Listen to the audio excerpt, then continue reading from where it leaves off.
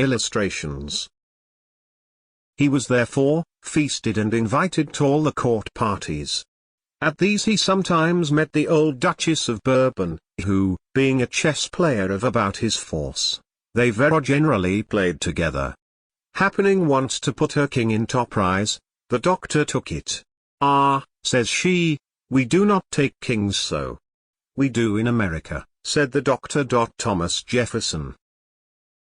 From an engraving by J. Thomson from the original picture by J. A. Duplessis. Introduction. Americans devour eagerly any piece of writing that purports to tell us the secret of success in life, yet how often we are disappointed to find nothing but commonplace statements, or receipts that we know by heart but never follow. Most of the life stories of our famous and successful men fail to inspire because they lack the human element that makes the record real and brings the story within our grasp. While we are searching far and near for some Aladdin's lamp to give coveted fortune, there is ready at our hand if we will only reach out and take it, like the charm in Milton's Comus. Unknown, and like esteemed, and the Dulcian treads on it daily with his clouted shoon, the interesting, human, and vividly told story of one of the wisest and most useful lives in our own history, and perhaps in any history. In Franklin's autobiography is offered not so much a ready-made formula for success, as the companionship of a real flesh-and-blood man of extraordinary mind and quality, whose daily walk and conversation will help us to meet our own difficulties, much as does the example of a wise and strong friend.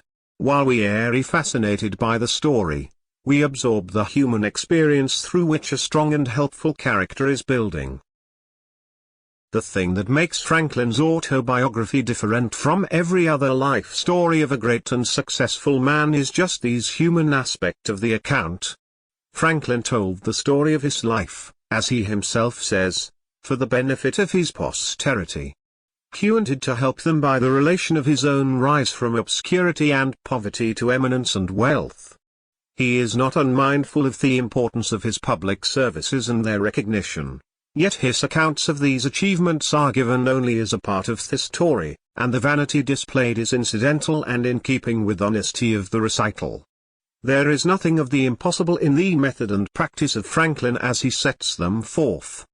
Who reads the fascinating story is astonished to find that Franklin in his early years struggled with the same everyday passions and difficulties that he himself experiences, and he loses the sense of discouragement that comes from a realization of his own shortcomings and inability to attain. There are other reasons why the autobiography should be an intimate friend of American young people. Here they may establish a close relationship with one of the foremost Americans as well as one of the wisest men of his age. The life of Benjamin Franklin is of importance to every American primarily because of the part he played in securing the independence of the United States and in establishing it as a nation. Franklin shares with Washington the honors of the Revolution, and of the events leading to the birth of the new nation. While Washington was the animating spirit of the struggle in the colonies, Franklin was its ablest champion abroad. To Franklin's cogent reasoning and keen satire, we owe the clear and forcible presentation of the American case in England and France, while to his personality and diplomacy as well as to his facile pen, we are indebted for the Foreign Alliance and the funds without which Washington's work must have failed. His patience, fortitude, and practical wisdom, coupled with self-sacrificing devotion to the cause of his country, are hardly less noticeable than similar qualities displayed by Washington. In fact, Franklin as a public man was much like Washington, especially in the entire disinterestedness of his public service. Franklin is also interesting to us because by his life and teachings he has done more than any other American to advance the material prosperity of his countrymen. It is said that his widely and faithfully read maxims made Philadelphia and Pennsylvania wealthy, while Poor Richard's pithy sayings, translated into many languages, have had a worldwide influence. Franklin is a good type of our American manhood. Although not the wealthiest or the most powerful, he is undoubtedly, in the versatility of his genius and achievements, the greatest of our self-made men. The simple yet graphic story in the autobiography of his steady rise from humble boyhood in a tallow chandler shop, by industry, economy, and perseverance in self-improvement, to eminence, is the most remarkable of all the remarkable histories of our self-made men. It is in itself a wonderful illustration of the results possible to be attained in a land of unequaled opportunity by following Franklin's maxims. Franklin's fame, however, was not confined to his own country. Although he lived in a century notable for the rapid evolution of scientific and political thought and activity, yet no less a keen judge and critic than Lord Jeffrey, the famous editor of the Edinburgh Review, a century ago said that in one point of view the name of Franklin must be considered as standing higher than any of the others which illustrated the 18th century. Distinguished as a statesman, he was equally great as a philosopher, thus uniting in himself a rare degree of excellence in both these pursuits, to excel in either of which is deemed the highest praise. Franklin has indeed been aptly called many-sided. He was eminent in science and public service, in diplomacy and in literature. He was the Edison of his day, turning his scientific discoveries to the benefit of his fellow men. He perceived the identity of lightning and electricity and set up the lightning rod. He invented the Franklin stove, still widely used, and refused to patent it.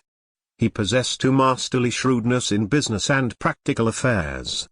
Carlyle called him the father of all the Yankees.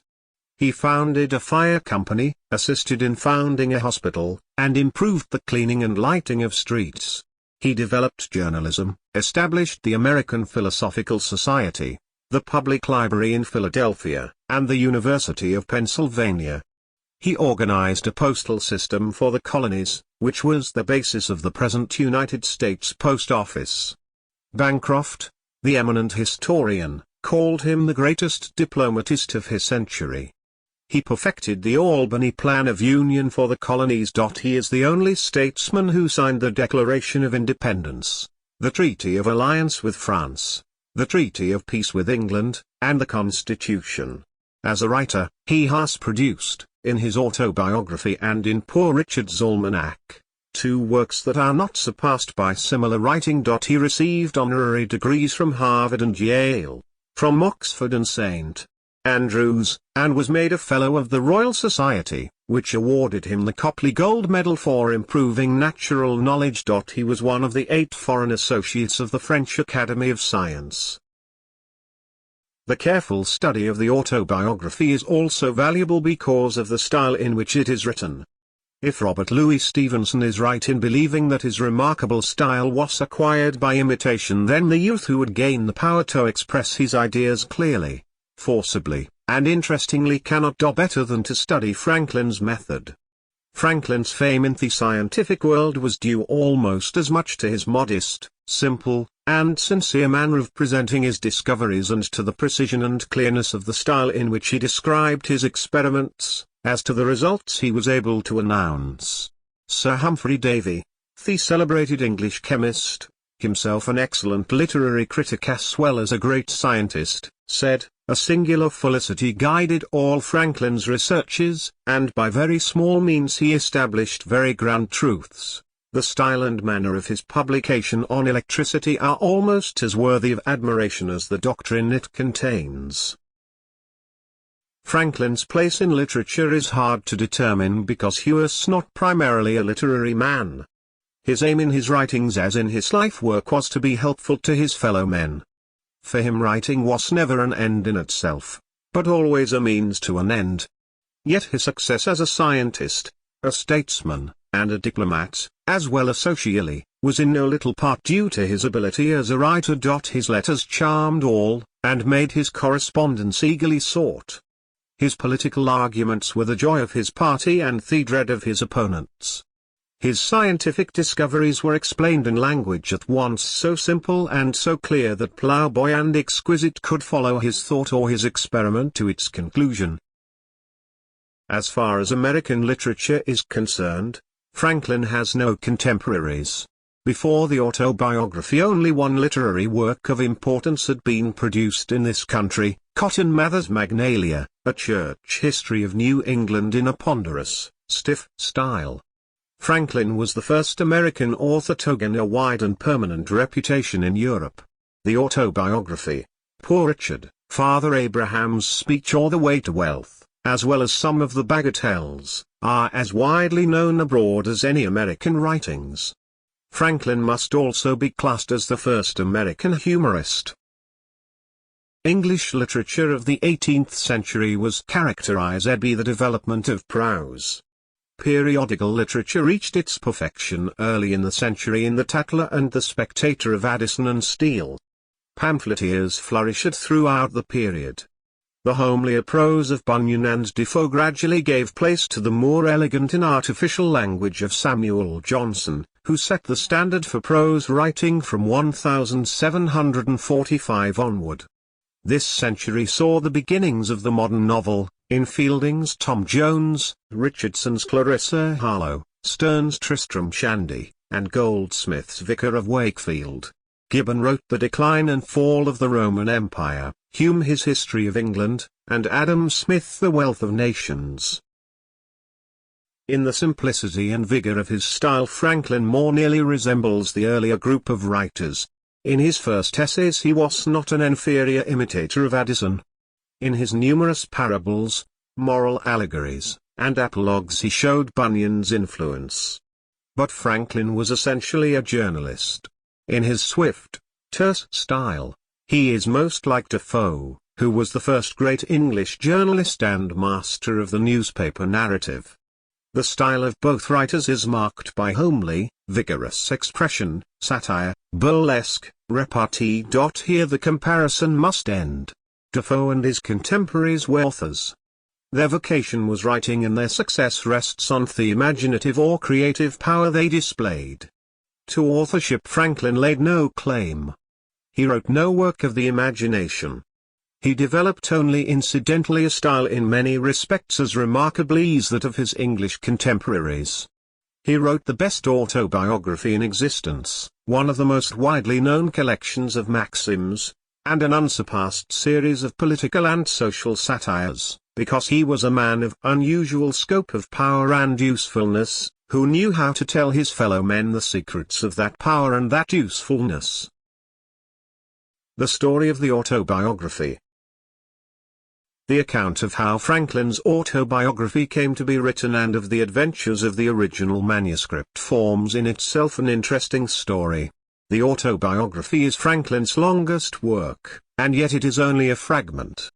The first part, written as a letter to his son, William Franklin, was not intended for publication, and the composition is more informal and the narrative more personal than in the second part, from 1730 on, which was written with a view to publication.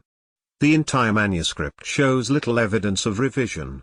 In fact, the expression is so homely and natural that his grandson, William Temple Franklin, in editing the work changed some of the phrases because he thought them inelegant and vulgar. Franklin began the story of his life while on a visit to his friend, Bishop Shipley, at Twyford, in Hampshire, southern England, in 1771. He took the manuscript, completed to 1731, with him when returned to Philadelphia in 1775. It was left there with his other papers when he went to France in the following year, and disappeared during the confusion incident to the Revolution. 23 pages of closely written manuscript fell into the hands of Abel James, an old friend, who sent a copy to Franklin at Passy, near Paris, urging him to complete the story. Franklin took up the work at Passy in 1784 and carried the narrative forward a few months. He changed the plan to meet his new purpose of writing to benefit the young reader. His work was soon interrupted and was not resumed until 1788, when he was at home in Philadelphia. He was now old, infirm, and suffering, and was still engaged in public service. Under these discouraging conditions the work progressed slowly. It finally stopped when the narrative reached the year 1757. copies of the manuscript were sent to friends of Franklin in England and France, among others to Monsieur Le Vaillant at Paris. The first edition of the autobiography was published in French at Paris in 1791. It was clumsily and carelessly translated, and was imperfect and unfinished. Where the translator got the manuscript is not known. Le Vaillant disclaimed any knowledge of the publication. From this faulty French edition many others were printed, some in Germany, 2 in England, and another in France, so great was the demand for the work. In the meantime the original manuscript of the autobiography had started on a varied and adventurous career. It was left by Franklin with his other works to his grandson, William Temple Franklin, whom Franklin designated as his literary executor. When Temple Franklin came to publish his grandfather's works in 1817, he sent the original manuscript of the autobiography to the daughter of Le Vaillant in exchange for a father's copy, probably thinking the clearer transcript would make better printer's copy. The original manuscript thus found its way to the Le Vaillant family and connections, where it remained until sold in 1867 to Mr. John Bigelow, United States Minister to France. By him it was later sold to Mr. Reed White Church of New York, and passed with the rest of Mr. Church's library into the possession of Mr. Henry E. Huntington. The original manuscript of Franklin's autobiography now rests in the vault in Mr. Huntington's residence at 5th Avenue and 57th Street, New York City. When Mr. Bigelow came to examine his purchase, he was astonished to find that what people had been reading for years as the authentic life of Benjamin Franklin by himself, was only a garbled and incomplete version of the real autobiography. Temple Franklin had taken unwarranted liberties with the original. Mr. Bigelow says he found more than 1,200 changes in the text. In 1868, therefore, Mr. Bigelow published the standard edition of Franklin's autobiography. It corrected errors in the previous editions and was the first English edition to contain the short fourth part, comprising the last few pages of the manuscript, written during the last year of Franklin's life. Mr. Bigelow republished the autobiography, with additional interesting matter, in 3 volumes in 1875, in 1905, and in 1910. The text in this volume is that of Mr. Bigelow's editions. The autobiography has been reprinted in the United States many scores of times and translated into all the languages of Europe. It has never lost its popularity and is still in constant demand at circulating libraries. The reason for this popularity is no far to seek. For in this work Franklin told in a remarkable manner the story of a remarkable life. He displayed hard common sense and a practical knowledge of the art of living. He selected and arranged his material, perhaps unconsciously, with the unerring instinct of the journalist for the best effects. His success is not a little due to his plain, clear, vigorous English. He used short sentences and words, homely expressions, apt illustrations, and pointed allusions. Franklin had a most interesting, varied, and unusual life. He was one of the greatest conversationalists of his time. His book is the record of that unusual life told in Franklin's own unexcelled conversational style. It is said that the best parts of Boswell's famous biography of Samuel Johnson are those parts where Boswell permits Johnson to tell his own story. In the autobiography a no less remarkable man and talker than Samuel Johnson is telling his own story throughout. F. W. P. The Gilman Country School. Baltimore, September, 1916. Pages 1 and 4 of the Pennsylvania Gazette, the first number after Franklin took control. Reduced nearly one half. Reproduced from a copy at the New York Public Library. Autobiography of Benjamin Franklin. I. Ancestry and Early Youth in Boston. Twyford, at the Bishop of St. Asaph's, 1771. Dear son, I have ever had pleasure in obtaining any little anecdotes of my ancestors. You may remember the inquiries I made among the remains of my relations when you were with me in England, and the journey I undertook for that purpose. Imagining it may be equally agreeable to you to know the circumstances of my life, many of which you are yet unacquainted with, and expecting the enjoyment of a week's uninterrupted leisure in my present country retirement, is it down to write them for you? To which I have besides some other inducements. Having emerged from the poverty and obscurity in which he was born and bred, to a state of affluence and some degree of reputation in the world, and having gone so far through life with a considerable share of felicity, the conducing means I made use of, which with the blessing of God so well succeeded, my posterity may like to know, as they may find some of them suitable to their own situations, and therefore fit to be imitated. That felicity, when I reflected on it, has induced me sometimes to say, that were it offered to my choice, I should have no objection to a repetition of the same life from its beginning, only asking the advantages authors have in a second edition to correct some faults of the first. So I might, besides correcting their faults, change some sinister accidents and events of it for others more favorable. But though this were denied, I should still accept the offer. Since such a repetition is not to be expected, the next thing most like living one's life over again seems to be our recollection of that life, and to make that recollection as durably as possible by putting it down in writing. Hereby, too, I shall indulge the inclination so natural in old men, to be talking of themselves and their own past actions, and I shall indulge it without being tiresome to others, who, through respect to age, might conceive themselves obliged to give me a hearing, since this may be read or not as anyone pleases. And, lastly, I may as well confess it, since my denial of it will be believed by nobody, perhaps I shall a good deal gratify my own vanity. Indeed, I scarce ever heard or saw the introductory words, without vanity I may say, etc., but some vain thing immediately followed.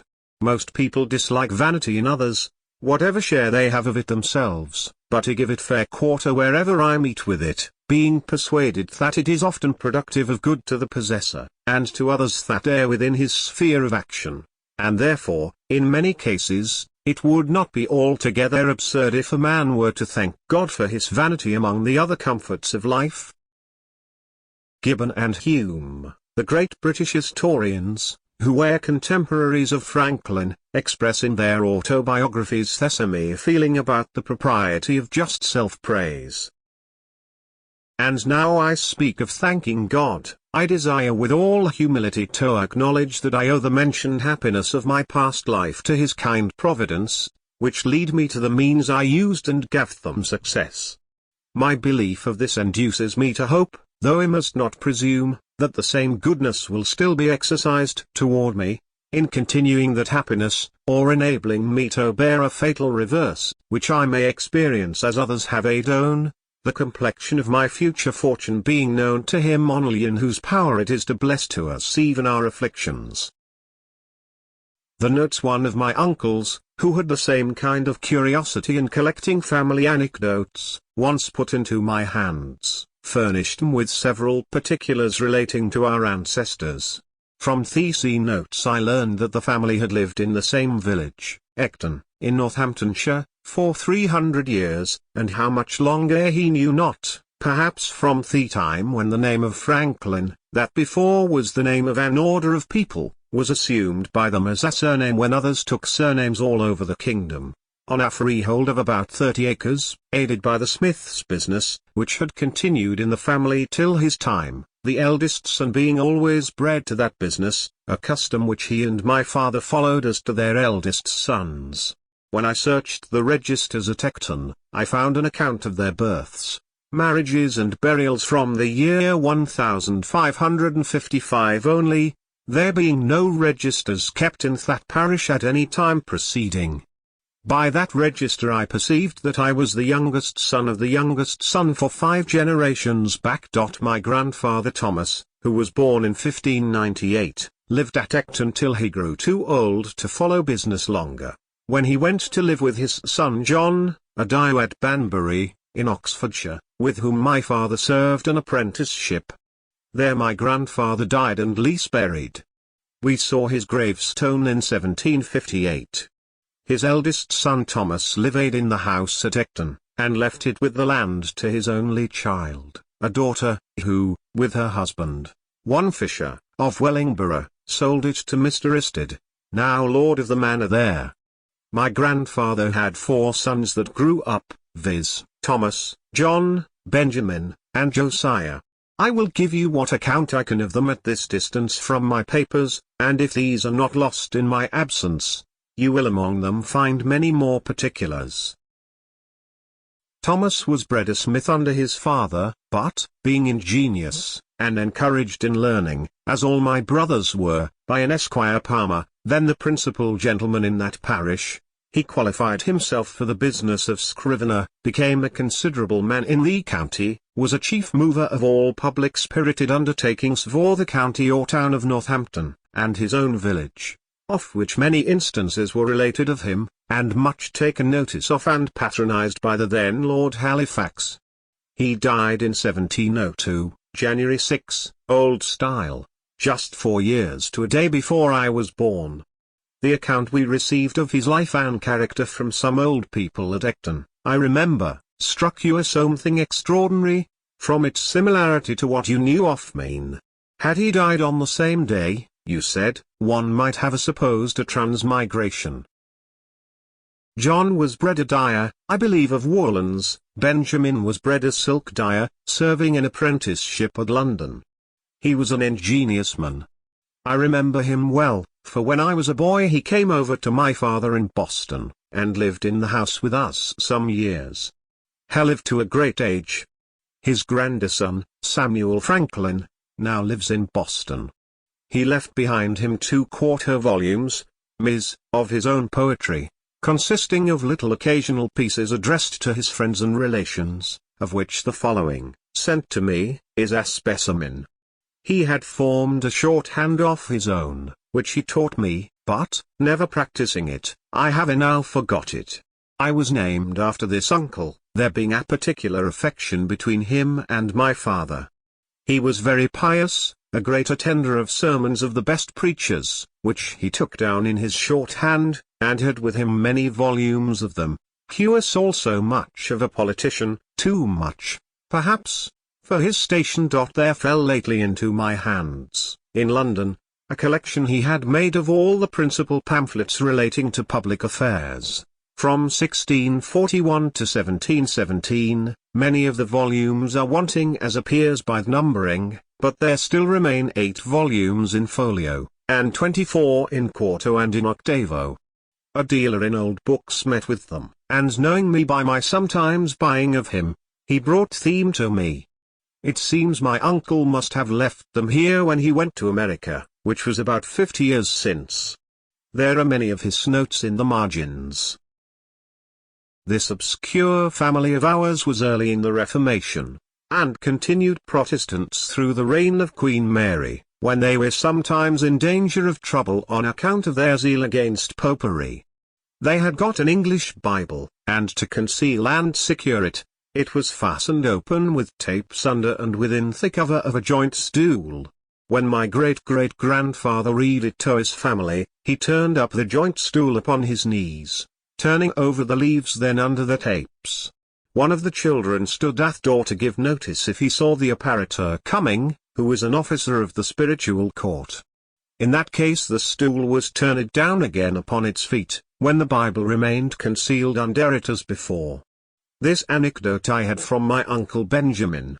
Their family continued all of the Church of England till about the end of Charles II's reign, when some of the ministers that had been outed for nonconformity, holding conventicles in Northamptonshire, Benjamin and Josiah adhered to them, and so continued all their lives. The rest of the family remained with the Episcopal Church.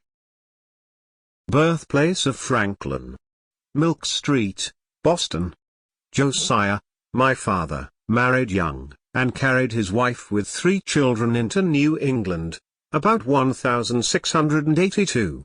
The conventicle having been forbidden by law, and frequently disturbed, induced some considerable men of his acquaintance to remove to that country, and he was prevailed with to accompany them thither, where they expected to enjoy their mode of religion with freedom. By Thessamy wife he had 4 children more born there, and by a second wife 10 more, in all 17, of which I remember 13 sitting at one time at his table, who all grew up to be men and women, and married. I was the youngest son, and the youngest child but 2, and was born in Boston, New England. My mother, the second wife, was Abiah Folger, daughter of Peter Folger, one of the first settlers of New England, of whom honorably mention is made by Cotton Mather, in his church history of that country, entitled Magnalia Christi Americana, as a godly, learned Englishman, if I remember the words rightly. I have heard that he wrote sundry small occasional pieces, but only one of them was printed, which I saw many years since. It was written in 1675, in the homespun verse of that time and people, and addressed to those then concerned in the government there. It was in favor of liberty of conscience, and in behalf of the Baptists, Quakers, and other sectaries that had been under persecution, ascribing the Indian wars, and other distresses that had befallen the country, to that persecution, as so many judgments of God to punish so heinous an offence, and exhorting a repeal of those uncharitable laws. The whole appeared to me as written with a good deal of decent plainness and manly freedom. The 6 concluding lines I remember, though I have forgotten the 2 first of the stanza, but the purport of them was, that his censures proceeded from good will, and, therefore, he would be known to be the author. Because to be a libeller, says he, I hate it with my heart. From Sherburne town, where now I dwell, my name I do put here, without offence your real friend, it is Peter Folger. My elder brothers were all put apprentices to different trades. I was put to the grammar school at 8 years of age, my father intending to devote me, as the tithe office sons, to the service of the church. My early readiness in learning to read, which must have been very early, as I do not remember when I could not read, and the opinion of all his friends, that I should certainly make a good scholar, encouraged him in this purpose of his. My uncle Benjamin, too, approved of it, and proposed to give me all his shorthand volumes of sermons, I suppose as a stock to set up with, if I would learn his character. I continued, however, at the grammar school not quite 1 year, though in the time I had risen gradually from the middle of the class of that year to be the head of it, and father was removed into the next class above it, in order to go with it into the 3rd at the end of the year. But my father, in the meantime, from a view of the expense of a college education, which having so large a family he could not well afford, and the mean living many so educated were afterwards able to obtain, reasons that he gave to his friends in my hearing, altered his first intention, took me from the grammar school, and sent me to a school for writing and arithmetic, kept by a then famous man, Mr. George Brownell, very successful in his profession generally, and that by mild, encouraging methods. Under him I acquired fair writing pretty soon, but I failed in the arithmetic, and made no progress in it. At 10 years old I was taken home to assist my father in his business, which was that of tallow chandler and sap boiler, a business he was not bred to, but had assumed on his arrival in New England, and on finding his dying trade would not maintain his family, being in little request. Accordingly, I was employed in cutting wick for thick candles, filling the dipping mold and the molds for cast candles, attending the shop, going of errands, etc. I disliked the trade, and had a strong inclination for the sea, but my father declared against it. However, living near the water, I was much in and about it, learnt early to swim well, and to manage boats, and when in a boat or canoe with other boys, I was commonly allowed to govern, especially in any case of difficulty, and upon other occasions I was generally a leader among the boys, and sometimes led them into scrapes, of which I will mention one instance, as it shows an early projecting public spirit, not then justly conducted. There was a salt marsh that bounded part of the mill pond, one edge of which, at high water, We used to stand to fish for minnows. By much trampling, we had made it a mere quagmire.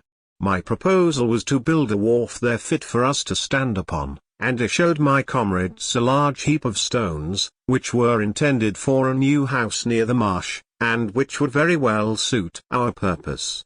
Accordingly, in the evening, when the workmen were gone, he assembled a number of my playfellows, and working with them diligently like so many emmets, sometimes 2 or 3 to a stone, we brought them all away and built our little wharf.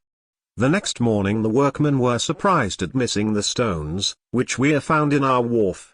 Inquiry was made after the removers, where we discovered and complained of. Several of us were corrected by our fathers, and, though I pleaded the usefulness of the work, Minna convinced me that nothing was useful which was not honest. I think you may like to know something of his person and character. He had an excellent constitution of body, was of middle stature, but well set, and very strong.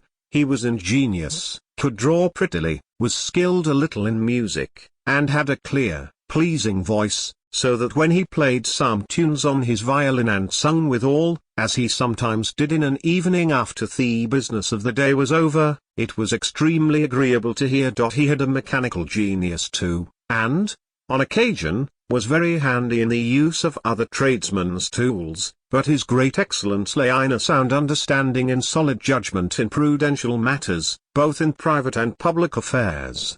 In the latter, indeed, he was never employed, the numerous family he had to educate and the straitness of his circumstances keeping him close to his trade. Booty remember well his being frequently visited by leading people, who consulted him for his opinion in affairs of the town or of the church he belonged to, and showed a good deal of respect for his judgment and advice. He was also much consulted by private persons about their affairs when any difficulty occurred, and frequently chosen an arbitrator between contending parties. At his table he liked to have, as often as he could, some sensible friend or neighbor to converse with, and always took care to start some ingenious or useful topic for discourse, which might tend to improve the minds of his children. By this means he turned our attention to what was good, just, and prudent in the conduct of life, and little or no notice was ever taken of what related to the victuals on the table, whether it was well or ill dressed, in or out of season, of good or bad flavour, preferable or inferior to these or that other thing of the kind, so that I was brought up in such a perfect inattention to those matters as to be quite indifferent what kind of food was set before me, and so unobservant of it, that to this day if I am asked I can scarce tell a few hours after dinner what I dined upon. This has been a convenience to mine travelling, where my companions have been sometimes very unhappy for want of a suitable gratification of their more delicate, because better instructed, tastes and appetites. My mother had likewise an excellent constitution. She suckled all her 10 children. I never knew either my father or mother to have any sickness but that of which they died. He at 89, and she at 85 years of age. They lie buried together at Boston, where I some years since placed a marble over their grave, with this inscription: Josiah Franklin, and Abiah his wife, lie here interred. They lived lovingly together in wedlock 55 years. Without an estate, or any gainful employment, by constant labor and industry, with God's blessing, they maintained a large family comfortably, and brought up 13 children and 7 grandchildren reputably. From this instance, reader, be encouraged to diligence in thy calling, and distrust not Providence. He was a pious and prudent man, she, a discreet and virtuous woman.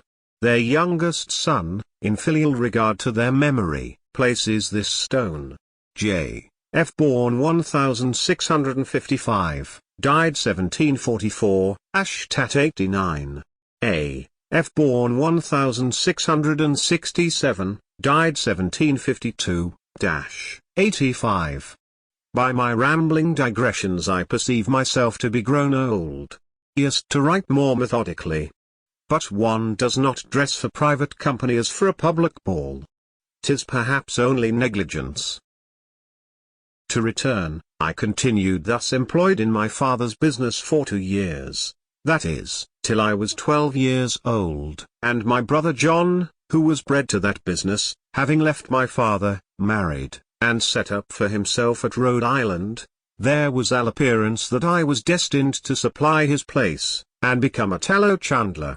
But my dislike to the trade continuing, my father was under apprehensions that if he did not find one for me more agreeable, I should break away and get to sea, as his son Josiah had done, to his great vexation.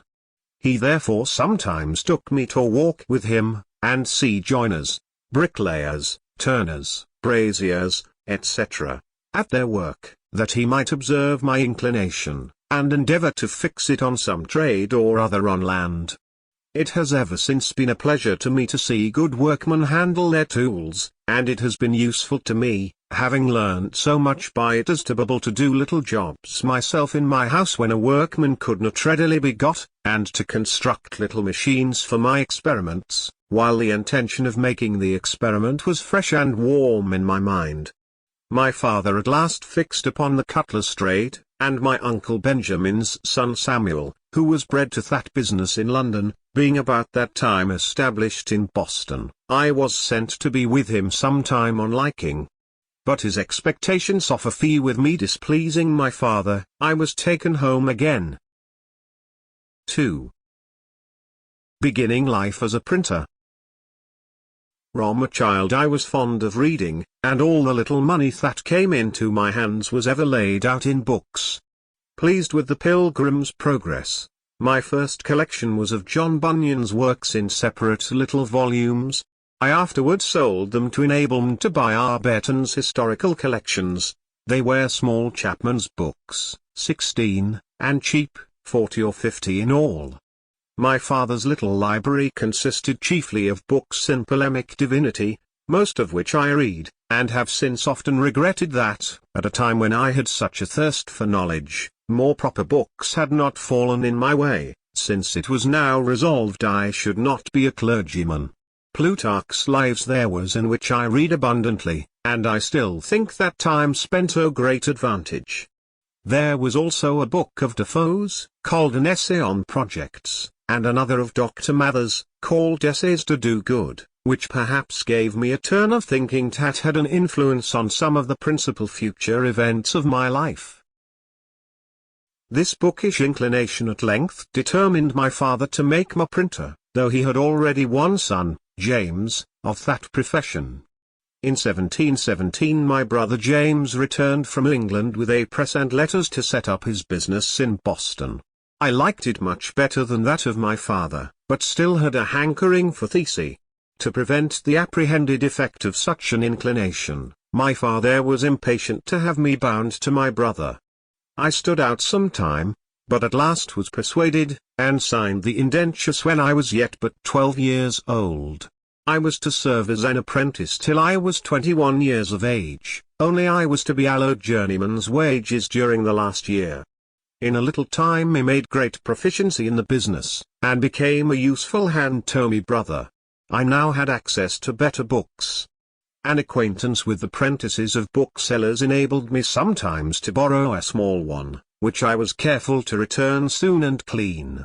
Often I sat up in my room reading the greatest part of the night, when the book was borrowed in the evening and to be returned early in the morning, lest it should be missed or wanted. And after some time an ingenious tradesman, Mr. Matthew Adams, who had a pretty collection of books, and who frequented our printing house, took notice of me, invited me to his library, and very kindly lent me such books as I chose to read. I now took a fancy to poetry, and made some little pieces. My brother, thinking it might turn to account, encouraged me, and put me on composing occasional ballads. One was called The Lighthouse Tragedy, and contained an account of the drowning of Captain Worthylake, with his 2 daughters. The other was a sailor's song, on the taking of Teach, or Blackbeard, the pirate. They were etched stuff, in the Grub Street ballad style, and when they were printed he sent me about the town to sell them. The first sold wonderfully, the event being recent, having made a great noise. This flattered my vanity, but my father discouraged me by ridiculing my performances, and telling me verse makers were generally beggars. So I escaped being a poet, most probably a very bad one, but as prose writing has been of great use to me in the course of my life, and was a principal means of my advancement, I shall tell you how, in such a situation, I acquired what little ability I have in that way. There was another bookish lad in the town, John Collins by name, with whom I was intimately acquainted.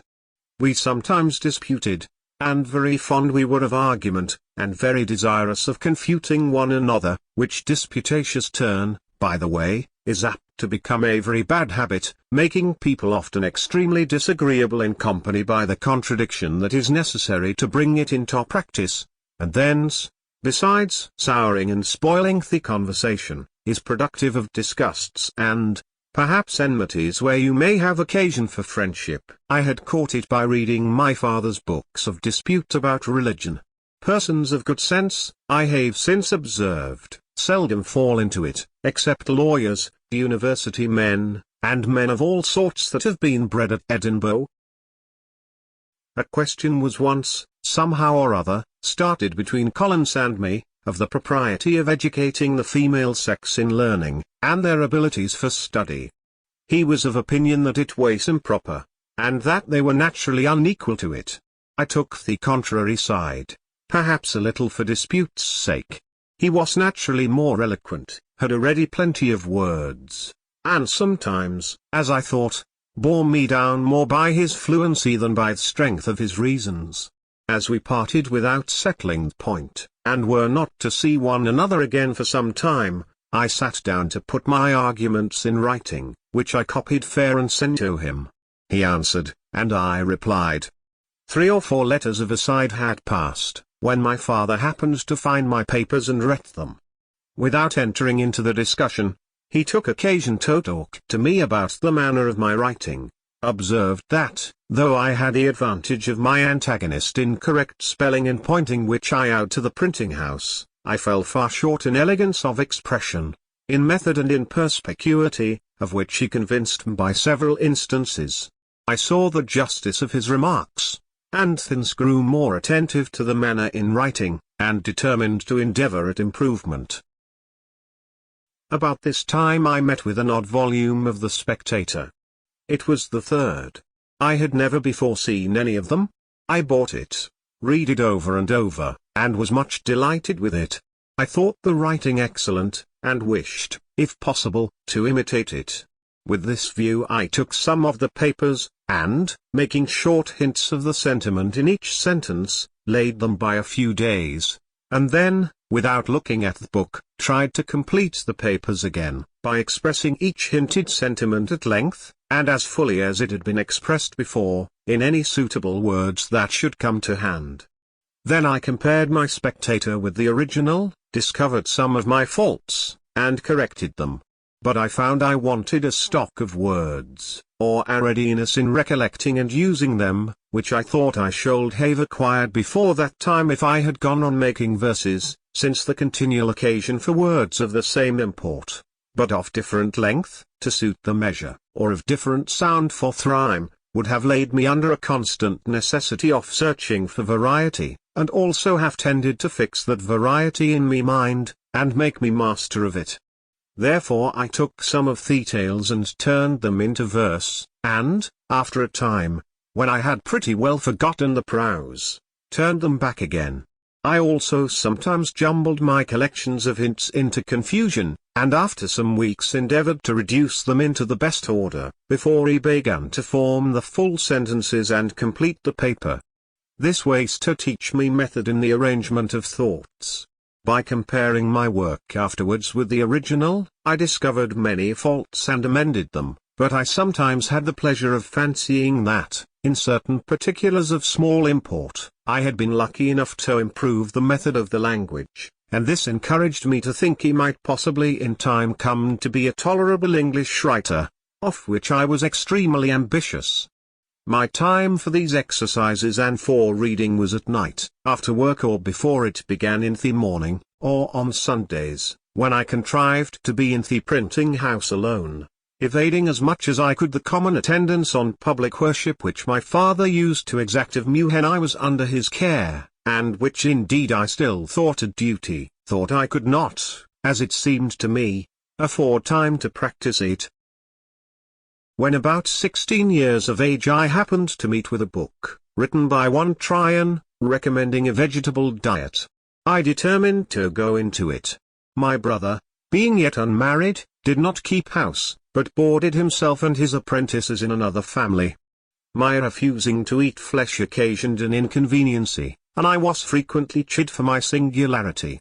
I made myself acquainted with Tryon's manner of preparing some of his dishes, such as boiling potatoes or rice, making hasty pudding, and a few others, and then proposed to my brother, that if he would give me, weekly, half the money he paid for my board, I would board myself. He instantly agreed to it, and I presently found that I could save half what he paid me. This was an additional fund for buying books. But I had another advantage in it. My brother and the rest going from the printing house to their meals, I remained there alone, and, dispatching presently my light repast, which often was no more than a biscuit or a slice of bread, a handful of raisins or a tart from the pastry cook's, and a glass of water, had the rest of the time till their return for study, in which I made the greater progress, from that greater clearness of head and quicker apprehension which usually attend temperance in eating and drinking. And now it was that, being on some occasion made ashamed of my ignorance in figures, which I had twice failed in learning when at school, I took Cocker's book of arithmetic, and went through the whole by myself with great ease. I also read Sellers and Shermy's books of navigation, and became acquainted with the little geometry they contain, but never proceeded far in that science. And I read about this time a Locke on Human Understanding, and the Art of Thinking, by Messrs. Duport Royal. While I was intent on improving my language, I met with an English grammar, I think it was Greenwood's, at the end of which there were two little sketches of the arts of rhetoric and logic, the latter finishing with a specimen of a dispute in the Socratic method, and soon after I procured Xenophon's Memorable Things of Socrates, wherein there are many instances of the same method. I was charmed with it, adopted it, dropped my abrupt contradiction and positive argumentation, and put on the humble inquirer and doubter. And being then, from reading Shaftesbury and Collins, become a real doubter in many points of our religious doctrine, I found this method safest for myself and very embarrassing to those against whom I used it. Therefore I took a delight in it, practiced it continually, and grew very artful and expert in drawing people, even of superior knowledge, into concessions, the consequences of which they did not foresee, entangling them in difficulties out of which they could not extricate themselves, and so obtaining victories that neither myself nor my cause always deserved. I continued this method some few years, but gradually left it, retaining only the habit of expressing myself in terms of modest diffidence, never using, when he advanced anything that may possibly be disputed, the words certainly, undoubtedly, or any others that give the air of positiveness to an opinion, but rather say, I conceive or apprehend a thing to be so and so, it appears to me, or I should think it so or so, for such and such reasons, or I imagine it to be so, or it is so, if I am not mistaken. This habit, I believe, has been of great advantage to me when I have had occasion to inculcate my opinions, and persuade men into measures that I have been from time to time engaged in promoting, and, as to chief ends of conversation are to inform or to be informed, to please or to persuade, I wish well-meaning, sensible men would not lessen their power of doing good by a positive, assuming manner, that seldom fails to disgust, tends to create opposition, and to defeat every one of the purposes for which speech was given to us, to wit, giving or receiving information or pleasure. For, if you would inform, a positive and dogmatical manner in advancing your sentiments may provoke contradiction and prevent a candid attention. If you wish information and improvement from the knowledge of others, and yet at the same time express yourself as firmly fixed in your present opinions, modest, sensible men, who do not love disputation, will probably leave you undisturbed in the possession of your error. And by such a manner, you can seldom hope to recommend yourself in pleasing your hearers, or to persuade those whose concurrence you desire. Pope says, judiciously, men should be taught as if you taught them not, and things unknown propoed as things forgot, farther recommending to us to speak, toe sure, with seeming diffidence.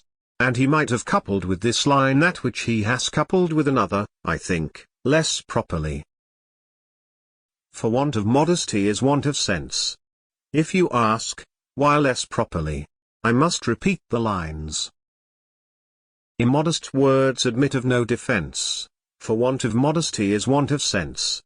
Now, is not want of sense, where a man is so unfortunate as to want it, some apology for his want of modesty? And will not the lines stand more justly thus? Immodest words admit but this defense, that want of modesty is want of sense. This, however, I should submit to better judgments.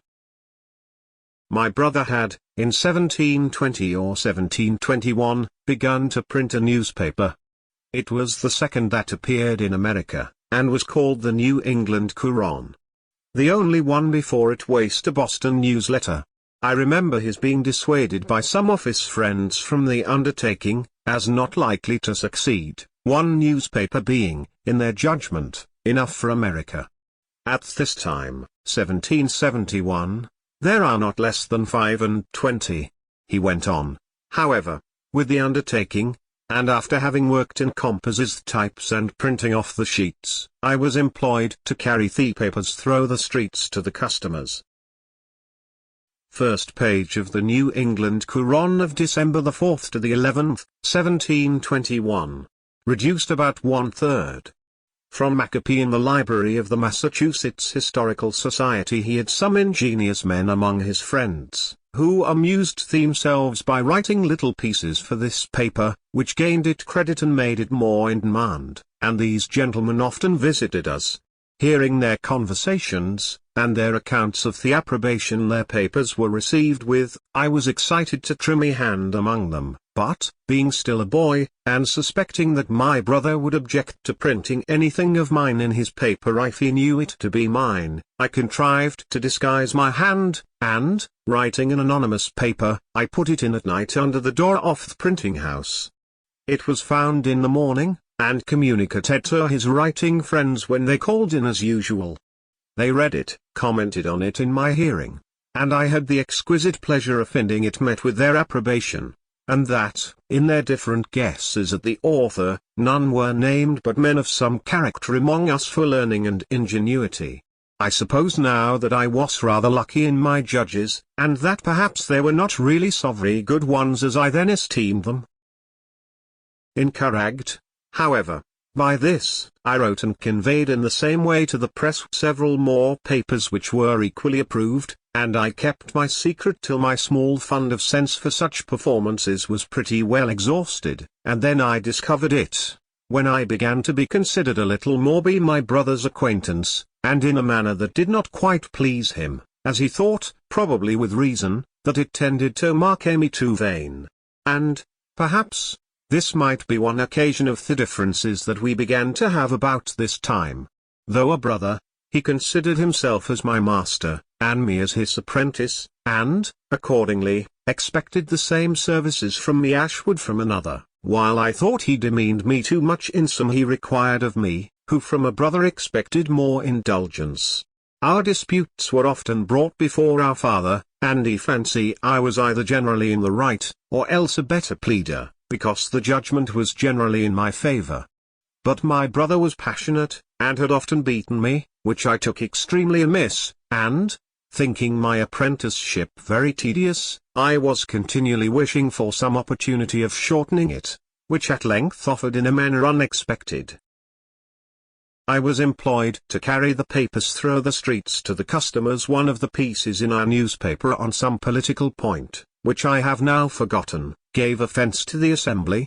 He was taken up, censured, and imprisoned for a month, by the Speaker's warrant, I suppose, because he would not discover his author. I too was taken up and examined before the council, but, though I did not give them any satisfaction, they contented themselves with admonishing me, and dismissed me, considering me, perhaps, as an apprentice, who was bound to keep his master's secrets. During my brother's confinement, which I resented a good deal, notwithstanding our private differences, I had the management of the paper, and I made bold to give our rulers some rubs in it, which my brother took very kindly, while others began to consider me in an unfavorable light, as a young genius that had a turn for libeling and satire. My brother's discharge was accompanied with an order of the House, a very odd one, that James Franklin should no longer print the paper called the New England Courant. There was a consultation held in our printing house among his friends, what he should do in this case. Some proposed to evade the order by changing the name of the paper, but my brother, seeing inconveniences in that, it was finally concluded on as a better way, to let it be printed for the future under the name of Benjamin Franklin, and to avoid the censure of the Assembly, that might fall on him as still printing it by his apprentice. The contrivance was that my old indenture should be returned to me, with a full discharge on the back of it, to be shown on occasion, but to secure to him the benefit of my service, I was to sign new indentures for the remainder of the term, which were to be kept private. A very flimsy scheme it was. However, it was immediately executed, and the paper went on accordingly, under my name for several months. At length, a fresh difference arising between my brother and me, I took upon me to assert my freedom, presuming that he would not venture to produce the new indentures. It was not fair in me to take this advantage, and this I therefore reckon one of the first errata of my life, but the unfairness of it weighed little with me, when under the impressions of resentment for the blows his passion too often urged him to bestow upon me, though he was otherwise not an ill-natured man. Perhaps I was too saucy and provoking. When he found I would leave him, he took care to prevent my getting employment in any other printing house of the town, by going round and speaking to every master, who accordingly refused to give me work. I then thought of going to New York, as the nearest place where there was a printer, and I was rather inclined to leave Boston when I reflected that I had already made myself a little obnoxious to the governing party, and, from the arbitrary proceedings of the Assembly in my brother's case, it was likely I might, if I stayed, soon bring myself into scrapes, and farther, that my indiscreet disputations about religion began to make me pointed at with horror by good people as an infidel or atheist. I determined on the point, but my father now siding with my brother, I was sensible that, if I attempted to go openly, means would be used to prevent me. My friend Collins, therefore, undertook to manage a little for me. He agreed with the captain of a New York sloop for my passage, under the notion of my being a young acquaintance of his. So I sold some of my books to raise a little money, was taken on board privately, and as we had a fair wind, in 3 days I found myself in New York, near 300 miles from home, a boy of but 17, without the least recommendation to, or knowledge of, any person in the place, and with very little money in my pocket. 3. Arrival in Philadelphia. My inclinations for the sea were by this time worn out, or I might now have gratified them. But, having a trade, and supposing myself a pretty good workman, I offered my service to the printer in the place, old Mr. William Bradford, who had been the first printer in Pennsylvania, but removed from thence upon the quarrel of George Keith. He could give me no employment, having little to do, and help enough already, but says he, my son at Philadelphia has lately lost his principal hand, Aquila Rose, by death. If you go thither, I believe he may employ you. Philadelphia was 100 miles further. I set out, however, in a boat for Amboy, leaving my chest and things to follow me round by sea. In crossing the bay, we met with a squall that tore our rotten sails to pieces, prevented our getting into the Kill, and drove us upon Long Island. In our way, a drunken Dutchman, who was a passenger too, fell overboard. When he was sinking, I reached through the water to his shock pate, and drew him up, so that we got him in again. His ducking sobered him a little, and he went to sleep, taking first out of his pocket a book, which he desired I would dry for him. It proved to be my old favourite author, Bunyan's Pilgrim's Progress, in Dutch, finely printed on good paper, with copper cuts, a dress better than I had ever seen it wear in its own language.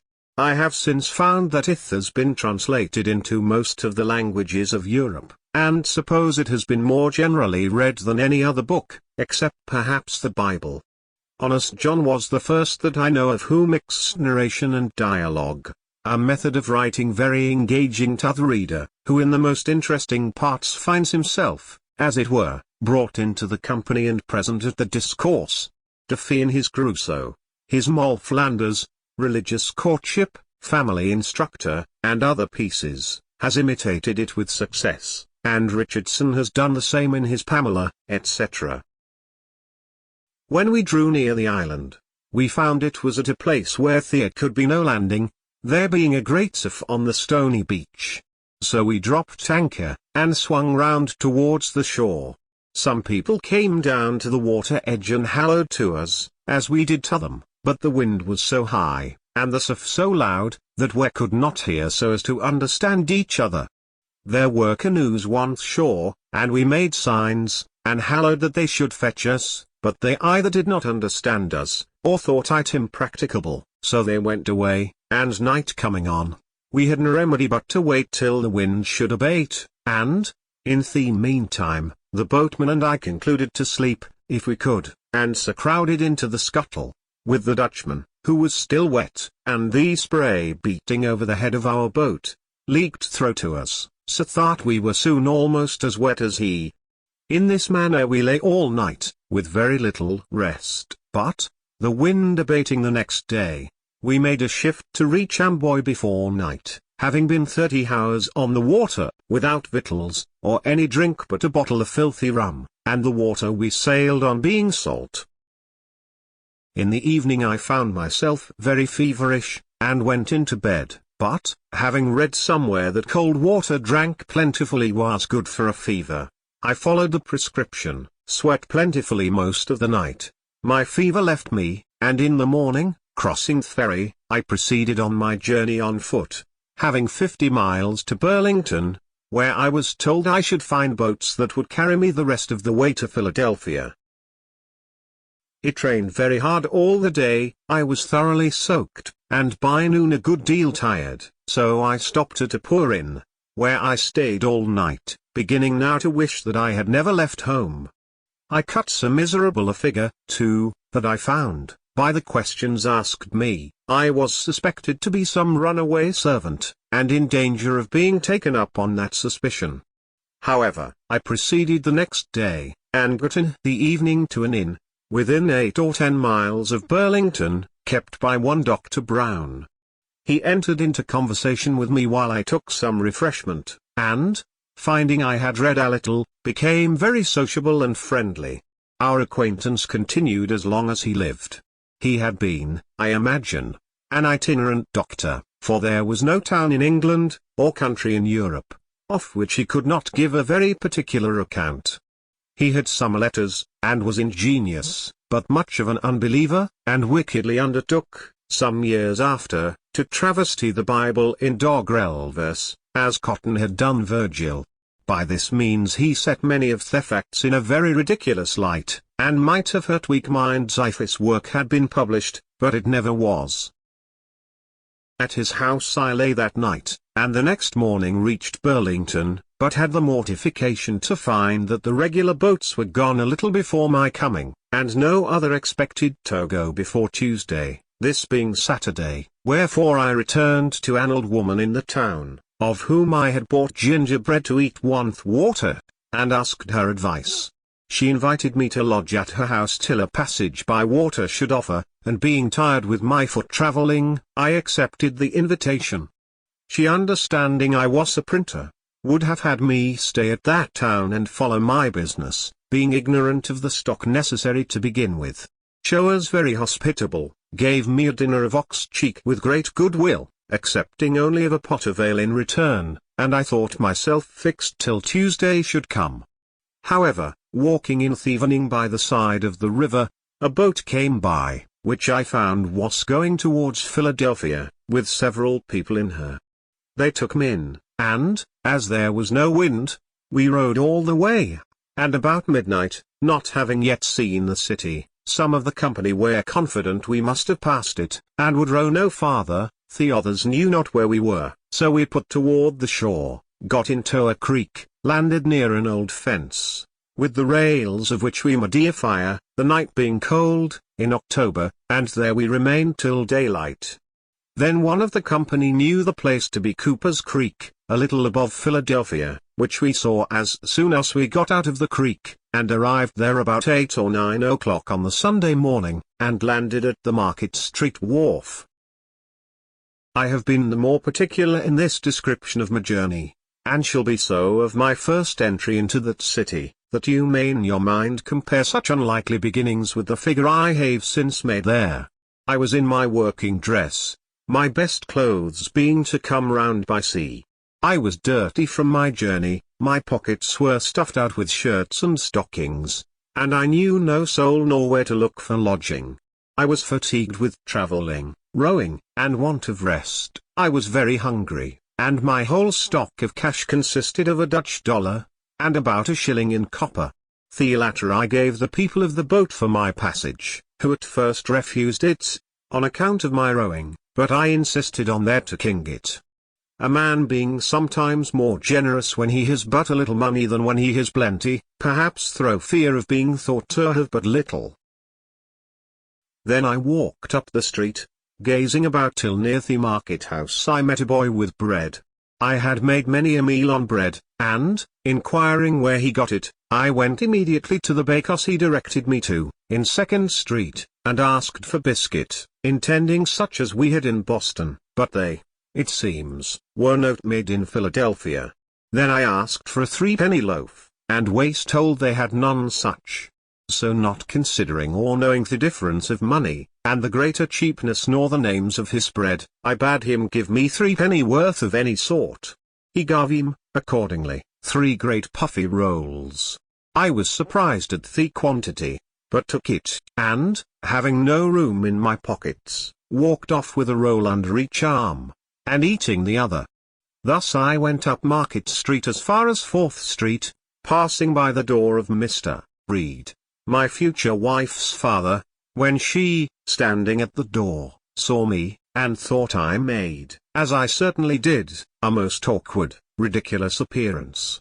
Then I turned and went down Chestnut Street and part of Walnut Street, eating my roll all the way, and, coming round, found myself again at Market Street wharf, near the boat I came in, to which I went for a draught of the river water, and, being filled with one of my rolls, gave the other 2 to a woman and her child that came down the river in the boat with us, and we're waiting to go farther.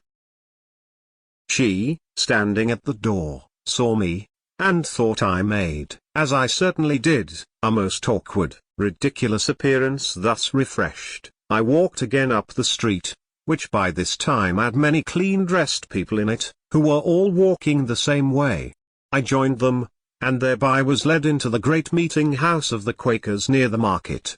I sat down among them, and, after looking round a while and hearing nothing said, being very drowsy through labour and want of rest the preceding night, I fell fast asleep, and continued so till the meeting broke up, when one was kind enough to rouse me. This was, therefore, the first house I was in, or slept in Philadelphia. Walking down again toward the river, and, looking in the face of people, I met a young Quaker man, whose countenance I licked, and, accosting him, requested he would tell me where a stranger could get lodging. We were then near the sign of the 3 Mariners. Here, says he, is one place that entertains strangers, but it is not a reputable house. If thee wilt walk with me, I'll show thee a better. He brought me to the Crooked Billet in Water Street. Here I got a dinner, and, while I was eating it, several sly questions were asked me, as it seemed to be suspected from my youth and appearance, that I might be some runaway. After dinner, My sleepiness returned, and being shown to a bed, I lay down without undressing, and slept till 6 in the evening, was called to supper, went to bed again very early, and slept soundly till next morning. Then I made myself as tidy as I could, and went to Andrew Bradford the printer's. I found in the shop the old man his father, whom I had seen at New York, and who, travelling on horseback, had got to Philadelphia before me. He introduced me to his son, who received me civilly, gave me a breakfast, but told me he did not at present want a hand, being lately supplied with own, but there was another printer in town, lately set up, one Keimer, who, perhaps, might employ me. If not, I should be welcome to lodge at his house, and he would give me a little work to do now and then till fuller business should offer. The old gentleman said he would go with me to the new printer, and when we found him, "Neighbor," says Bradford, "I have brought to see you a young man of your business, perhaps you may want such a one."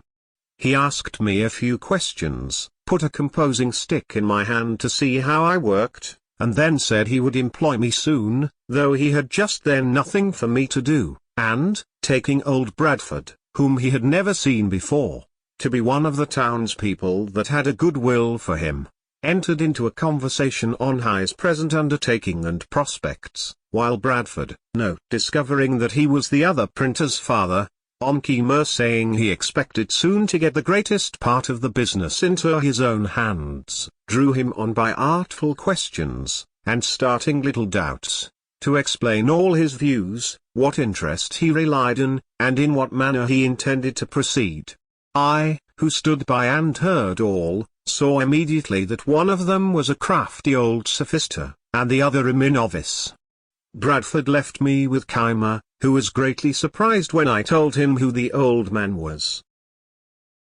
Keimer's printing house, I found, consisted of an old shattered press, and one small, worn-out font of English, which he was finessing himself, composing an elegy on Aquila Rose, before mentioned, an ingenious young man, of excellent character, much respected in the town, clerk of the assembly, and a pretty poet. Keimer made verses too, but very indifferently.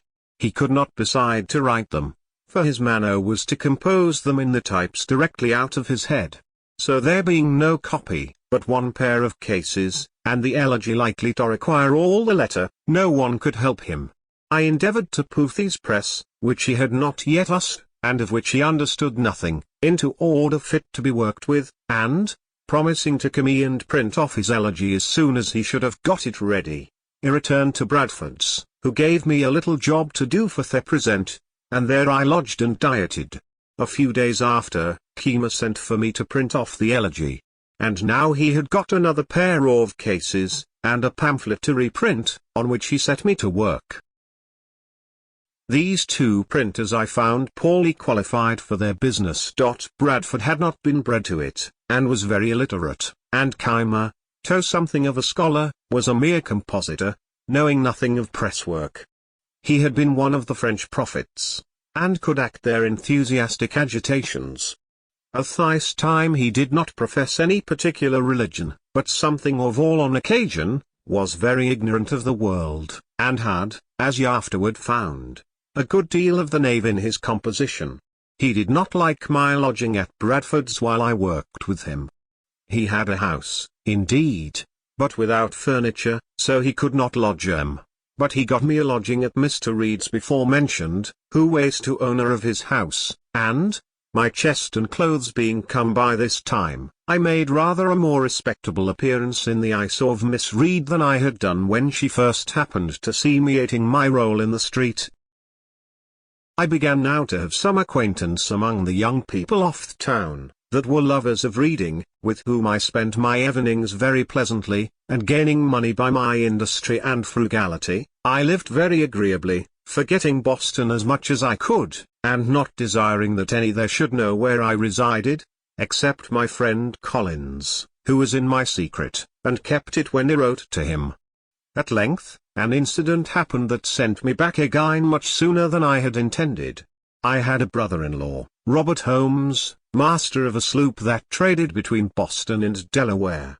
He being at Newcastle, 40 miles below Philadelphia, heard there of me, and wrote me a letter mentioning the concern of my friends in Boston and my abrupt departure, assuring me of their goodwill to me, and that everything would be accommodated to my mind if I would return, to which he exhorted me very earnestly. I wrote an answer to his letter, thanked him for his advice, but stated my reasons for quitting Boston fully and in such a light as to convince him I was not so wrong as he had apprehended. 4. First visit to Boston. William Keith, governor of the province, was then at Newcastle, and Captain Holmes, happening to be in company with him when my letter came to hand, spoke to him of me, and showed him the letter. The governor read it, and seemed surprised when he was told me age.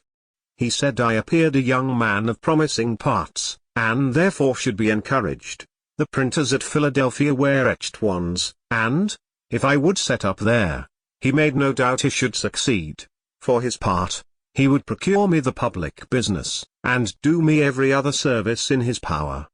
This my brother-in-law afterwards told me in Boston, but I knew as yet nothing of it, when, one day, Keimer and I being at work together near the window, we saw the governor and another gentleman, which proved to be Colonel French, of Newcastle, finely dressed, come directly across the street to our house, and heard them at the door.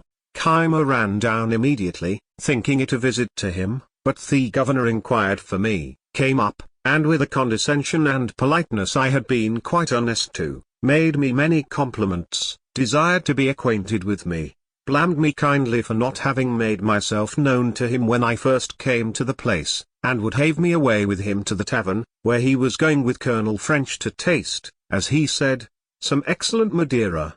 I was not a little surprised, and Keimer starred like a pig poisoned.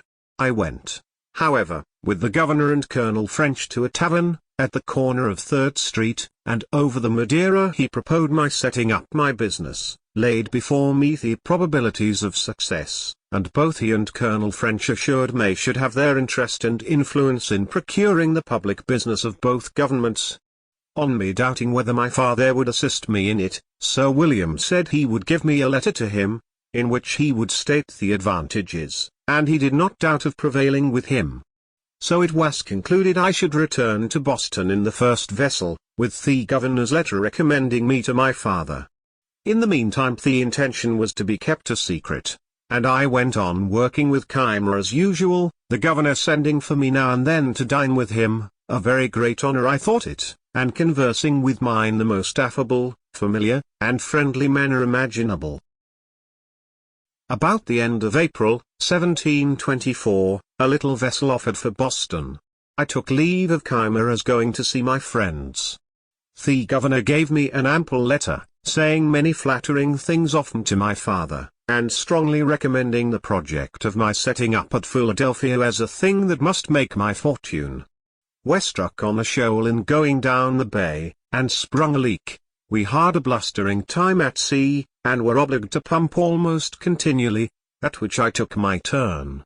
We arrived safe, however, at Boston in about a fortnight.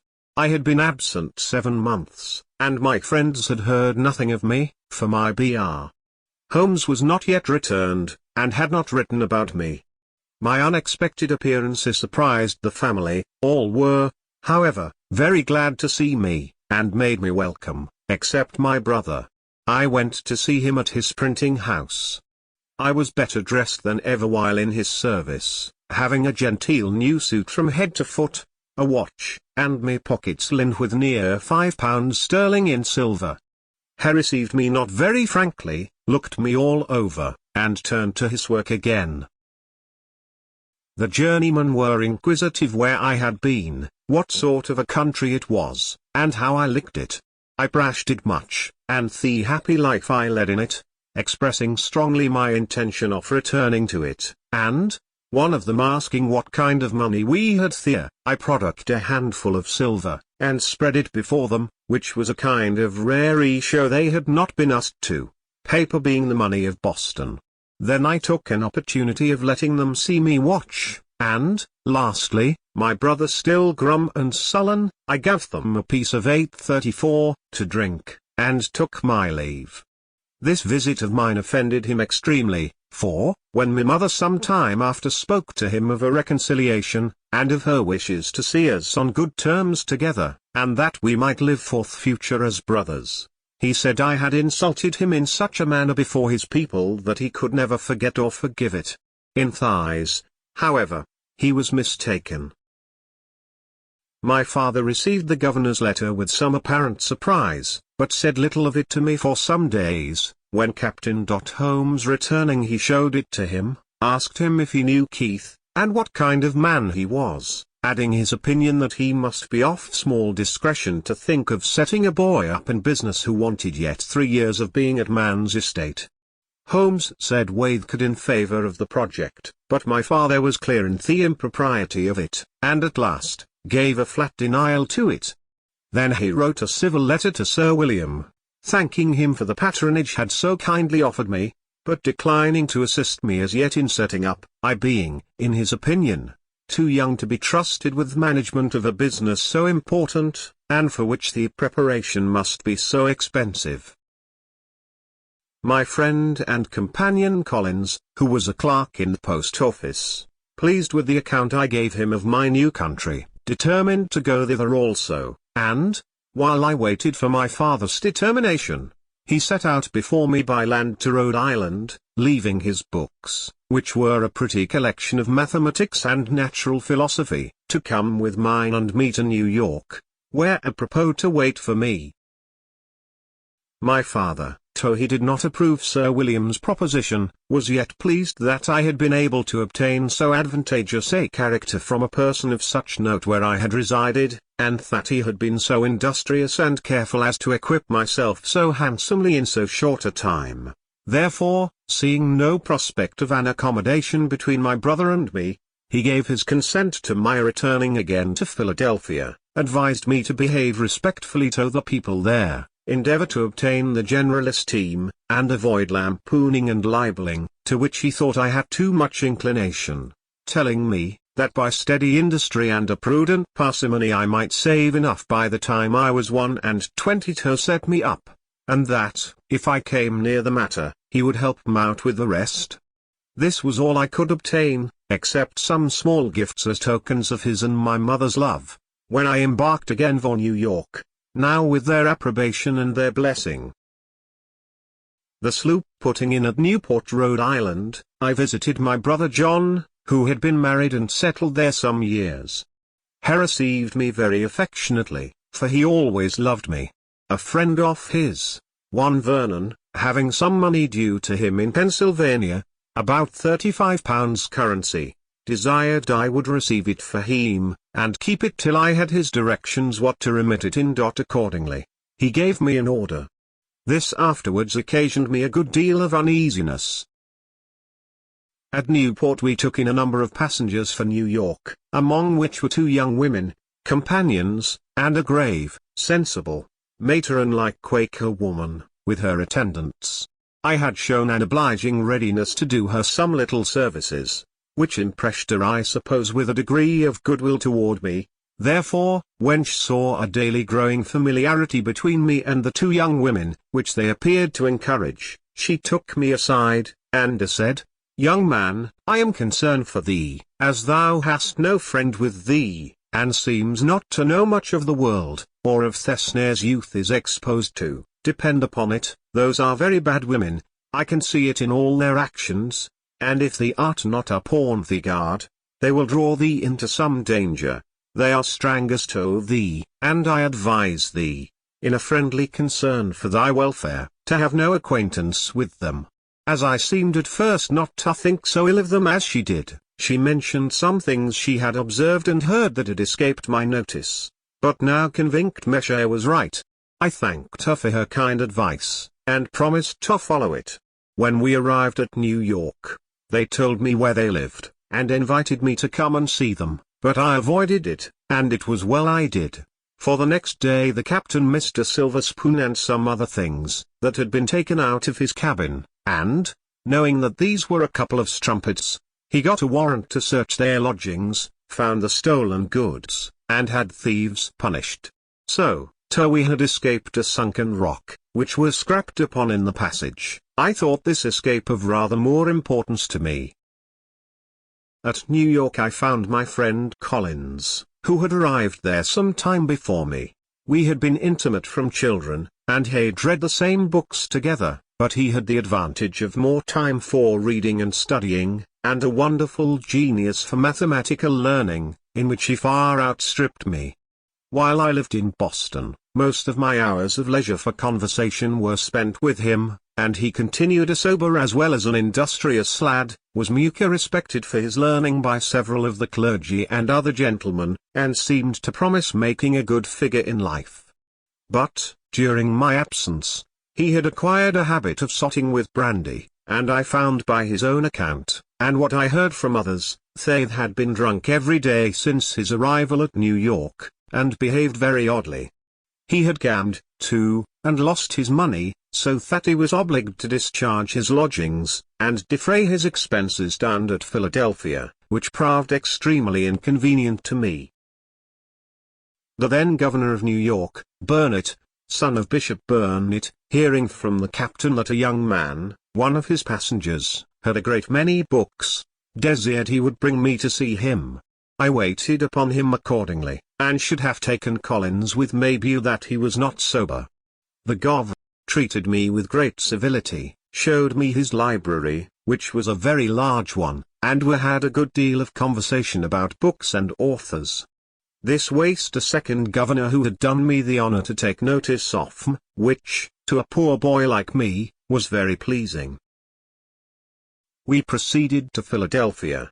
I received on the way Vernon's money, without which we could hardly have finished our journey. Collins wished to be employed in some counting house, but, whether they discovered his dramming by his breath, or by his behavior, though he had some recommendations, he met with no success in any application, and continued lodging and boarding at the same house with me, and at my expense. Knowing I had that money of Vernon's, he was continually borrowing of me, still promising repayment as soon as he should be in business. At length he had got so much off it that I was distressed to think what I should do in case of being called on to remit it. His drinking continued, about which we sometimes quarrelled, for, when a little intoxicated, he was very fractious. Once, in a boat in the Delaware with some other young men, he refused to row in his turn.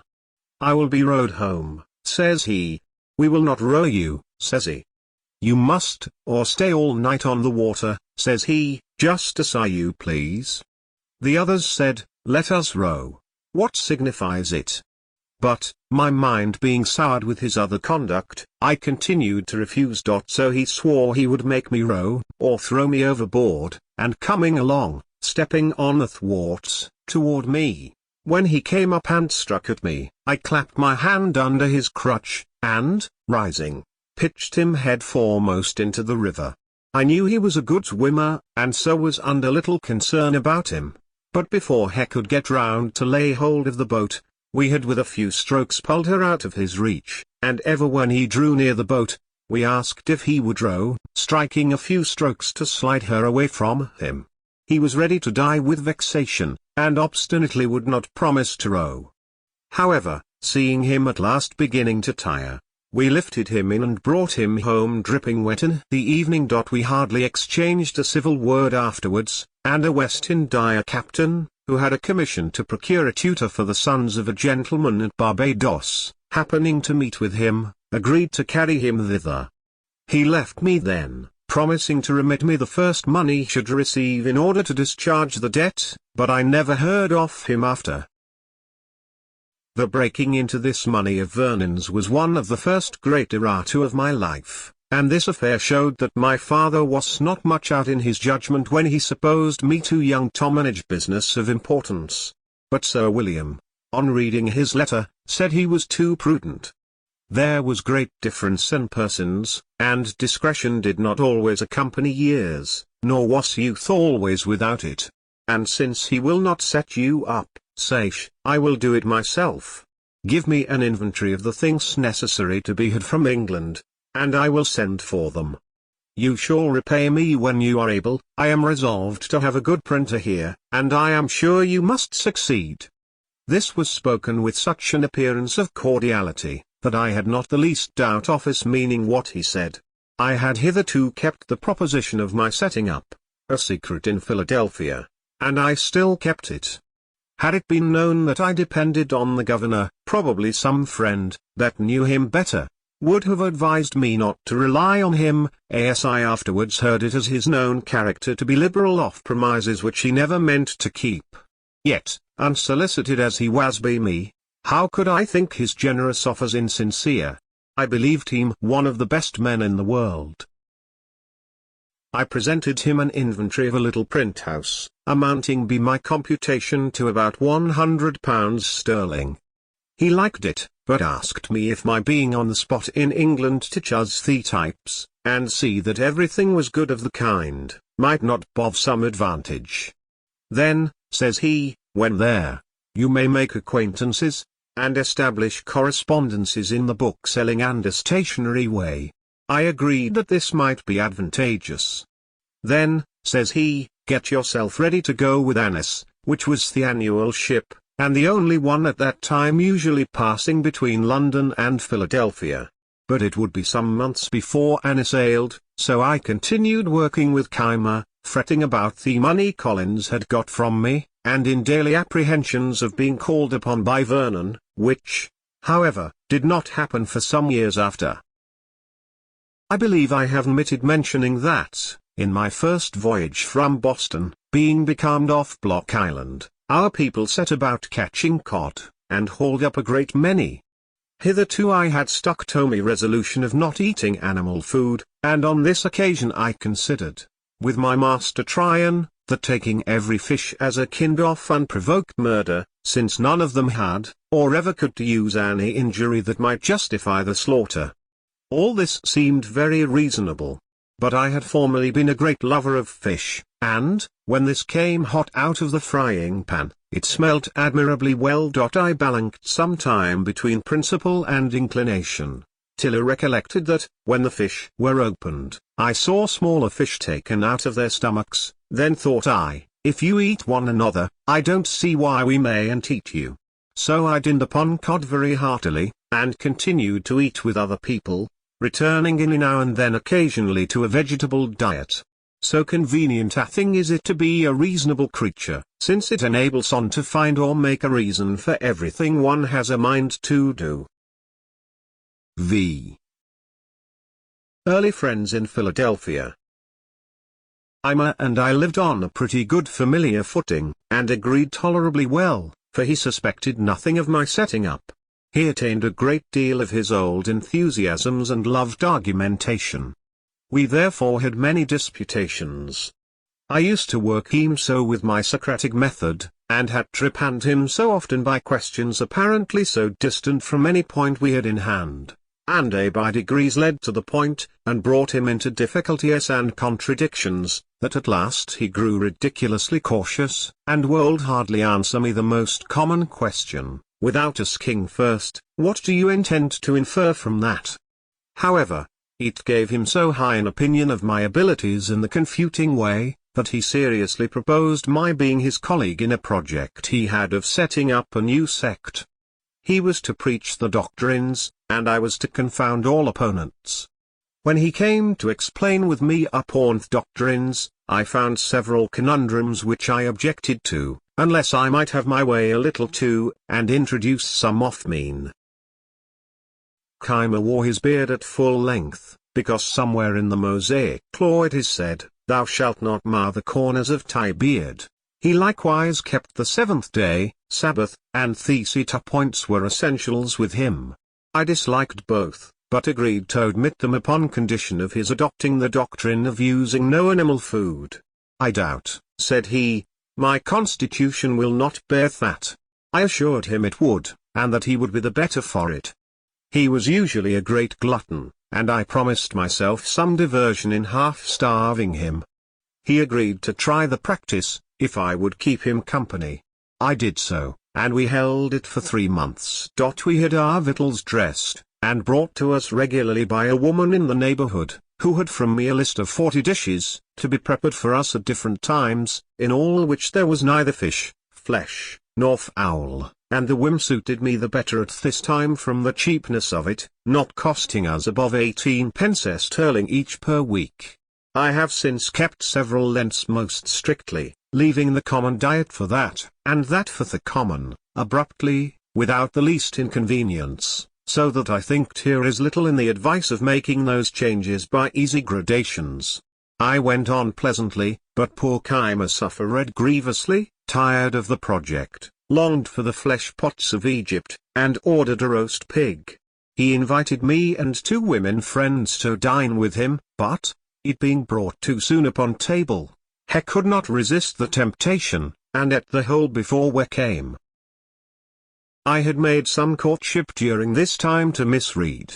I had a great respect and affection for her, and had some reason to believe she'd the same for me, but, as I was about to take a long voyage, and we were both very young, only a little above 18, it was thought most prudent by her mother to prevent our going too far at present, as a marriage, if it was to take place, would be more convenient after my return, when I should be, as I expected, set up in my business. Perhaps, too, she thought my expectations not so founded as I imagined them to be. My chief acquaintances at this time were Charles Osborne, Joseph Watson, and James Ralph, all lovers of reading.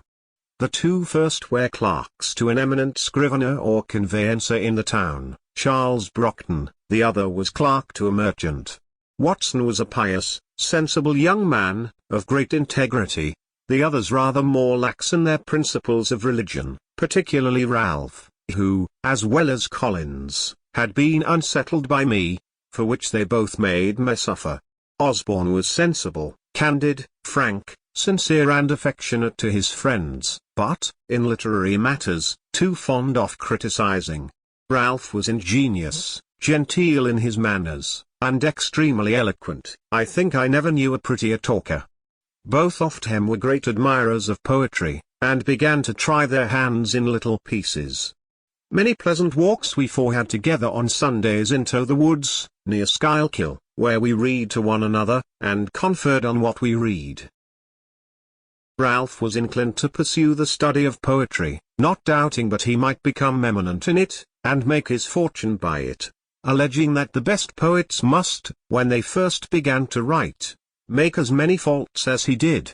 Osborne dissuaded him, assured he had no genius for poetry, and advised him to think of nothing beyond the business he was bred to, that, in the mercantile way, though he had no stock, he might, by his diligence and punctuality, recommend himself to employment as a factor, and in time acquire wherewith to trade on his own account.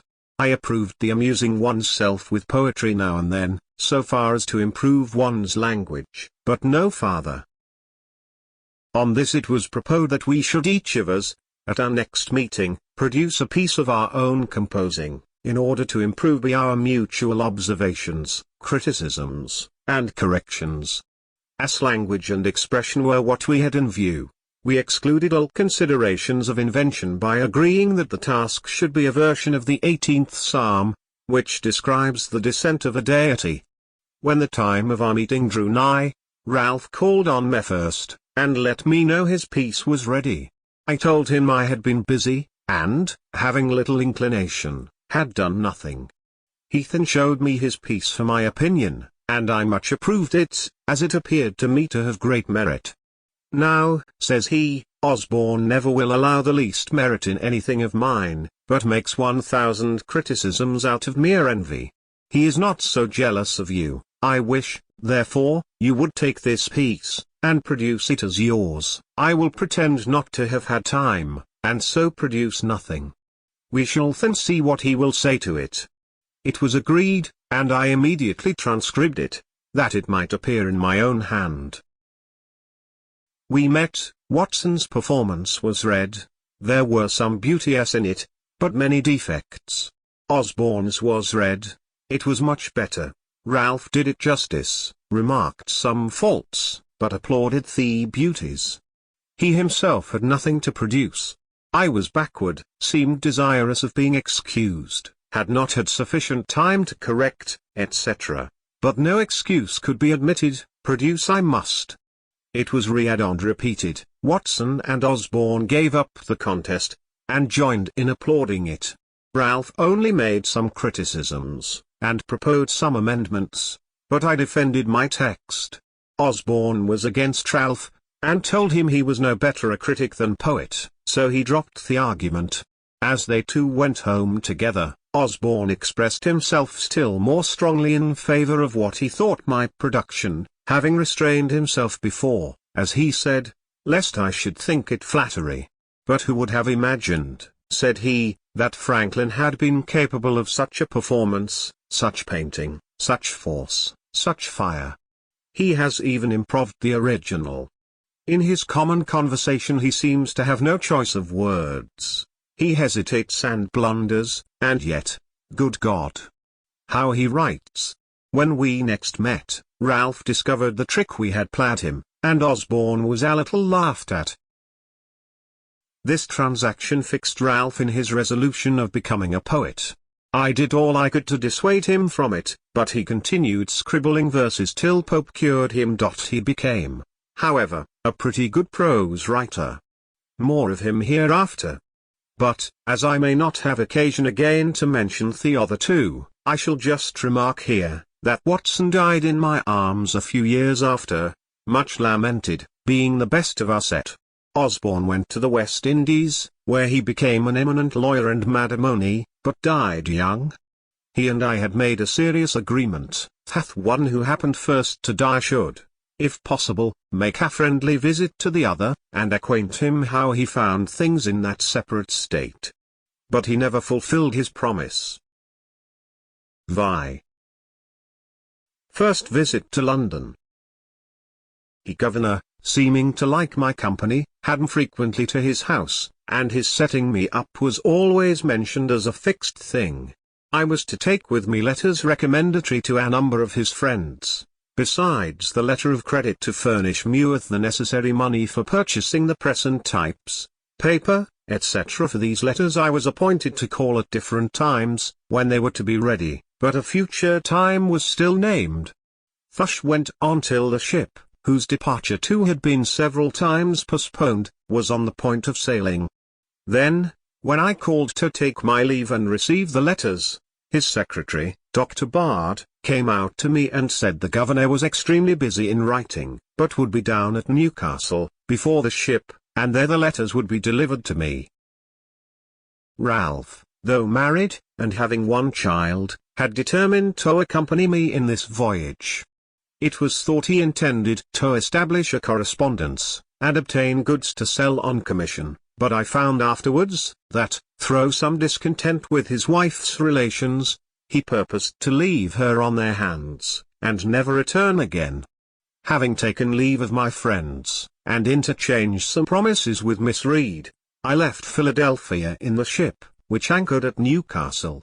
The governor was there, but when he went to his lodging, the secretary came to me from him with the civilest message in the world, that he could not then see me, being engaged in business of the utmost importance, but should send the letters to me on board, wished me heartily a good voyage and a speedy return, etc. I returned on board a little puzzled, but still not doubting.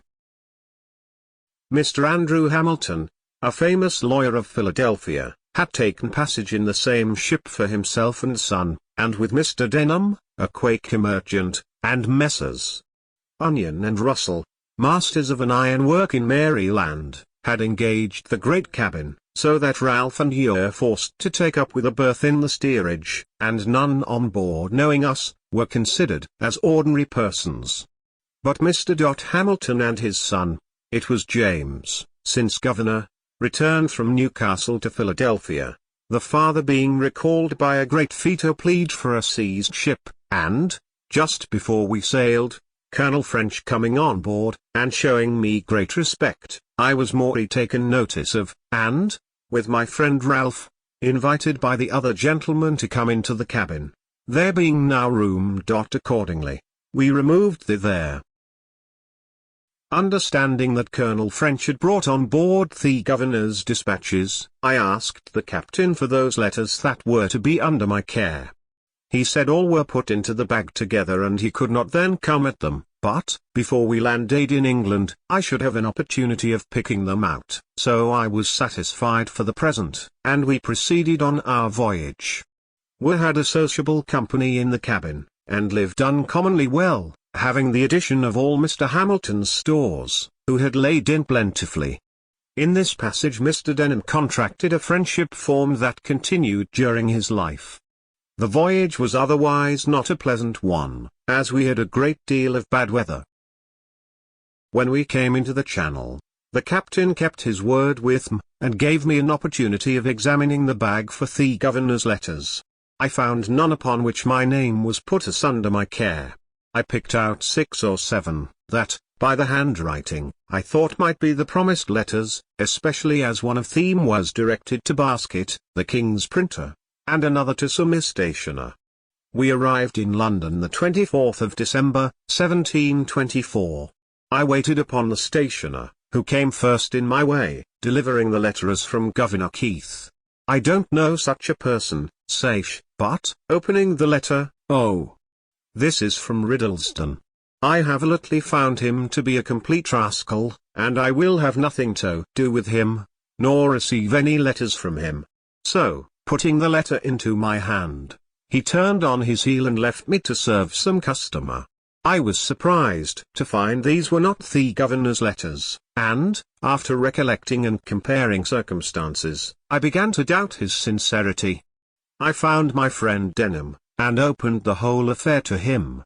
He let me into Keith's character, told me there was not the least probability that he had written any letters for me, that no one, who knew him, had the smallest dependence on him, and he laughed at the notion of the governor's giving me a letter of credit, having, as he said, no credit to give. On my expressing some concern about what I should do, he advised me to endeavour getting some employment in the way of my business. Among the printers here, said he, you will improve yourself, and when you return to America, you will set up to greater advantage. We both of us happened to know, as well as the stationer, that Riddlesden, the attorney, was a very knave. He had half ruined Miss Reed's father by persuading him to be bound for him. By this letter it appeared there was a secret scheme on foot to the prejudice of Hamilton, supposed to be then coming over with us, and that Keith was concerned in it with Riddlesden. Denham, who was a friend of Hamilton's, thought he ought to be acquainted with it, so, when he arrived in England, which was soon after, partly from resentment and ill will to Keith and Riddlesden, and partly from goodwill to him, I waited on him, and gave him the letter. He thanked me cordially, the information being of importance to him, and from that time he became my friend, greatly to my advantage afterwards on many occasions. But what shall we think of a governor's playing such pitiful tricks, and imposing so grossly on a poor ignorant boy? It was a habit he had acquired. He wished to please everybody, and, having little to give, he gave expectations. He was otherwise an ingenious, sensible man, a pretty good writer, and a good governor for the people, though not for his constituents, the proprietaries, whose instructions he sometimes disregarded. Several of our best laws were of his planning and passed during his administration. Ralph and I were inseparable companions. We took lodgings together in Little Britain at 3 shillings and 6pence a week, as much as we could then afford. He found some relations, but they were poor, and unable to assist him. He now let me know his intentions of remaining in London, and that he never meant to return to Philadelphia. He had brought no money with him, the whole he could muster having been expended in paying his passage. I had 15 pistoles, so he borrowed occasionally of me to subsist, while he was looking out for business. He first endeavoured to get into the playhouse, believing himself qualified for an actor, but Wilkes, to whom he applied, advised him candidly not to think of that employment, as it was impossible he should succeed in it. Then he proposed to Roberts, a publisher in Paternoster, to write for him a weekly paper like The Spectator, on certain conditions, which Roberts did not approve. Then he endeavoured to get employment as a hackney writer, to copy for the stationers and lawyers about the temple, but could find no vacancy. I immediately got into work at Palmer's, then a famous printing house in Bartholomew Close, and here I continued near a year. I was pretty diligent, but spent with Ralph a good deal of my earnings in going to plays and other places of amusement. We had together consumed all my pistoles, and now just rubbed on from hand to mouth. He seemed quite to forget his wife and child, and I, by degrees, my engagements with Miss Reed, to whom I never wrote more than one letter, and that was to let her know I was not likely soon to return. This was another of the great errata of my life, which I should wish to correct if I were to live it over again. In fact, by our expenses, I was constantly kept unable to pay my passage. At Palmer's I was employed in composing for the second edition of Wollaston's Religion of Nature. Some of his reasonings not appearing to me well founded, I wrote a little metaphysical piece in which I made remarks on them. It was entitled A Dissertation on Liberty and Necessity, Pleasure and Pain. I inscribed it to my friend Ralph. I printed a small number. It occasioned my being more considered by Mr. Palmer as a young man of some ingenuity, though he seriously expostulated with me upon the principles of my pamphlet, which to him appeared abominable. My printing this pamphlet was another erratum. While I lodged in Little Britain, I made an acquaintance with Owen Wilcox, a bookseller, whose shop was at the next door. He had an immense collection of second-hand books. Circulating libraries were not then in use, but we agreed that, on certain reasonable terms, which I have now forgotten, I might take, read, and return any of his books. This I esteemed a great advantage, and I made as much use of it as I could. My pamphlet by some means falling into the hands of one Leon, a surgeon, author of a book entitled The Infallibility of Human Judgment, it occasioned an acquaintance between us. He took great notice of me, called on me often to converse on those subjects, carried me to the Horns, a pale ale house in Lane, Cheapside, and introduced me to Drive Mandeville, author of the Fable of the Bees, who had a club there, of which he was the soul, being a most facetious, entertaining companion. Leon, too, introduced me to Dr. Pemberton, at Batson's Coffee House, who promised to give me an opportunity, some time or other, of seeing Sir Isaac Newton, of which I was extremely desirous, but this never happened. I had brought over a few curiosities, among which the principal was a purse made of the asbestos, which purifies by fire. Sir Hans Sloane heard of it, came to see me, and invited me to his house in Bloomsbury Square, where he showed me all his curiosities, and persuaded me to let him add that to the number, for which he paid handsomely. In our house there lodged a young woman, a milliner, who, I think, had a shop in the cloisters. She had been genteelly bred, was sensible and lively, and of most pleasing conversation. Ralph read plays to her in the evenings. They grew intimate, she took another lodging, and he followed her. They lived together some time, but, he being still out of business, and her income not sufficient to maintain them with her child, he took a resolution of going from London, to try for a country school, which he thought himself well qualified to undertake, as he wrote an excellent hand, and was a master of arithmetic and accounts. This, however, he deemed a business below him, and confident of future better fortune, when he should be unwilling to have it known that he once was so meanly employed, he changed his name, and did me the honour to assume mine, for I soon after had a letter from him, acquainting that he was settled in a small village, in Berkshire, I think it was, where he taught reading and writing to 10 or a dozen boys, at 6d. each per week, recommending Mrs. T. to my care, and desiring me to write to him, directing for Mr. Franklin, schoolmaster, at such a place. He continued to write frequently, sending me large specimens of an epic poem which he was then composing, and desiring my remarks and corrections. These I gave him from time to time. Bute endeavored rather to discourage his proceeding. one of Young's satires was then just published. I copied and sent him a great part of it, which set in a strong light the folly of pursuing the muses with any hope of advancement by them. All was in vain. Sheets of the poem continued to come by every post. In the meantime, Mrs. T, having on his account lost her friends and business, was often in distresses, and asked to send for me and borrow what I could spare to help her out of them. I grew fond of her company, and, being at that time under no religious restraint, and presuming upon my importance to her, attempted familiarities, another erratum, which she repulsed with a proper resentment, and acquainted him with my behaviour. This made a breach between us, and, when he returned again to London, he let them know he thought I had cancelled all the obligations he had been under to me. So I found I was never to expect his repaying me what he lent to him or advanced for him.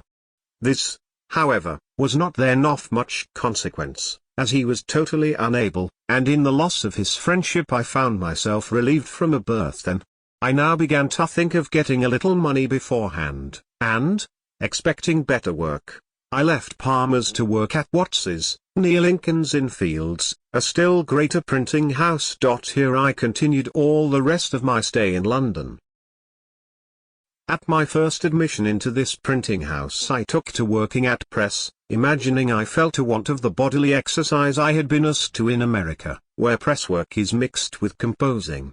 He drank only water, the other workmen, near 50 in number, were great guzzlers of beer. On occasion, I carried up and down stairs a large form of types in each hand, when others carried but one in both hands. They wondered to see, from this and several instances, that the water American, as they called me, was stronger than themselves, who drank strong beer. We had an alehouse boy who attended always in the house to supply the workmen. My companion at the press drank every day a pint before breakfast, a pint at breakfast with his bread and cheese, a pint between breakfast and dinner, a pint at dinner, a pint in the afternoon about 6 o'clock, and another when he had done his day's work. I thought it a detestable custom, but it was necessary, he supposed, to drink strong beer, that he might be strong to labour. I endeavoured to convince him that the bodily strength afforded by beer could only be in proportion to the grain or flour of the barley dissolved in the water of which it was made, that there was more flour in a pennyworth of bread, and therefore, if he would eat that with a pint of water, it would give him more strength than a quart of beer. He drank on, however, and had 4 or 5 shillings to pay out of his wages every Saturday night for that muddling liquor, an expense I was free from. And thus these poor devils keep themselves always under. I took to working at Press Watts, after some weeks, desiring to have me in the composing room. I left the pressmen, a Nubian venu or some for drink, being 5 shillings, was demanded of them by the compositors. I thought it an imposition, as I had paid below. The master thought so too, and forbade my paying it. I stood out 2 or 3 weeks, was accordingly considered as an excommunicate, and had so many little pieces of private mischief done me, by mixing my sorts, transposing my pages, breaking my matter, etc., etc., if I were ever so little out of the room, and ascribed to the chapel ghost, which they said ever haunted those not regularly admitted, that, notwithstanding the master's protection, I found myself obliged to comply and pay the money, convinced of the folly of being on ill terms with those one is to live with continually. I was now on a fair footing with them, and soon acquired considerable influence. I proposed some reasonable alterations in the chapel laws, 44, and carried them against all opposition. From my example, a great part of them left their muddling breakfast of beer, and bread, and cheese, finding they could with me be supplied from a neighbouring house with a large porringer of hot water gruel, sprinkled with pepper, crumbed with bread, and a bit of butter in it, for the price of a pint of beer, viz., 3 halfpence. This was a more comfortable as well as cheaper breakfast, and keep their heads clearer. Those who continued sotting with beer all day, were often, by not paying, out of credit at the alehouse, and thus to make interest with me to get beer, their light, as they phrased it, being out. I watched the pay table on Saturday night, and collected what I stood ennagged for them, having to pay sometimes near 30 shillings a week on their accounts. This, and my being esteemed a pretty good regite, that is, a jocular verbal satirist, supported my consequence in the society. My constant attendance, I never Mackinga Street, Monday, recommended me to the master, and my uncommon quickness at composing occasioned my being put upon all work of dispatch, which was generally better paid. So I went on now very agreeably. My lodging in Little Britain being too remote, I found Another in Duke Street, opposite to the Romish Chapel. It was 2 pair of stairs backwards, at an Italian warehouse. A widow lady kept the house. She had a daughter, and a maid-servant, and a journeyman who attended the warehouse, but lodged abroad. After sending to inquire me character at the house where I last lodged, she agreed to take mine at the same rate, 3s. per week, cheaper, as she said, from the protection she expected in having a man lodge in the house. Show us a widow, an elderly woman, had been bred a Protestant, being a clergyman's daughter, but was converted to the Catholic religion by a husband, whose memory she much revered, had lived much among people of distinction, and knew 1,000 anecdotes of them as far back as the times of Charles II. She was lame in her knees with the gout, and, therefore, seldom stirred out of her room, so sometimes wanted company, and hers was so highly amusing to me, that I was sure to spend an evening with her whenever she desired it.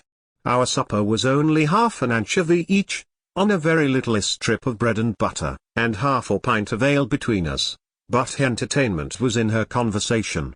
My always keeping good hours, and giving little trouble in the family, made her unwilling to part with me, so that, when I talked of a lodging I had heard of, near on my business, for 2 shillings a week, which, intent as I now was on saving money, made some difference, she bid me not think of it, for she would abate me 2 shillings a week for the future, so I remained with her at 1 shilling and 6pence as long as I stayed in London. In a garret of her house there lived a maiden lady of 70, in the most retired manner, of whom my landlady gave me this account, that she was a Roman Catholic, had been sent abroad when young, and lodged in a nunnery with an intent of becoming a nun, but, the country not agreeing with her, she returned to England, where, there being no nunnery, she had vowed to lead the life of an inn, as near as might be done in those circumstances. Accordingly, she had given all her estate to charitable uses, reserving only £12 a year to live on, and out of this sum she still gave a great deal in charity, living herself on water grew lonely, and using no fire but to boil it. She had lived many years in that garret, being permitted to remain there gratis by successive Catholic tenants of the house below, as they deemed it a blessing to have her there. A priest visited her to confess her every day. I have asked her, says my landlady, how she, as she lived, could possibly find so much employment for a confessor. Oh, said she, it is impossible to avoid vain thoughts. I was permitted once to visit her. She was cheerful and polite, and conversed pleasantly. The room was clean, but had no other furniture than a mattress, a table with a crucifix and book, a stool which she gave me to sit on, and a picture over the chimney of St. Veronica displaying a handkerchief, with the miraculous figure of Christ's bleeding face on it, 46, which she explained to me with great seriousness. She looked pale, but was never sick, and I give it as another instance on how small an income, life and health may be supported. At Watts's printing house I contracted an acquaintance with an ingenious young man, one Wygate, who, having wealthy relations, had been better educated than most printers, was a tolerable Latinist, spoke French, and loved reading. I taught him and a friend of his to swim at twice going into the river, and they soon became good swimmers. They introduced me to some gentlemen from the country, who went to Chelsea by water to see the college and Don Saltero's curiosities. In our return, at the request of the company, whose curiosity Wygate had excited, he stripped and leapt into the river, and swam from near Chelsea to Blackfriars, performing on the way many feats of activity. both upon and under water, that surprised and pleased those to whom they were novelties. I had from a child been ever delighted with this exercise, had studied and practiced all Thevenot's motions and positions, a dedicum of my own, aiming at the graceful and easy as well as the useful. All these I took this occasion of exhibiting to the company, and was much flattered by their admiration, and Wygate, who was desirous of becoming a master, grew more and more attached to me on that account, as well as from the similarity of our studies. He at length proposed to me travelling all over Europe together, supporting ourselves everywhere by working at our business. I was once inclined to it, but, mentioning it to my good friend Mr. Denham, with whom I often spent an hour when I had leisure, he dissuaded me from it, advising me to think only of returning to Pennsylvania, which he was now about to do. I must record one trait of this good man's character. He had formerly been in business at Bristol, but failed in debt to a number of people, compounded and went to America. There, by a close application to business as a merchant, he acquired a plentiful fortune in a few years. Returning to England in the ship with me, he invited his old creditors to an entertainment, at which he thanked them for the easy composition they had favoured him with, and, when they expected nothing but the treat, every man at their first remove found under his plate an order on a banker for the full amount of the unpaid remainder with interest. He now told me he was about to return to Philadelphia, and should carry over a great quantity of goods in order to open a store there. He proposed to take me over as his clerk, to keep his books, in which he would instruct me, copy his letters, and attend the store. He added, that, as soon as I should be acquainted with mercantile business, he would promote me by sending me with a cargo of flour and bread, etc., to the West Indies, and procure me commissions from others which would be profitable, and, if he managed well, would establish me handsomely. The thing pleased me, for I was grown tired of London, remembered with pleasure the happy months I had spent in Pennsylvania, and wished again to see it. Therefore I immediately agreed on the terms of £50 a year, Pennsylvania money, less, indeed, than my present gettings as a compositor, but affording a better prospect. I now took leave of printing, as I thought, forever, and was daily employed in my new business, going about with Mr. Denham among the tradesmen to purchase various articles, and seeing them packed up, doing errands, calling upon workmen to dispatch, etc. And, when all was on board, I had a few days' leisure. On one of these days, I was, to my surprise, sent for by a great man I knew only by name, a Sir William Wyndham, and I waited upon him. He had heard by some means or other of my swimming from Chelsea to Blackfriars, and of my teaching Wygate and another young man to swim in a few hours. He had 2 sons, about to set out on their travels. He wished to have them first taught swimming, and proposed to gratify me handsomely if I would teach them. They were not yet come to town, and my stay was uncertain, so I could not undertake it, but, from this incident, I thought it likely that, if I were to remain in England and open a swimming school, I might get a good deal of money, and it struck me so strongly, that, had the overture been sooner made me, probably I should not so soon have returned to America. After many years, you and I had something of more importance to do with one of these sons of Sir William Wyndham, become Earl of Egremont, which I shall mention in its place. Thus I spent about 18 months in London. Most part of the time I worked hard at my business, and spent but little upon myself except in seeing plays and in books. My friend Ralph had kept me poor.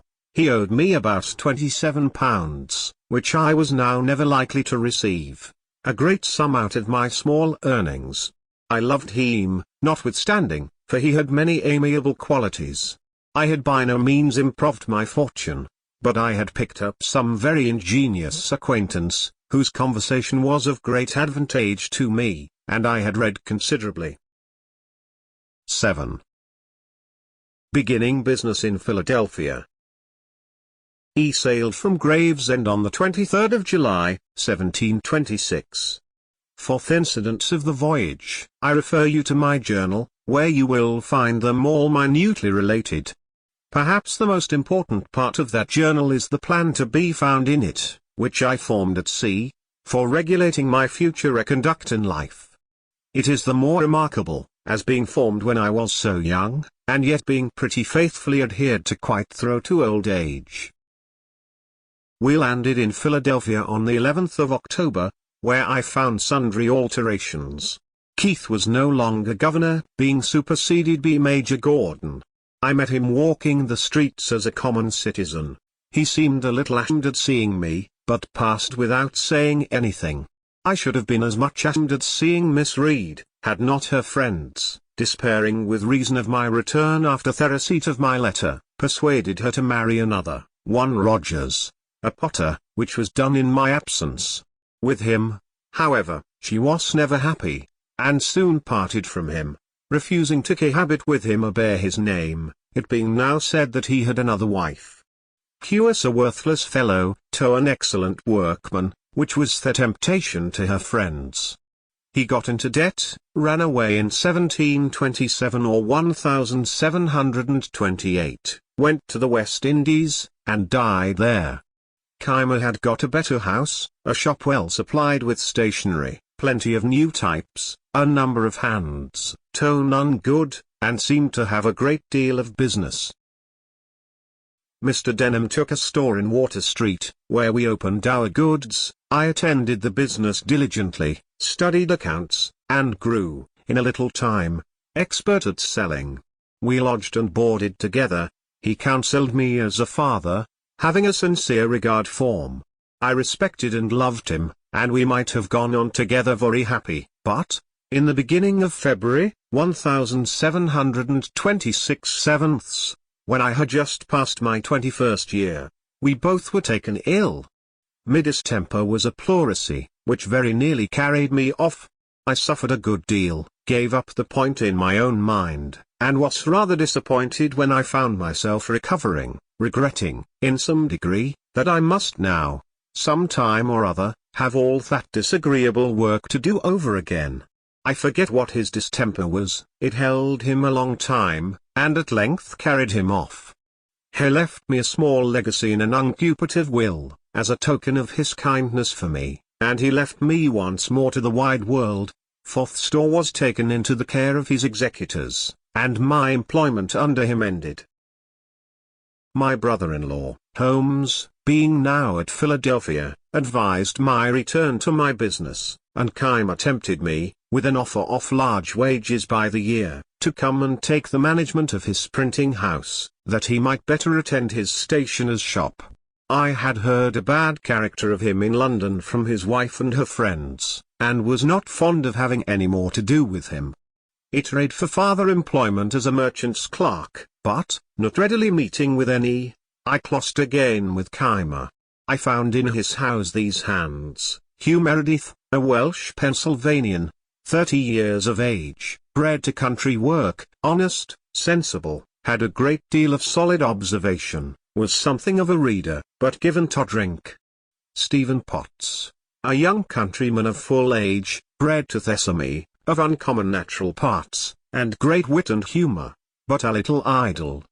These he had agreed with at extreme low wages per week to be raised a shilling every 3 months, as they would deserve be improving in their business, and the expectation of these high wages, to come on hereafter, was what he had drawn them in with. Meredith was to work at press, Potts at bookbinding, which he, by agreement, was to teach them, though he knew neither one nor t'other. John, a wild Irishman, brought up to no business, whose service, for 4 years, Keimer had purchased from the captain of a ship, he, too, was to be made a pressman. George Webb, an Oxford scholar, whose time for 4 years he had likewise bought, intending him for a compositor, of whom more presently, and David Harry, a country boy, whom he had taken apprentice. I soon perceived that the intention of engaging me at wages so much higher than he had been asked to give, was, to have these raw, cheap hands formed through me, and, as soon as I had instructed them, then they being all articled to him, he should be able to do without me. I went on, however, very cheerfully, put his printing house in order, which had been in great confusion, and brought his hands by degrees to mind their business and to do it better. It was an odd thing to find an Oxford scholar in the situation of a bought servant. He was not more than 18 years of age, and gave me this account of himself, that he was born in Gloucester, educated at a grammar school there, had been distinguished among the scholars for some apparent superiority in performing his part, when they exhibited plays, belonged to the Witty Club there, and had written some pieces in prose and verse, which were printed in the Gloucester newspapers. Thence he was sent to Oxford, where he continued about a year, but not well satisfied, wishing of all things to see London, and become a player. At length, receiving his quarterly allowance of 15 guineas, instead of discharging his debts he walked out of town, hid his gown in a furze bush, and footed it to London, where, having no friend to advise him, he fell into bad company, soon spent his guineas, found no means of being introduced among the players, grew necessitous, pawned his clothes, and wanted bread. Walking the street very hungry, and not knowing what to do with himself, a crimp's bill was put into his hand, offering immediate entertainment and encouragement to such as would bind themselves to serve in America. He went directly, signed the indentures, was put into the ship, and came over, never writing a line to acquaint his friends what was become of him. He was lively, witty, good-natured, and a pleasant companion, but idle, thoughtless, and imprudent to the last degree. John, the Irishman, soon ran away. With the rest I began to live very agreeably, for they all respected me the more, as they found Keimer incapable of instructing them, and that from me they learned something daily. We never worked on Saturday, that being Keimer's Sabbath, so I had 2 days for reading. My acquaintance with ingenious people in the town increased. Keimer himself treated me with great civility and apparent regard, and nothing now made me easy but my debt to Vernon, which I was yet unable to pay, being hitherto but a poor economist. He, however, kindly made no demand of it. Our printing house often wanted sorts, and there was no letter founder in America. I had seen types cast at James's in London, but without much attention to the manner. However, I now contrived a mould, made use of the letters we had as puncheons, struck the mattresses in lead, and thus supplied in a pretty tolerable way all deficiencies. I also engraved several things on occasion, I made the ink, I was warehouseman, and everything, and, in short, quite a factotum.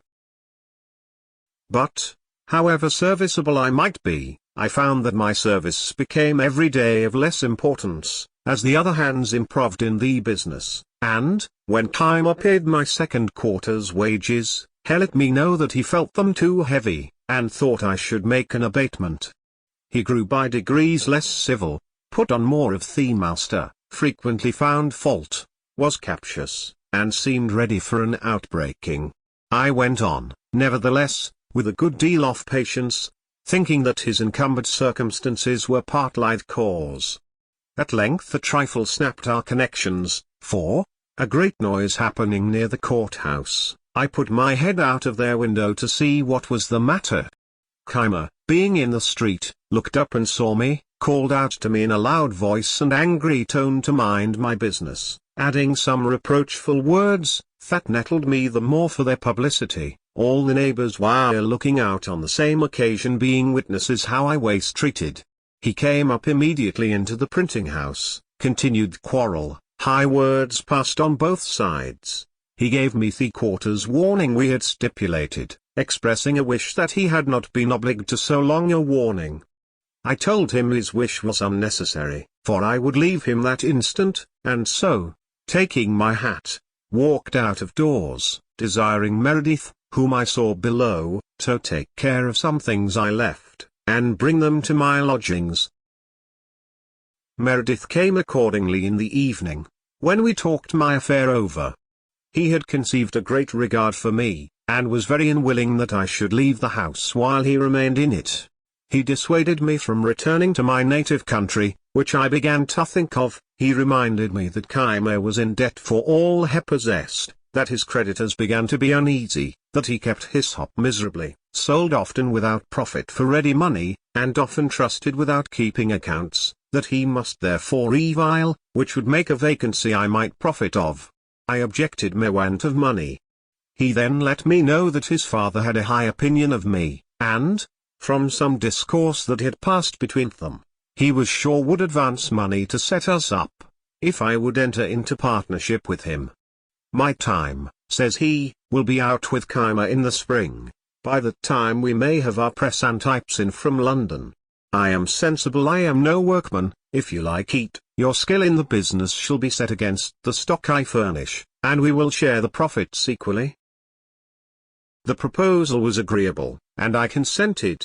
His father was in town and approved of it, the more as he saw I had great influence with his son, had prevailed on him to abstain long from dram drinking, and he hoped might break him of that wretched habit entirely, when we came to be so closely connected.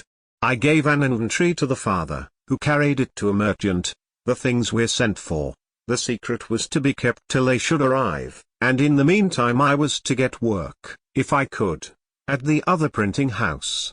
But I found no vacancy there, and so remained idly a few days, when Keimer, on a prospect of being employed to print some paper money in New Jersey, which would require cuts and various types that I only could supply, and apprehending Bradford might engage me and get the job from him, sent me a very civil message, that old friends should not part for a few words, the effect of sudden passion, and wishing me to return.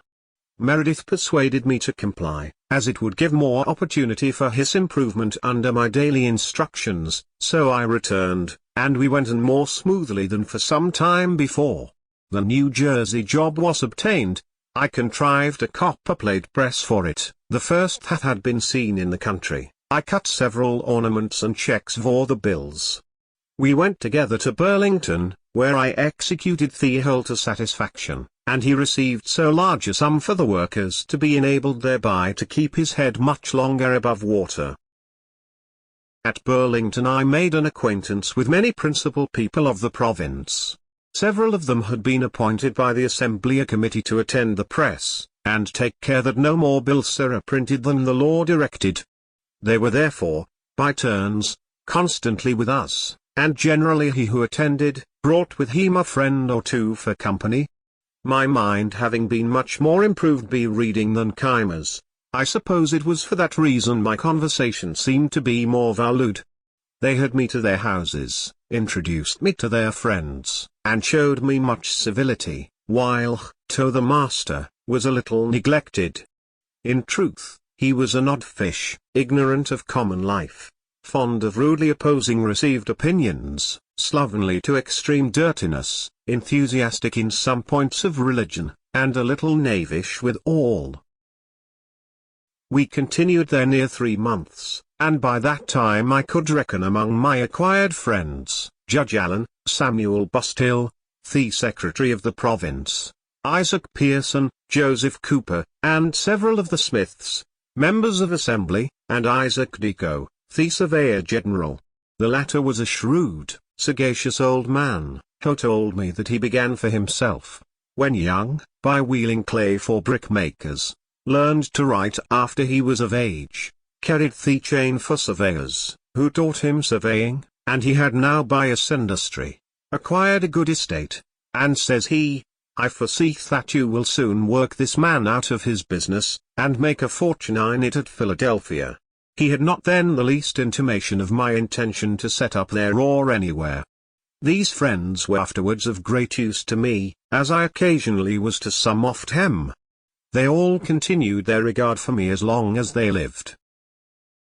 Before I enter upon my public appearance in business, it may be well to let you know the then state of my mind with regard to my principles and morals, that you may see how far those influenced the future events of my life. My parents had early given me religious impressions, and brought me through my childhood piously in the dissenting way. But I was scarce 15, when, after doubting by turns of several points, as I found them disputed in the different books I read, I began to doubt of revelation itself. Some books against deism 52 fell into my hands. They were said to be the substance of sermons preached at Boyle's lectures. It happened that they wrought an effect on me quite contrary to what was intended by them, for the arguments of the deists, which were quoted to be refuted, appeared to me much stronger than the refutations. In short, I soon became a thorough deist. My arguments perverted some others, particularly Collins and Ralph, but, each of them having afterwards wronged me greatly without the least compunction, and recollecting Keith's conduct towards me, who was another free-thinker, and my own towards Vernon and Miss Reed, which at times gave me great trouble, I began to suspect that this doctrine, though it might be true, was not very useful. My London pamphlet, which had for its motto these lines of Dryden: "Whatever is right. Though purblind man sees but a part of the chain, the nearest link, his eyes not carrying to the equal beam, that poises all above, and from the attributes of God, his infinite wisdom, goodness and power, concluded that nothing could possibly be wrong in the world, and that vice and virtue were empty distinctions, no such things existing, appeared now not so clever a performance as I once thought it, and I doubted whether some error had not insinuated itself unperceived into my argument, so as to infect all that followed, as is common in metaphysical reasonings. I grew convinced that truth, sincerity and integrity in dealings between man and man were of the utmost importance to the felicity of life, and I formed written resolutions, which still remain in my journal book, to practice them ever while I lived.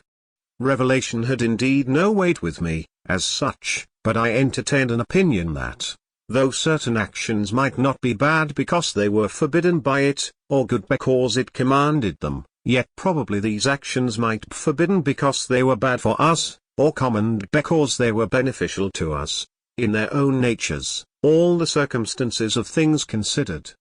And this persuasion, with the kind hand of Providence, or some guardian angel, or accidental favourable circumstances and situations, or altogether, preserved me, through this dangerous time of youth, and the hazardous situations I was sometimes in among strangers, remote from the eye and advice of my father, without any wilful gross immorality or injustice, that might have been expected from my want of religion. I say wilful, because the instances I have mentioned had something of necessity in them, from my youth, inexperience, and the knavery of others. I had therefore a tolerable character to begin the world with, I valued it properly, and determined to preserve it. We had not been long returned to Philadelphia before the new types arrived from London. We settled with Keimer, and left him by his consent before he heard of it. We found a house to hire near the market, and took it. To lessen the rent, which was then but £24 a year, though I have since known it to let for 70, we took in Thomas Godfrey, a glazier, and his family, while to pay a considerable part of it to us, and we to board with them. We had scarce opened our letters and put our press in order, before George House, an acquaintance of mine, brought a countryman to us, whom he had met in the street inquiring for a printer. Our cash was now expended in the variety of particulars we had been obliged to procure, and this countryman's 5 shillings, being all first fruits, and coming so seasonably, gave me more pleasure than any crown I have since earned, and the gratitude I felt toward House has made me often more ready than perhaps I should otherwise have been to assist young beginners. There are croakers in every country, always boding its ruin. Such a one then lived in Philadelphia, a person of note, an elderly man, with a wise look and a very grave manner of speaking. His name was Samuel Mickle. This gentleman, a stranger to me, stopped one day at my door, and asked me if I was the young man who had latterly opened a new printing house. Being answered in the affirmative, he said he was sorry for me, because it was an expensive undertaking, and the expense would be lost, for Philadelphia was a sinking place, the people already half bankrupts, or near being so, all appearances to the contrary, such as new buildings and the rise of rents, being to his certain knowledge fallacious, for they were, in fact, among the things that would soon ruin us. And he gave me such a detail of misfortunes now existing, or that were soon to exist, that he left me half melancholy. Had I known him before I engaged in this business, probably I never should have done it. This man continued to live in this decaying place, and to declaim in Thesame strain, refusing for many years to buy a house there, because ill was going to destruction. And at last I had the pleasure of seeing him give 5 times as much for one as he might have bounty for when he first began his croaking.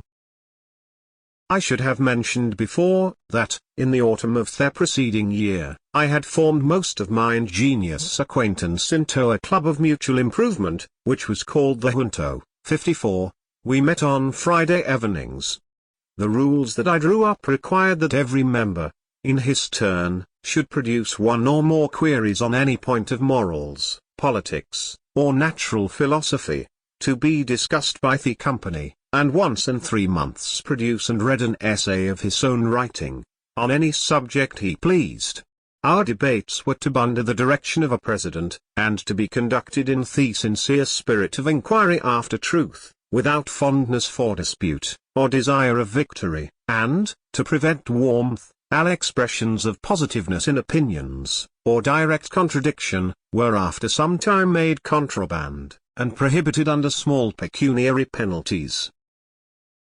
The first members were Joseph Brentnell, a copier of deeds for the scriveners, a good-natured, friendly middle-aged man, a great lover of poetry, reading all he could meet with, and writing some that was tolerable, very ingenious in many little knick-knackeries, and of sensible conversation. Thomas Godfrey, a self-taught mathematician, great in his way, and afterward inventor of what is now called Hadley's quadrant, but knew little out of his way, and was not a pleasing companion, as, like most great mathematicians I have met with, he expected universal precision in everything said, or was forever denying or distinguishing upon trifles, to the disturbance of all conversation. He soon left us. Nicholas Scull, a surveyor, afterwards Surveyor General, who loved books, and sometimes made a few verses. William Parsons, bred a shoemaker, but, loving reading, had acquired a considerable share of mathematics, which he first studied with a view to astrology, that he afterwards laughed at it. He also became Surveyor General. William Mygridge, a joiner, a most exquisite mechanic, and a solid, sensible man. Hugh Meredith, Stephen Potts, and George Webb I have characterized before. Robert Grace, a young gentleman of some fortune, generous, lively, and witty, a lover of punning and of his friends. And William Coleman, then a merchant's clerk, about my age, who had the coolest, clearest head, the best heart, and the exactest morals of almost any man I ever met with. He became afterwards a merchant of great note, and one of our provincial judges. Our friendship continued without interruption to his death, upwards of 40 years, and the club continued almost as long, and was the best school of philosophy, morality, and politics that then existed in the province, for our queries, which were read the week preceding their discussion, put us upon reading with attention upon several subjects, that we might speak more to the purpose, and here, too, we acquired better habits of conversation, everything being studied in our rules which might prevent our disgusting each other. From hence the long continuance of the club, which I shall have frequent occasion to speak further of hereafter. But my giving this account of it here is to show something of the interest I had, every one of these exerting themselves in recommending business to us. Brentnell particularly procured use from the Quakers the printing 40 sheets of their history, the rest being to be done by Keimer, and upon this we worked exceedingly hard, for the price was low. It was a folio, proprietary size, in pica, with long primer notes. I composed of it a sheet a day, and Meredith worked it off at press.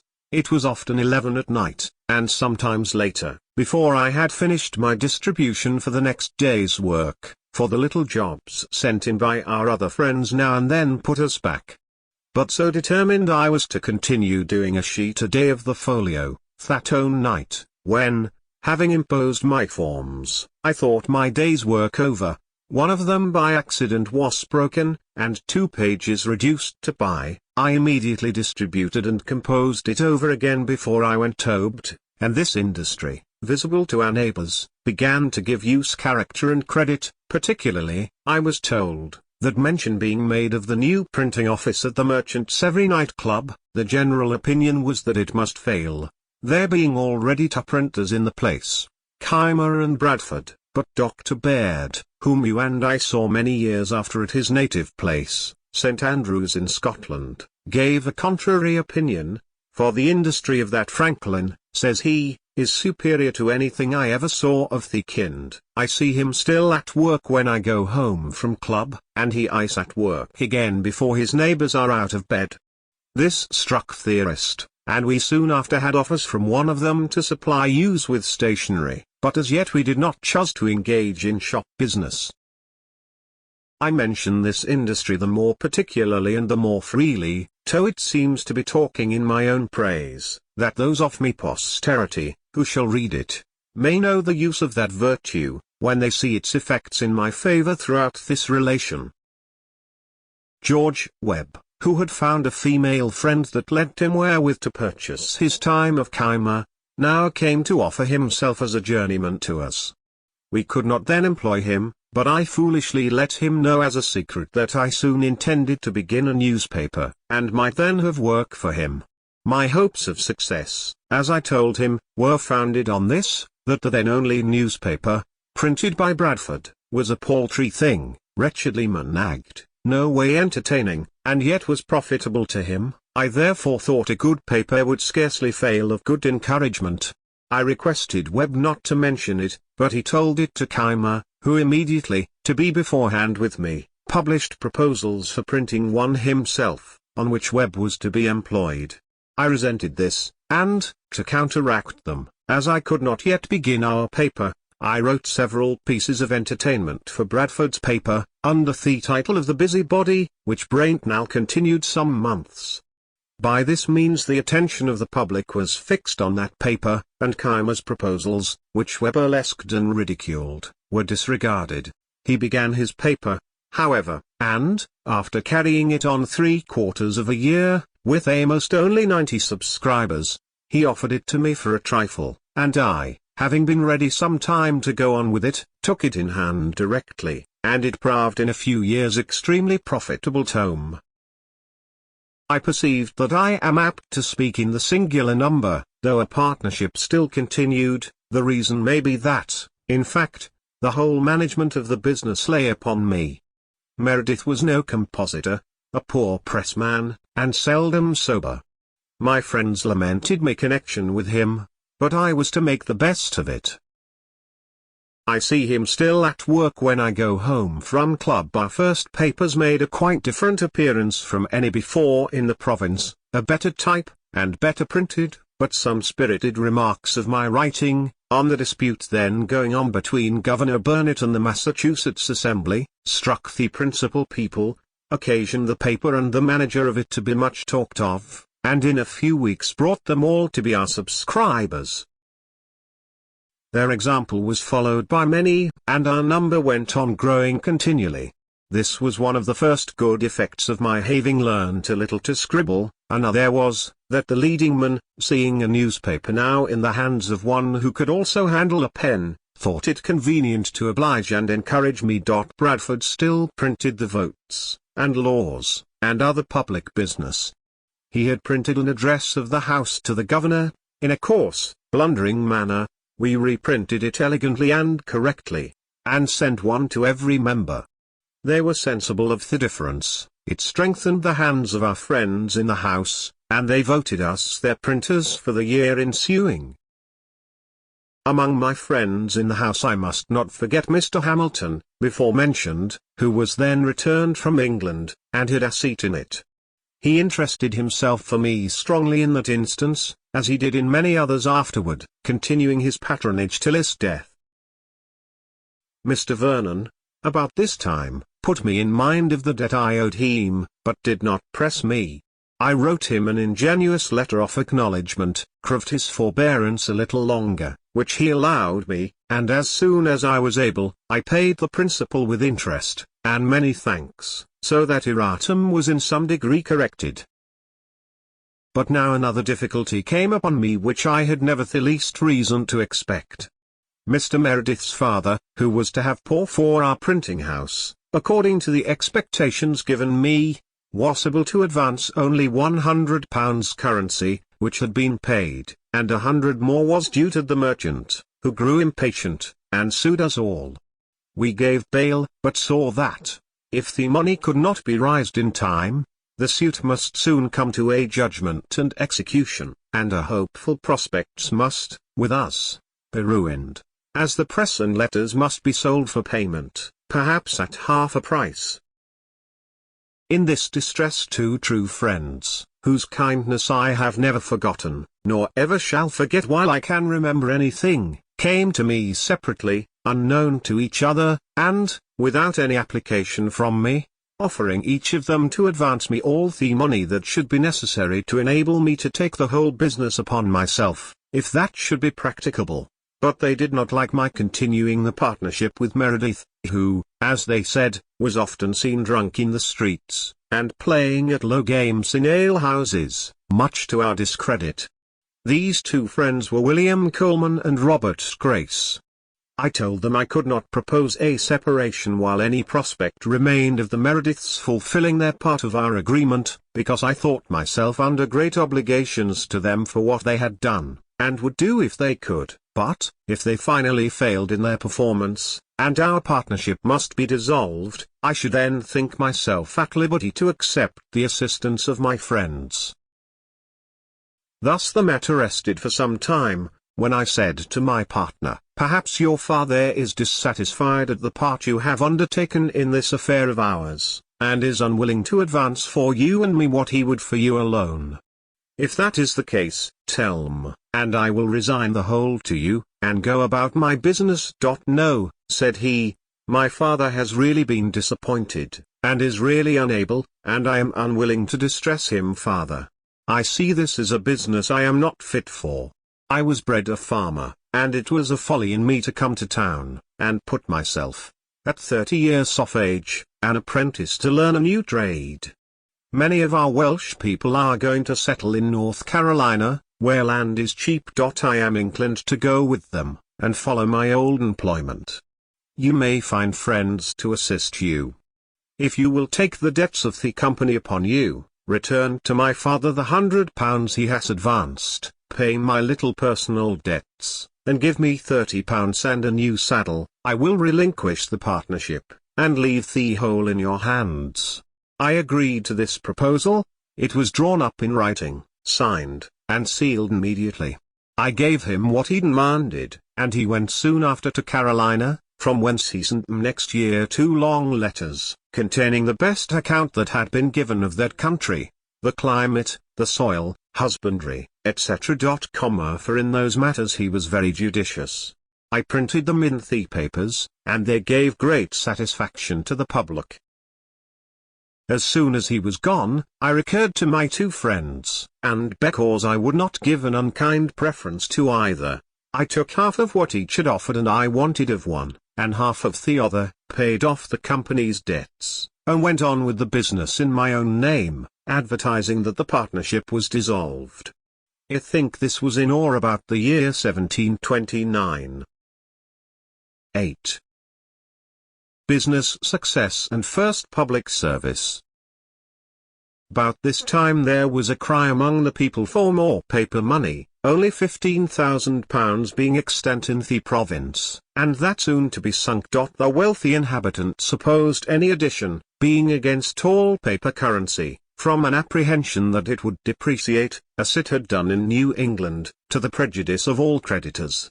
We had discussed this point in our junto, where I was on the side of an addition, being persuaded that the first small sum struck in 1723 had done much good by increasing the trade, employment, and number of inhabitants in the province, since I now saw all the old houses inhabited, and many new ones building, whereas I remembered well, that when I first walked about the streets of Philadelphia, eating my roll, I saw most of the houses in Walnut Street, between Second and Front Streets, with bills on their doors, to be let, and many likewise in Chestnut Street and other streets, which made me then think the inhabitants of the city were deserting it one after another. Our debates possessed me so fully of the subject, that I wrote and printed an anonymous pamphlet on it, entitled The Nature and Necessity of a Paper Currency. It was well received by the common people in general, but the rich men disliked it, for it increased and strengthened the clamour for more money, and they happening to have no writers among them that were able to answer it, their opposition slackened, and the point was carried by a majority in the House. My friends there, who conceived I had been of some service, thought fit to reward me by employing me in printing the money, a very profitable job and a great help to me. This was another advantage gained by my being able to write. The utility of this currency became by time and experience so evident as never afterwards to be much disputed, so that it grew soon to £55,000, and in 1739 to £80,000, since which it arose during war to upwards of £350,000, trade, building, and inhabitants all the while increasing, though I now think there are limits beyond which quantity may be hurtful. I soon after obtained, through my friend Hamilton, the printing of Newcastle paper money, another profitable job as I then thought it, small things appearing great to those in small circumstances, and these, to me, were really great advantages, as they were great encouragements. He procured for me, also, the printing of the laws and votes of that government, which continued in my hands as long as I followed the business. I now opened a little stationer's shop. I had in it blanks of all sorts, the correctest that ever appeared among us, being assisted in that by my friend Braintnell. I had also paper, parchment, Chapman's books, etc. One White Mash, a compositor I had known in London, an excellent workman, now came to me, and worked with me constantly and diligently, and I took an apprentice, the son of Aquila Rose. I was under for the printing house. In order to secure my credit and character as a tradesman, I took care not only to be in reality industrious and frugal, but to avoid all appearances to the contrary. I dressed plainly, I was seen at no places of idle diversion. I never went out a-fishing or shooting. A book, indeed, sometimes debauched me from my work, but that was seldom, snug, and gave no scandal. And, to show that I was not above my business, I sometimes brought home the paper I purchased at the stores Throth Streets on a wheelbarrow. Thus being esteemed an industrious, thriving young man, and paying duly for what I bought, the merchants who imported stationery solicited my custom, others proposed supplying me with books, and I went on swimmingly. In the meantime, Keimer's credit and business declining daily, he was at last forced to sell his printing house to satisfy his creditors. He went to Barbados, and there lived some years in very poor circumstances. His apprentice, David Harry, whom I had instructed while I worked with him, set up in his place at Philadelphia, having bought these materials. I was at first apprehensive of a powerful rival in Harry, as his friends were very able, and had a good deal of interest. I therefore proposed a partnership to him, which he, fortunately for me, rejected with scorn. He was very proud, dressed like a gentleman, lived expensively, took much diversion and pleasure abroad, ran in debt, and neglected his business, upon which, all business left him, and, finding nothing to do, he followed Keimer to Barbados, taking the printing house with him. There this apprentice employed his former master as a journeyman. They quarrelled often, Harry went continually behindhand, and at length was forced to sell his types and return to his country work in Pennsylvania. The person that bought them employed Keimer to use them, but in a few years he died. There remained now no competitor with me at Philadelphia but the old one, Bradford, who was rich and easy, did a little printing now and then by straggling hands, but was not very anxious about the business. However, as he kept the post office, it was imagined he had better opportunities of obtaining news. His paper was thought a better distributor of advertisements than mine, and therefore had money more, which was a profitable thing to him, and a disadvantage to me, for, though I did indeed receive and send papers by the post, yet the public opinion was otherwise, for what I did send was by bribing the riders, who took them privately, Bradford being unkind enough to forbid it, which occasioned some resentment on my part, and I thought so meanly of him for it, that, when I afterward came into his situation, I took care never to imitate it. I had hitherto continued to board with Godfrey, who lived in part of my house with his wife and children, and had one side off the shop for his glazier's business, though he worked little, being always absorbed in his mathematics. Mrs. Godfrey projected a match for me with their relation's daughter, took opportunities of bringing us often together, till a serious courtship on my part ensued, the girl being in herself very deserving. The old folks encouraged me by continual invitations to supper, and by leaving us together, till at length it was time to explain. Mrs. Godfrey managed our little treaty. I let her know that I expected as much money with their daughter as would pay off my remaining debt for the printing house, which I believe was not then above £100. She brought me word they had no such sum to spare. I said they might mortgage their house in the loan office. The answer to these, after some days, was, that they did not approve the match, that, on inquiry of Bradford, they had been informed the printing business was not a profitable one, the types would soon be worn out, and more wanted, that S. Keimer and D. Harry had failed one after the other, and I should probably soon follow them, and, therefore, I was forbidden the house, and the daughter shut up. Whether this was a real change of sentiment or only artifice, on a supposition of our being too far engaged in affection to retract, and therefore that we should steal a marriage, which would leave them at liberty to give or withhold what they pleased, I know not, but I suspected the latter, resented it, and went no more. Mrs. Godfrey brought me afterward some more favourable accounts of their disposition, and would have drawn me on again, but I declared absolutely my resolution to have nothing more to do with that family. This was resented by the Godfreys, we differed, and they removed, leaving me the whole house, and I resolved to take no more inmates. But this affair having turned my thoughts to marriage, I looked round me and made overtures of acquaintance in other places, but soon found that, the business of a printer being generally thought a poor one, I was not to expect money with a wife, unless with such a one as I should not otherwise think agreeable. A friendly correspondence as neighbours and old acquaintances had continued between me and Mrs. Reed's family, who all had a regard for me from the time of my first lodging in their house. I was often invited there and consulted in their affairs, wherein I sometimes was off service. I pitied poor Miss Reed's unfortunate situation, who was generally dejected, seldom cheerful, and avoided company. I considered my giddiness and inconstancy when in London as in a great degree the cause of her unhappiness, though the mother was good enough to think the fault more her own than mine, as she had prevented our marrying before I went thither, and persuaded the other match in my absence. Our mutual affection was revived, but here were now great objections to our union.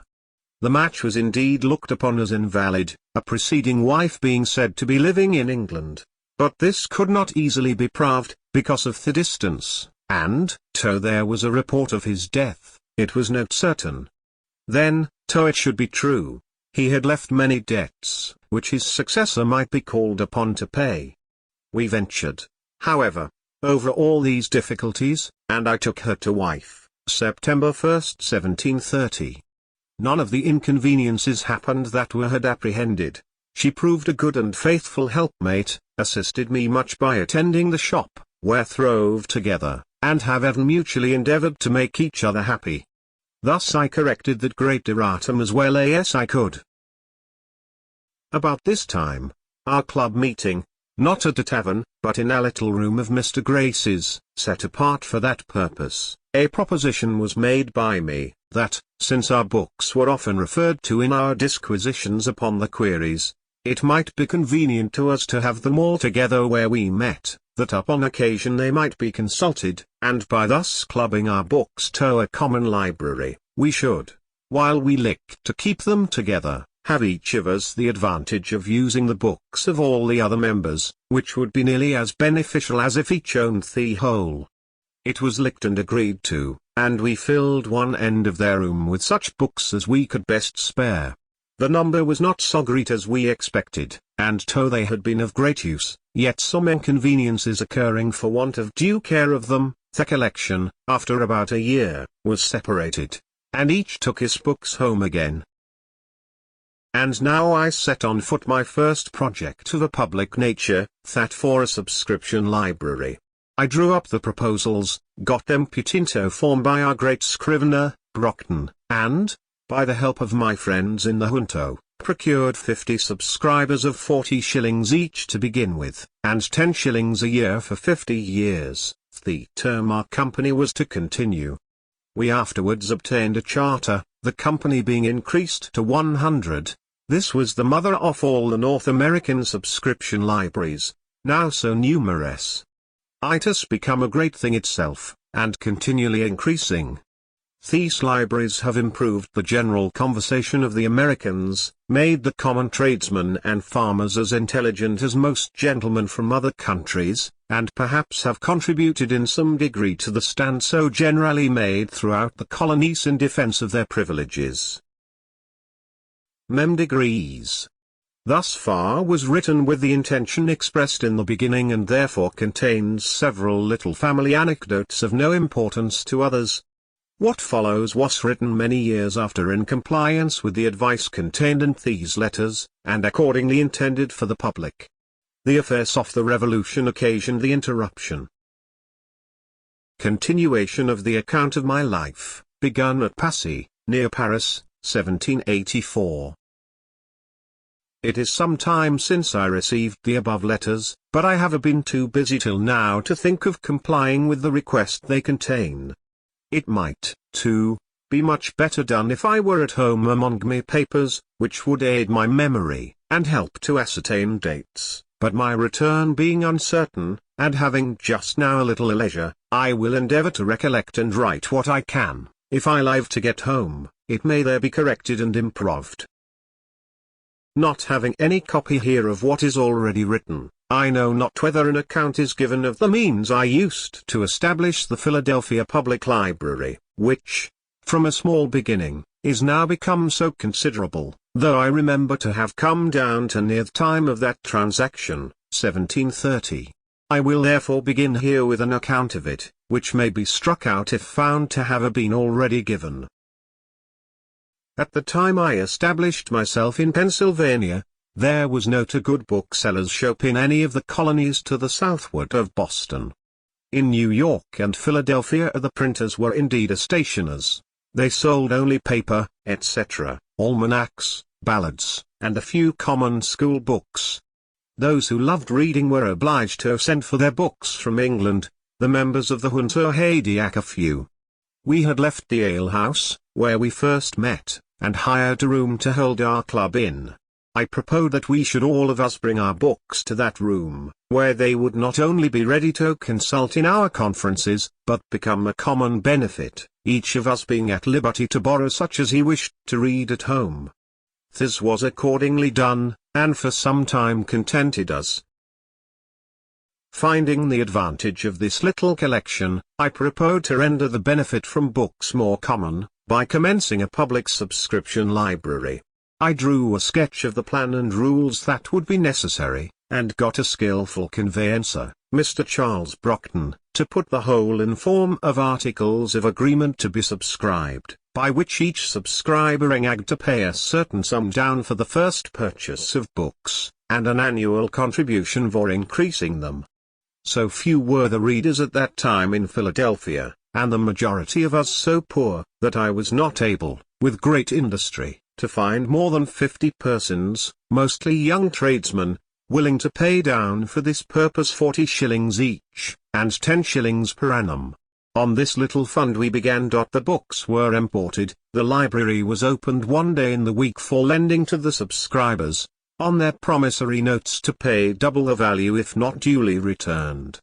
The institution soon manifested its utility, was imitated by other towns, and in other provinces. The libraries were augmented by donations, reading became fashionable, and our people, having no public amusements to divert their attention from study, became better acquainted with books, and in a few years were observed by strangers to be no better instructed and more intelligent than people of the same rank generally are in other countries. When we were about to sign the above-mentioned articles, which were to be binding on us, our heirs, etc., for 50 years, Mr. Brockton, the scrivener, said to us, "You are young men, but it is scarcely probable that any of you will live to see the expiration of the term fixed in the instrument.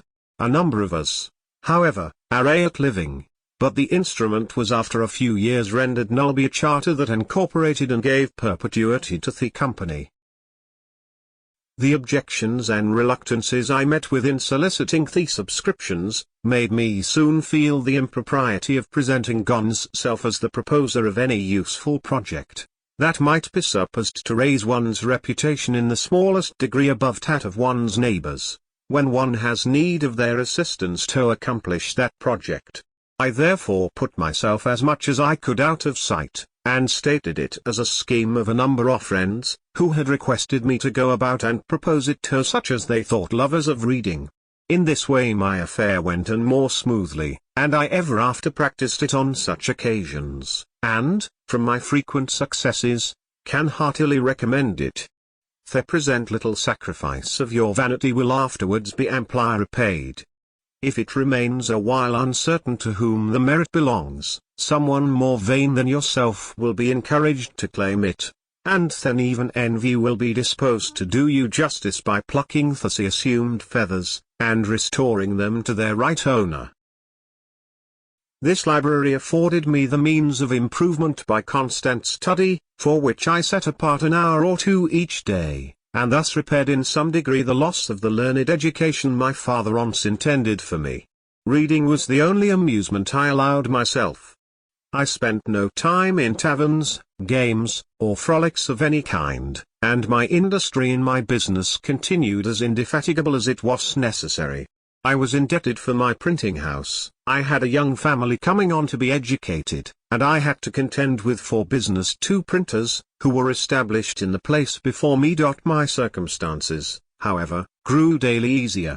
My original habits of frugality continuing, and my father having, among his instructions to me when a boy, frequently repeated a proverb of Solomon, "Seest thou a man diligent in his calling, he shall stand before kings, he shall not stand before mean men." I from thence considered industry as a means of obtaining wealth and distinction, which encouraged me, though I did not think that I should ever literally stand before kings, which, however, has since happened, for I have stood before 5, and even had the honor of sitting down with one, the King of Denmark, to dinner.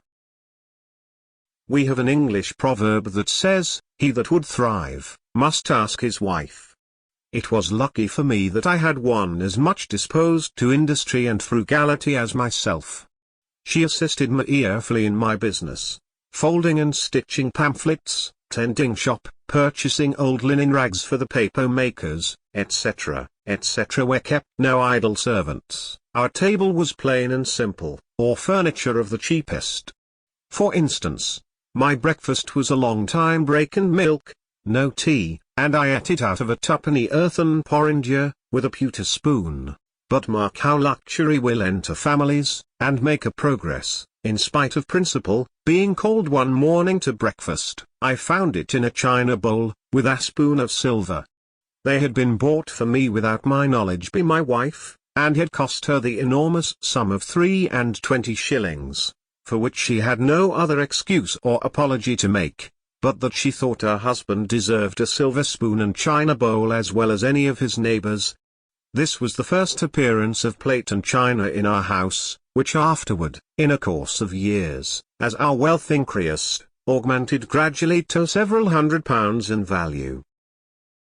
I had been religiously educated as a Presbyterian, and though some of the dogmas of that persuasion, such as the eternal decrees of God, election, reprobation, etc., appeared to me unintelligible, others doubtful, and yearly absented myself from the public assemblies of the sect, Sunday being my studying day, I never was without some religious principles. I never doubted, for instance, the existence of the deity, that he made the world, and governed it by his providence, that the most acceptable service of God was the doing good to man, that our souls are immortal, and that all crime will be punished, and virtue rewarded, either here or hereafter. These I esteemed the essentials of every religion, and, being to be found in all the religions we had in our country, I respected them all, though with different degrees of respect, as I found them more or less mixed with other articles, which, without any tendency to inspire, promote, or confirm morality, served principally to divide us, and make us unfriendly to one another. This respect to all, with an opinion that the worst had some good effects, induced me to avoid all discourse that might tend to lessen the good opinion Anather might have of his own religion, and as our province increased in people, and new places of worship were continually wanted, and generally erected by voluntary contribution, my might for such purpose, whatever might be the sect, was never refused. Though I seldom attended any public worship, I had still an opinion of its propriety, and of its utility when rightly conducted, and I regularly paid my annual subscription for the support of the only Presbyterian minister or meeting we had in Philadelphia. He asked to visit me sometimes as a friend, and admonished me to attend his administrations, and I was now and then prevailed on to do so, once for 5 Sundays successively. Had he been in my opinion a good preacher, perhaps I might have continued, notwithstanding the occasion I had for the Sunday's leisure in my course of study, but these discourses were chiefly either polemic arguments, or explications of the peculiar doctrines of our sect, and were all tome very dry, uninteresting, and unedifying, since not a single moral principle was inculcated or enforced, their aim seeming to be rather to make us Presbyterians than good citizens.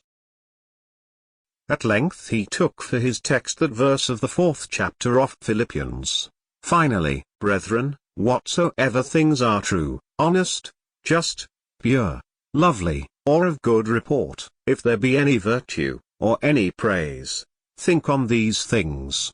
And I imagined, in a sermon on such a text, we could not miss of having some immorality. But he confined himself to 5 points only, as meant by the apostle, viz., 1. Keeping holy the Sabbath day. 2. Being diligent in reading the Holy Scriptures. 3. Attending duly the public worship. 4. Partaking of the sacrament. 5.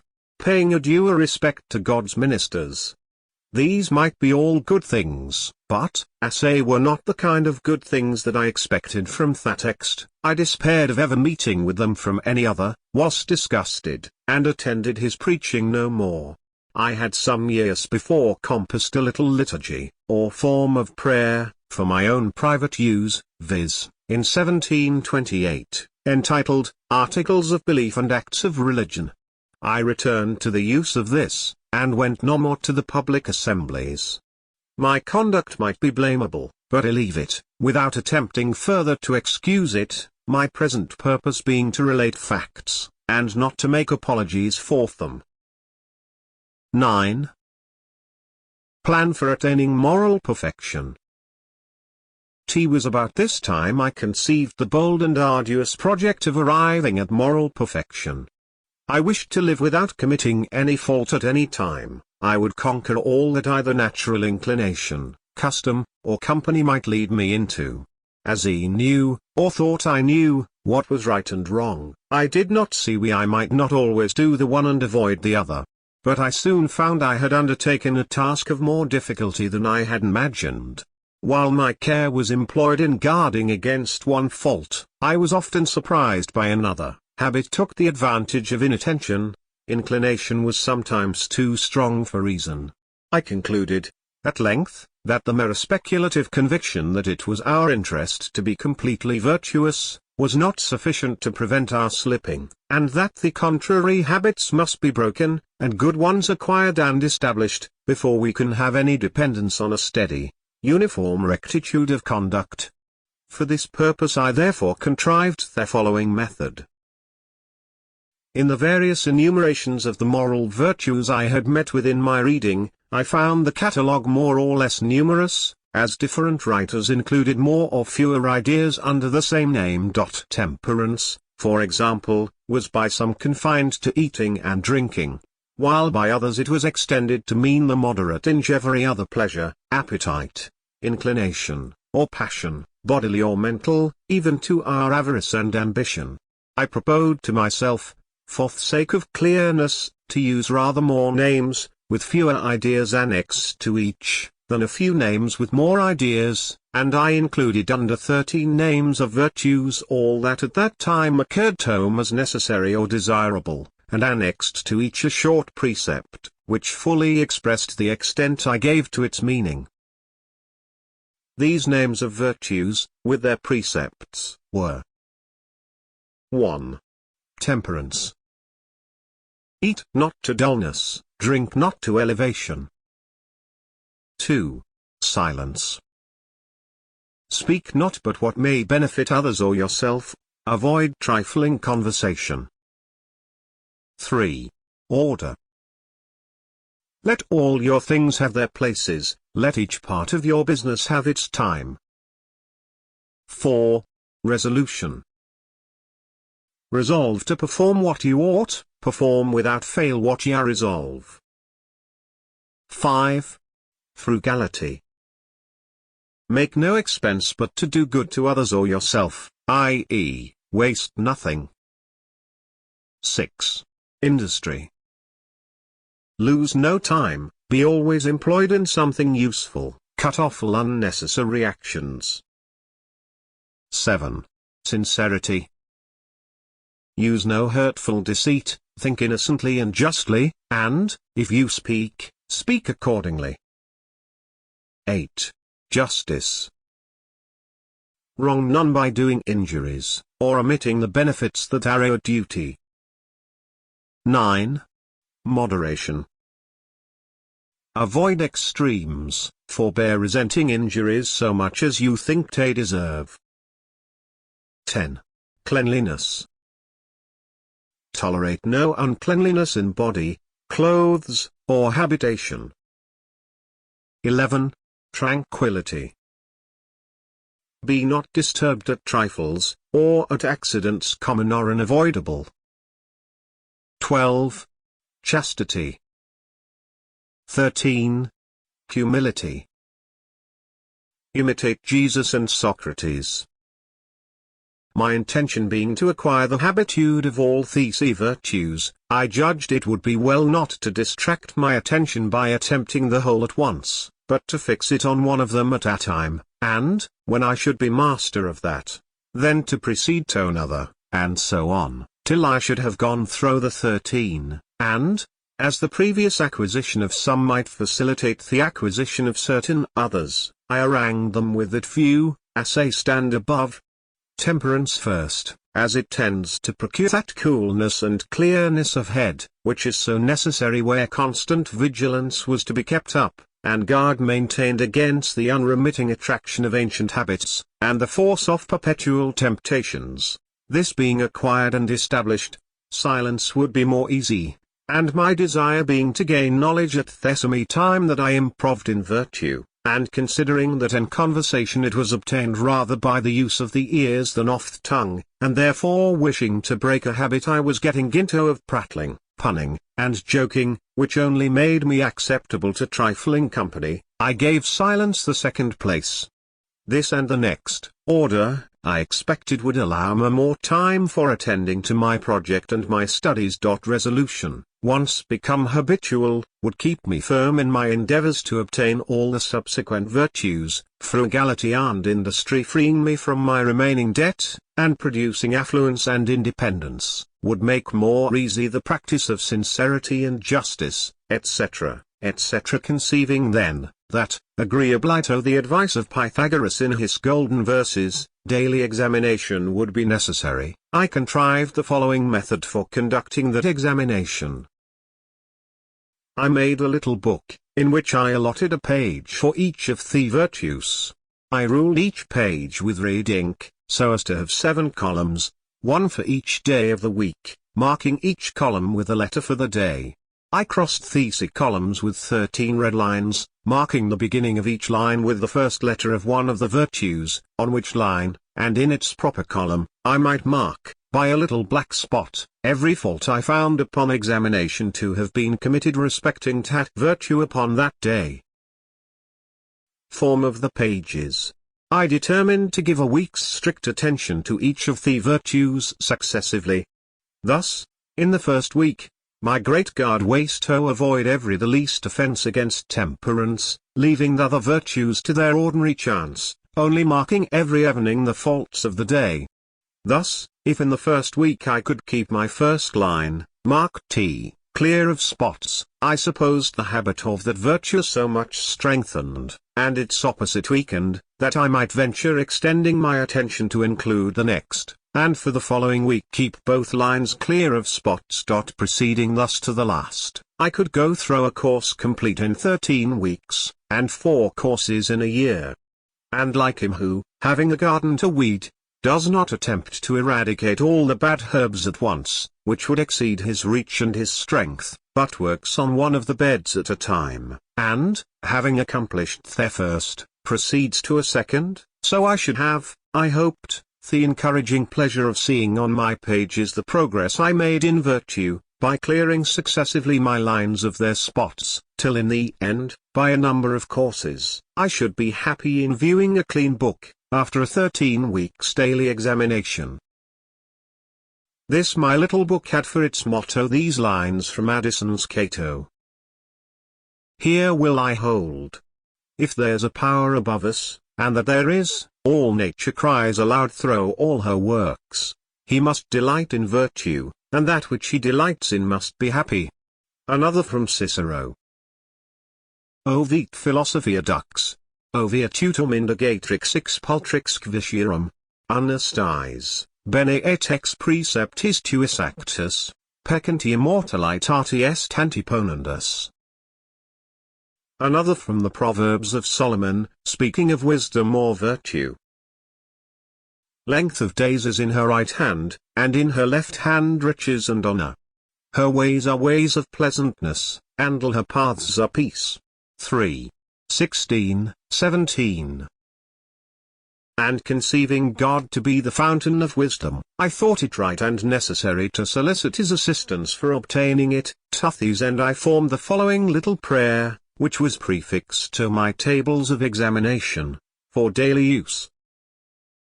O powerful goodness, bountiful Father, merciful guide, increase in me that wisdom which discovers my truest interest. Strengthen my resolutions to perform what that wisdom dictates. Accept my kind offices to thy other children as the honor return in my power for thy continual favors to me. I used also sometimes a little prayer which I took from Thomson's poems, viz. Father of light and life, thou good supreme, O teach me what is good, teach me thyself. Save me from folly, vanity, and vice, from every low pursuit, and fill my soul with knowledge, conscious peace, and virtue a pure, sacred, substantial, never fading bliss. The precept of order requiring that every part of my business should have its allotted time, one page in my little book contained the following scheme of employment for the 24 hours of a natural day. I entered upon the execution of this plan for self-examination, and continued it with occasional intermissions for some time. I was surprised to find myself so much fuller of faults than I had imagined, but I had the satisfaction of seeing them diminish. to avoid the trouble of renewing now and then my little book, which, by scraping out the marks on the paper of old faults to make room for new ones in a new course, became full of holes, I transferred me tables and precepts to the ivory leaves of a memorandum book, on which the lines were drawn with red ink, that made a durable stain, and on those lines I marked my faults with a black lead pencil, which marks I could easily wipe out with a wet sponge.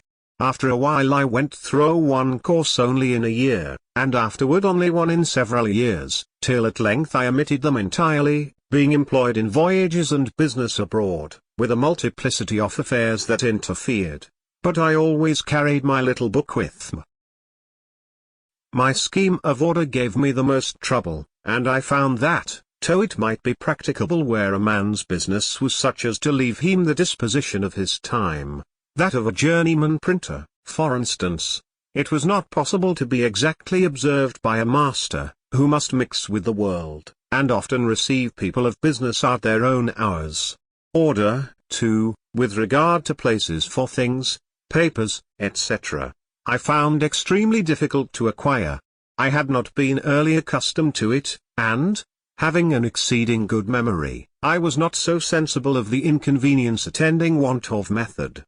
This article, therefore, cost me so much painful attention, and my faults in it vexed me so much, and I made so little progress in amendment, and had such frequent relapses, that he was almost ready to give up the attempt, and content myself with a faulty character in that respect, like the man who, in buying an axe of a smith, my neighbor, desired to have the whole of its surface as bright as the edge. The smith consented to grind it bright for him if he would turn the wheel. He turned, while the smith pressed the broad face of the axe hard and heavily on the stone, which made the turning of it very fatiguing. The man came every now and then from the wheel to see how the work went on, and our length would take his axe as it was, without farther grinding. No, said the smith, turn on, we shall have it bright by and by, as yet, it is only speckled. Yes, says the man, but I think I like a speckled axe best.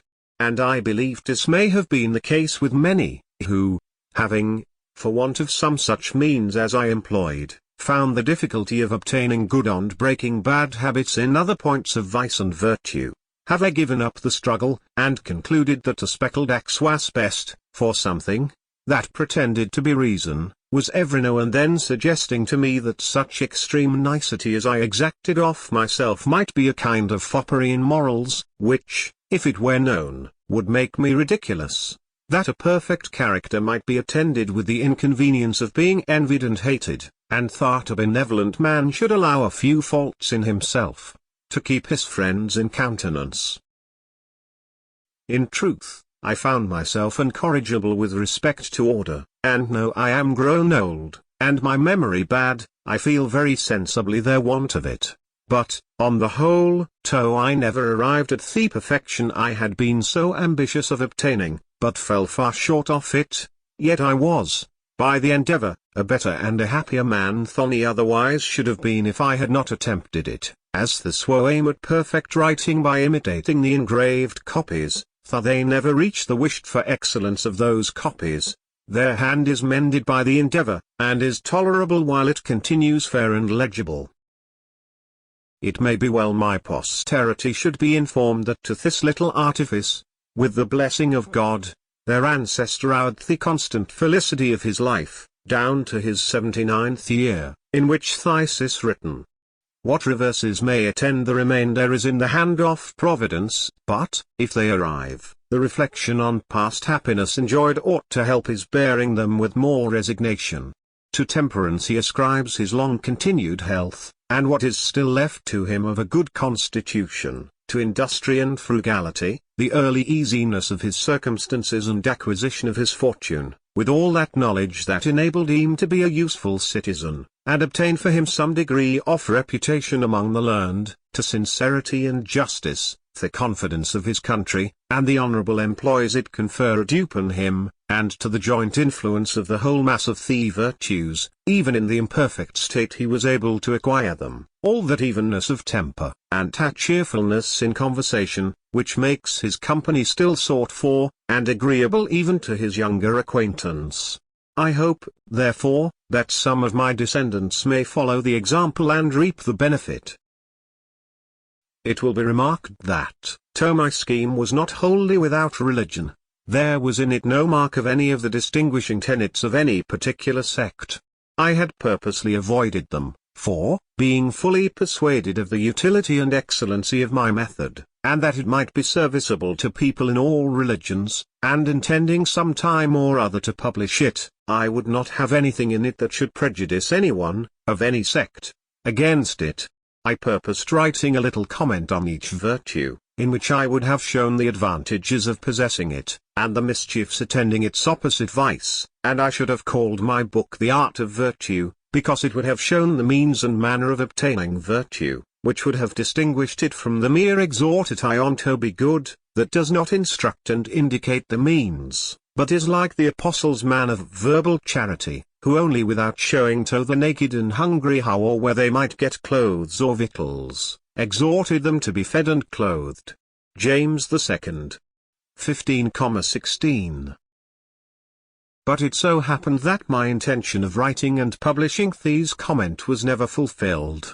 I did, indeed, from time to time, put down short hints of the sentiments, reasonings, etc., to be made use of in it, some of which I have still by me, but to necessary close attention to private business in the earlier part of my life, and public business since, have occasioned my postponing it, for, it being connected in my mind with a great and extensive project, that required the whole man to execute, and which in unforeseen succession of employs prevented my attending to, it has hitherto remained unfinished. In this piece it was my design to explain and enforce this doctrine, that vicious actions are not hurtful because they are forbidden, but forbidden because they are hurtful, the nature of man alone considered; that it was, therefore, everyone's interest to be virtuous who wished to be happy even in this world, and he should.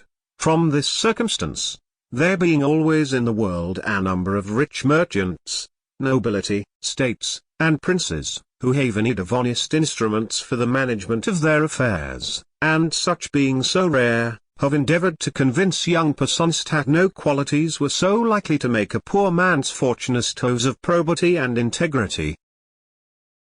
My list of virtues contained at first but 12, but a Quaker friend having kindly informed me that I was generally thought proud, that my pride showed itself frequently in conversation, that he was not content with being in the right when discussing any point, but was overbearing, and rather insolent, of which he convinced me by mentioning several instances, I determined endeavouring to cure myself, if I could, of this vice or folly among the rest, and I added humility to my list, giving an extensive meaning to the word. I cannot boast of much success in acquiring the reality of this virtue, but I had a good deal with regard to the appearance of it. I made it a rule to forbear all direct contradiction to the sentiments of others, and all positive assertion of my own.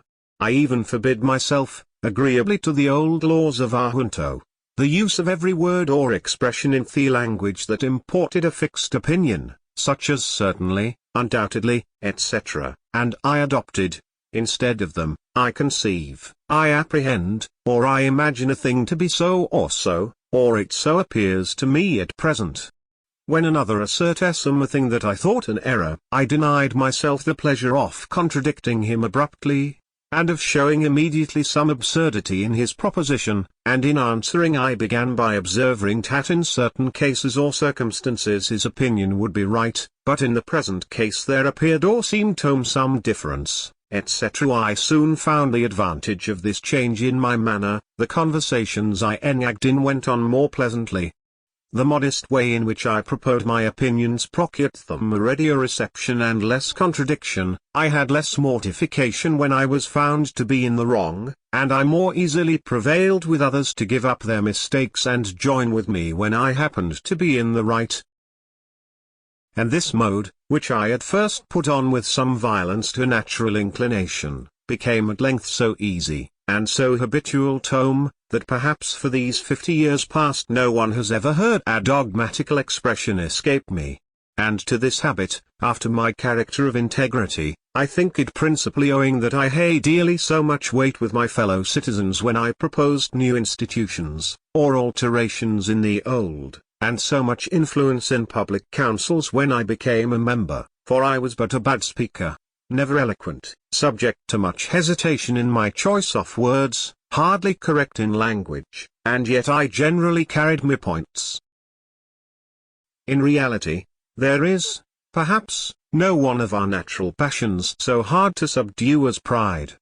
Disguise it, struggle with it, be at it down, stifle it, mortify it as much as one pleases, it is still alive, and will every now and then peep out and show itself. You will see it, perhaps, often in this history, for, even if I could conceive that I had completely overcome it, I should probably be proud of my humility. Thus far written at Passy, 1784.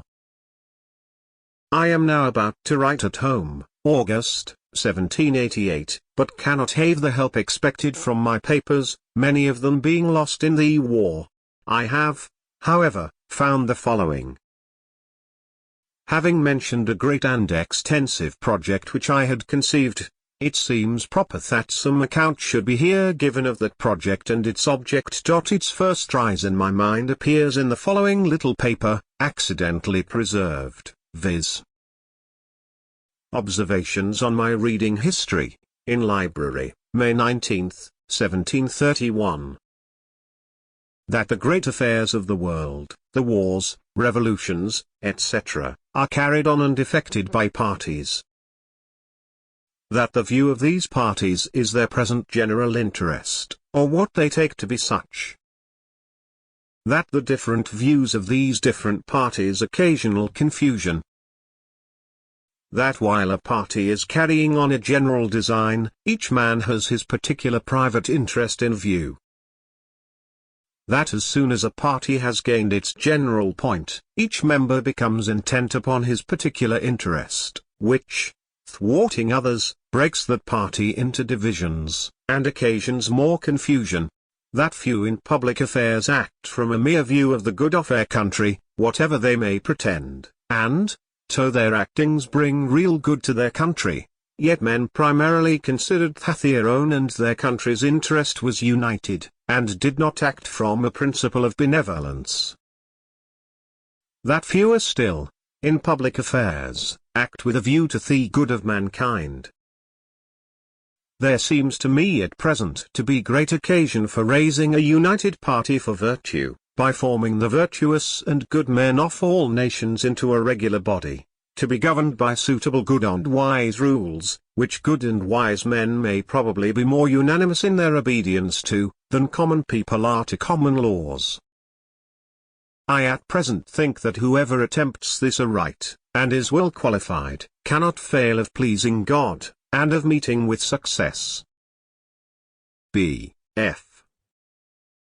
Revolving this project in my mind, as to be undertaken hereafter, when my circumstances should afford me the necessary leisure, I put down from time to time, on pieces of paper, such thoughts as occurred to me respecting it.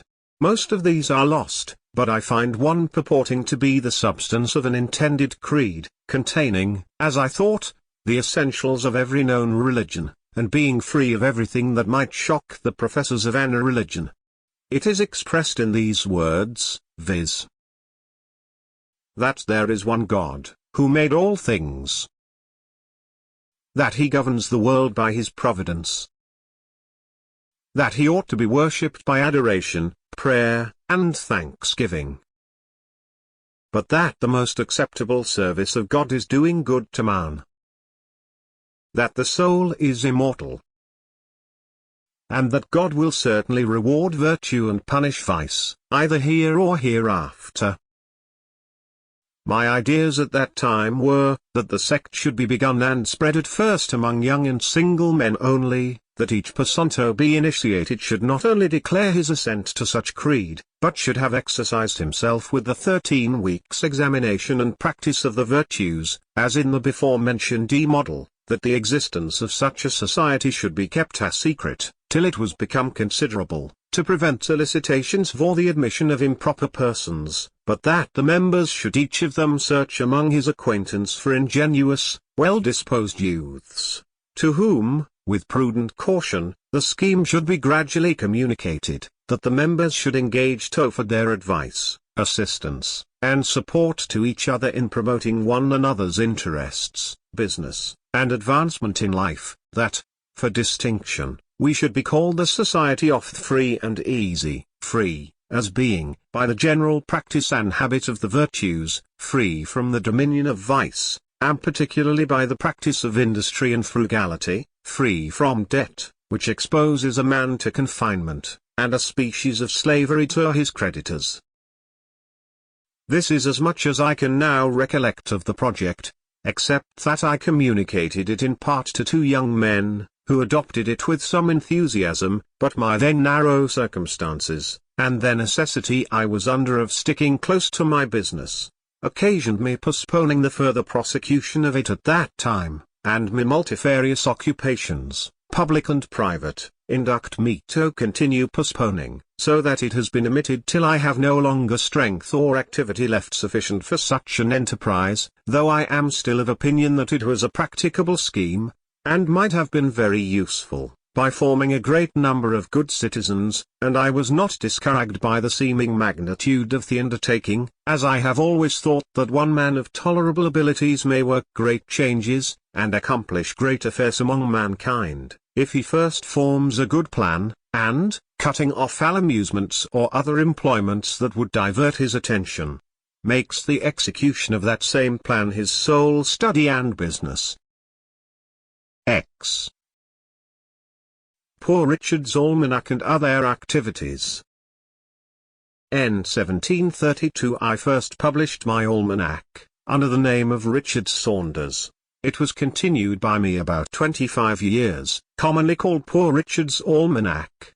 I endeavoured to make it both entertaining and useful, and it accordingly came to be in such demand, that I reaped considerable profit from it, vending annually near 10,000. And observing that it was generally read, scarce any neighbourhood in the province being without it, I considered it as a proper vehicle for conveying instruction among the common people, who bought scarcely any other books. I therefore filled all the little spaces that occurred between the remarkable days in the calendar with proverbial sentences, chiefly such as inculcated industry and frugality, as the means of procuring wealth, and thereby securing virtue, it being more difficult for a man in want, to act always honestly, as, to use here one of those proverbs, it is hard for an empty sack to stand upright.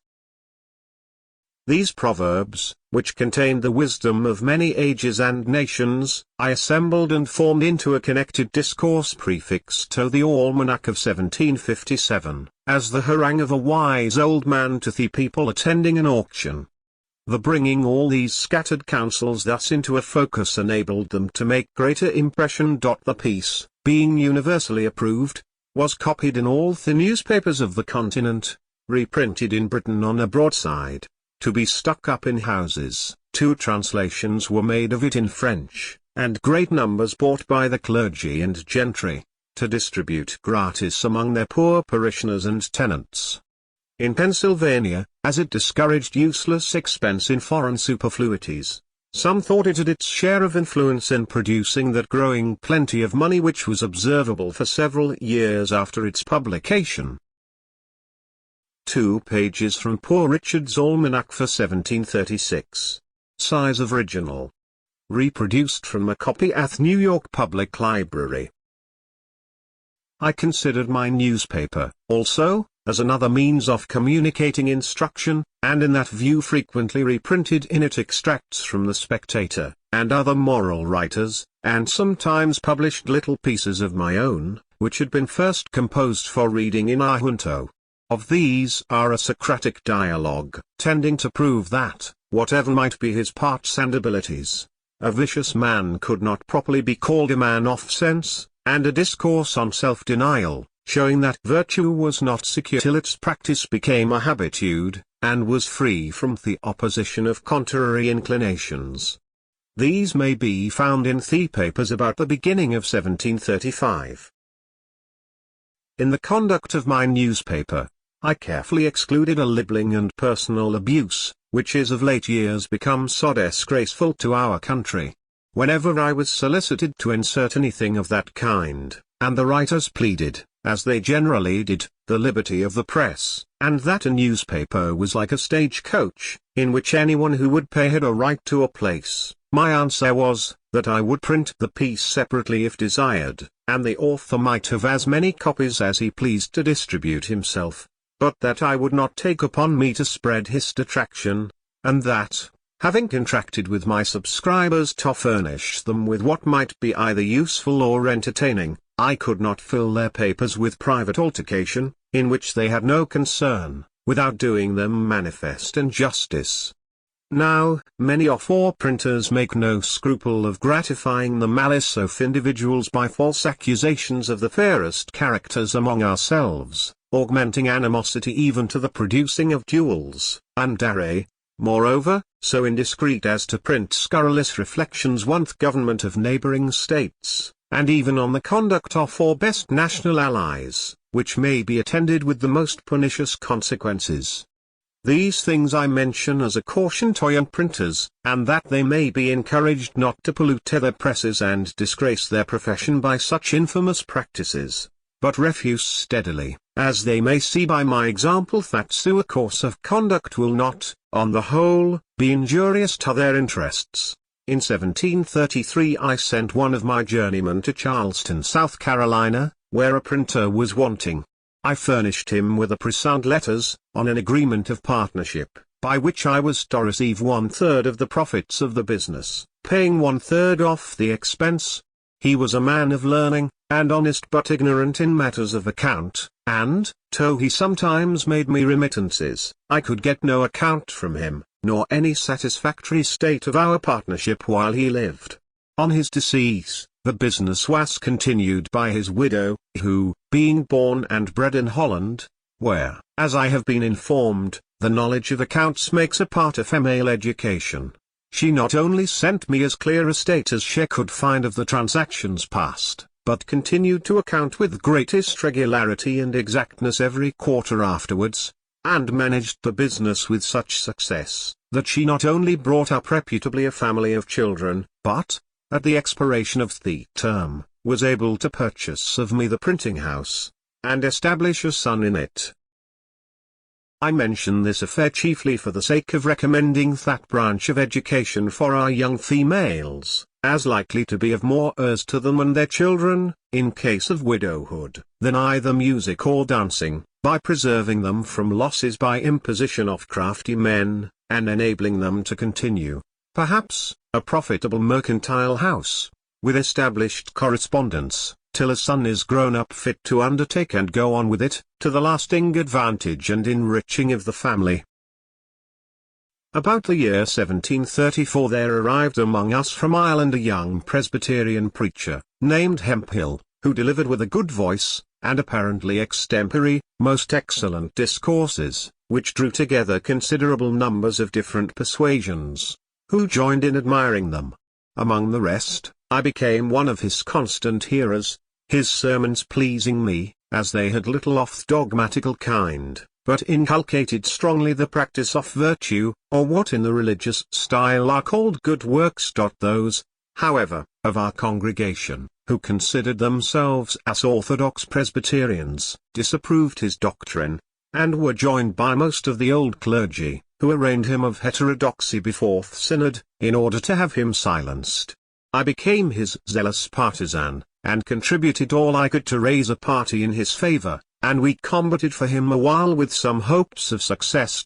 There was much scribbling pro and con upon the occasion, and finding that, though an elegant preacher, he was but a poor writer, I lent him my pen and wrote for him 2 or 3 pamphlets, and one piece in the Gazette of April, 1735. Those pamphlets, as is generally the case with controversial writings, so eagerly read at the time, were soon out of vogue, and I question whether a single copy of them now exists. During the contest an unlucky occurrence hurt his cause exceedingly. One of our adversaries, having heard him preach a sermon that was much admired, thought he had somewhere read the sermon before, or at least a part of it. On search, he found that part quoted at length, in one of the British reviews, from a discourse of Dr. Foster ''S." This detection gave many of our party disgust, who accordingly abandoned his cause, and occasioned our more speedy discomfiture in the synod. I stuck by him, however, as I rather approved his giving us good sermons composed by others, than bad ones of his own manufacture, though the latter was the practice of our common teachers. He afterward acknowledged to me that none of those he preached were his own, adding, that his memory was such as enabled him to retain and repeat any sermon after one reading only. On our defeat, he left us in search elsewhere of better fortune, and acquitted the congregation, never joining it after, though I continued many years my subscription for the support of its ministers. I had begun in 1733 to study languages. I soon made myself so much a master of the French as to be able to read the books with ease. I then undertook the Italian. An acquaintance, who was also learning it, asked often to tempt me to play chess with him. Finding these took up too much of the time I had to spare for study, I at length refused to play any more, unless on this condition, that the victor in every game should have a right to impose a task, either in parts of the grammar to be got by heart, or in translations, etc., which tasks the vanquished was to perform upon honor, before our next meeting. As we played pretty equally, we thus beat one another into that language. I afterwards, with a little painstaking, acquired as much of the Spanish as to read their books also. I have already mentioned that I had only 1 year's instruction in a Latin school, and that when very young, after which I neglected that language entirely. But, when I had attained an acquaintance with the French, Italian, and Spanish, I was surprised to find, on looking over a Latin Testament, that I understood so much more of that language than I had imagined, which encouraged me to apply myself again to the study of it, and I met with more success, as those preceding languages had greatly smoothed my way. From these circumstances, I have thought that there is some inconsistency in our common mode of teaching languages. We are told that it is proper to begin first with the Latin, and, having acquired that, it will be more easy to attain those modern languages which are derived from it, and yet we do not begin with Greek, in order more easily to acquire the Latin. It is true that, if you can clamber and get to the top of a staircase without using the steps, you will more easily gain them in descending, but certainly, if you begin with the lowest you will with more ease ascend to the top, and I would therefore offer it to the consideration of those who superintend the education of our youth, whether, since many of those who begin with the Latin quit the same after spending some years without having made any great proficiency, and what they have learnt becomes almost useless, so that their time has been lost, it would not have been better to have begun with the French, proceeding to the Italian, etc., for, though, after spending the same time, they should quit the study of languages and never arrive at the Latin, they would, however, have acquired another tongue or two, that, being in modern use, might be serviceable to them in common life. After 10 years' absence from Boston, and having become easy in me circumstances, I made a journey thither to visit my relations, which I could not sooner well afford. In returning, I called at Newport to see my brother, then settled there with his printing house. Our former differences were forgotten, and our meeting was very cordial and affectionate. He was fast declining in his health, and requested of me that, in case of his death, which you apprehended not far distant, I would take home his son, then but 10 years of age, and bring him up to the printing business. This he accordingly performed, sending him a few years to school before I took him into the office. His mother carried on the business till he was grown up, when I assisted him with an assortment of new types, those of his father being in a manner worn out. Thus at waste had I made my brother ample amends for the service I had deprived him of by leaving him so early. In 1736 I lost one of my sons, a fine boy of 4 years old, by the smallpox, taken in the common way. I long regretted bitterly, and still regret that I had not given it to him by inoculation. This I mention for the sake of parents who omit that operation, on the supposition that they should never forgive themselves if a child died under it, my example showing that the regret may be thesomy either way, and that, therefore, the safer should be chosen. Our club, the junto, was found so useful, and afforded such satisfaction to the members, that several were desirous of introducing their friends, which could not well be done without exceeding what we had settled as a convenient number, viz. 12. We had from the beginning made it a rule to keep our institution a secret, which was pretty well observed. The intention was to avoid applications of improper persons for admittance, some of whom, perhaps, we might find it difficult to refuse. I was one of the were against any addition to our number, but, instead of it, made in writing a proposal, that every member separately should endeavor to form a subordinate club, with the same rules respecting queries, etc., and without informing them of their connection with the junto. The advantages proposed were, the improvement of so many more young citizens by the use of our institutions, our better acquaintance with the general sentiments of the inhabitants on any occasion, as the junto member might propose what queries we should desire, and was to report to the junto what passed in his separate club, the promotion of our particular interests in business by more extensive recommendation, and the increase of our influence in public affairs, and our power of doing good by spreading through the several clubs the sentiments of their junto. The project was approved, and every member undertook to form his club, but they did not all succeed. 5 or 6 only were completed, which were called by different names, as the Vine, the Union, the Band, etc. They were useful to themselves, and afforded us a good deal of amusement, information, and instruction, besides answering, in some considerable degree, our views of influencing public opinion on particular occasions, of which I shall give some instances in course of time as they happened.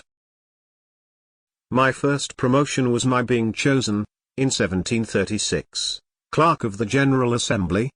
The choice was made that year without opposition, but the year following, when I was again proposed, the choice, like that of the members, being annual, a new member made a long speech against me, in order to favour some other candidate.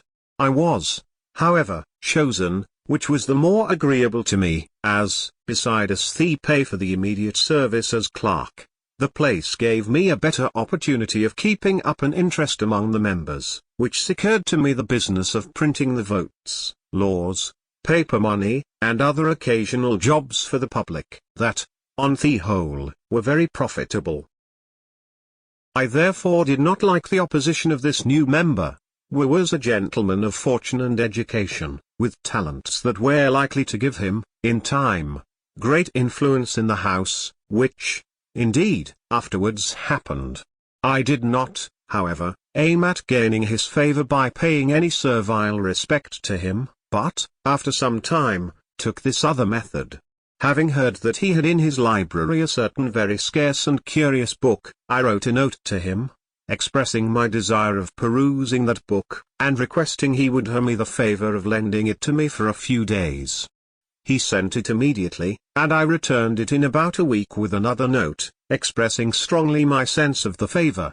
When we next met in the House, he spoke to me, which he had never done before, and with great civility, and he ever after manifested a readiness to serve him on all occasions, so that we became great friends, and our friendship continued to his death. This is another instance of the truth of an old maxim I had learned, which says, "He that has once done you a kindness will be more ready to do you another, than a whom you yourself have obliged." And it shows how much more profitable it is prudently to remove, than to resent, return, and continue inimical proceedings. in 1737, Colonel Spotswood, late Governor of Virginia, and then Postmaster General, being dissatisfied with the conduct of his deputy at Philadelphia, respecting some negligence in rendering, and inexactitude of his accounts, took from him the commission and offered it to me. I accepted it readily, and found it of great advantage, for, though the salary was small, it facilitated the correspondence that improved my newspaper, increased the number demanded, as well as the advertisements to be inserted, so that it came to afford me a considerable income.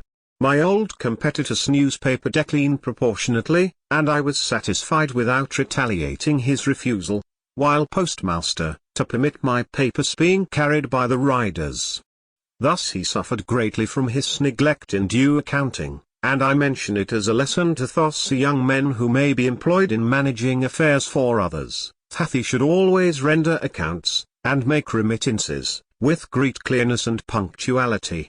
The character of observing such a conduct is the most powerful of all recommendations to new employments and increase of business. 11.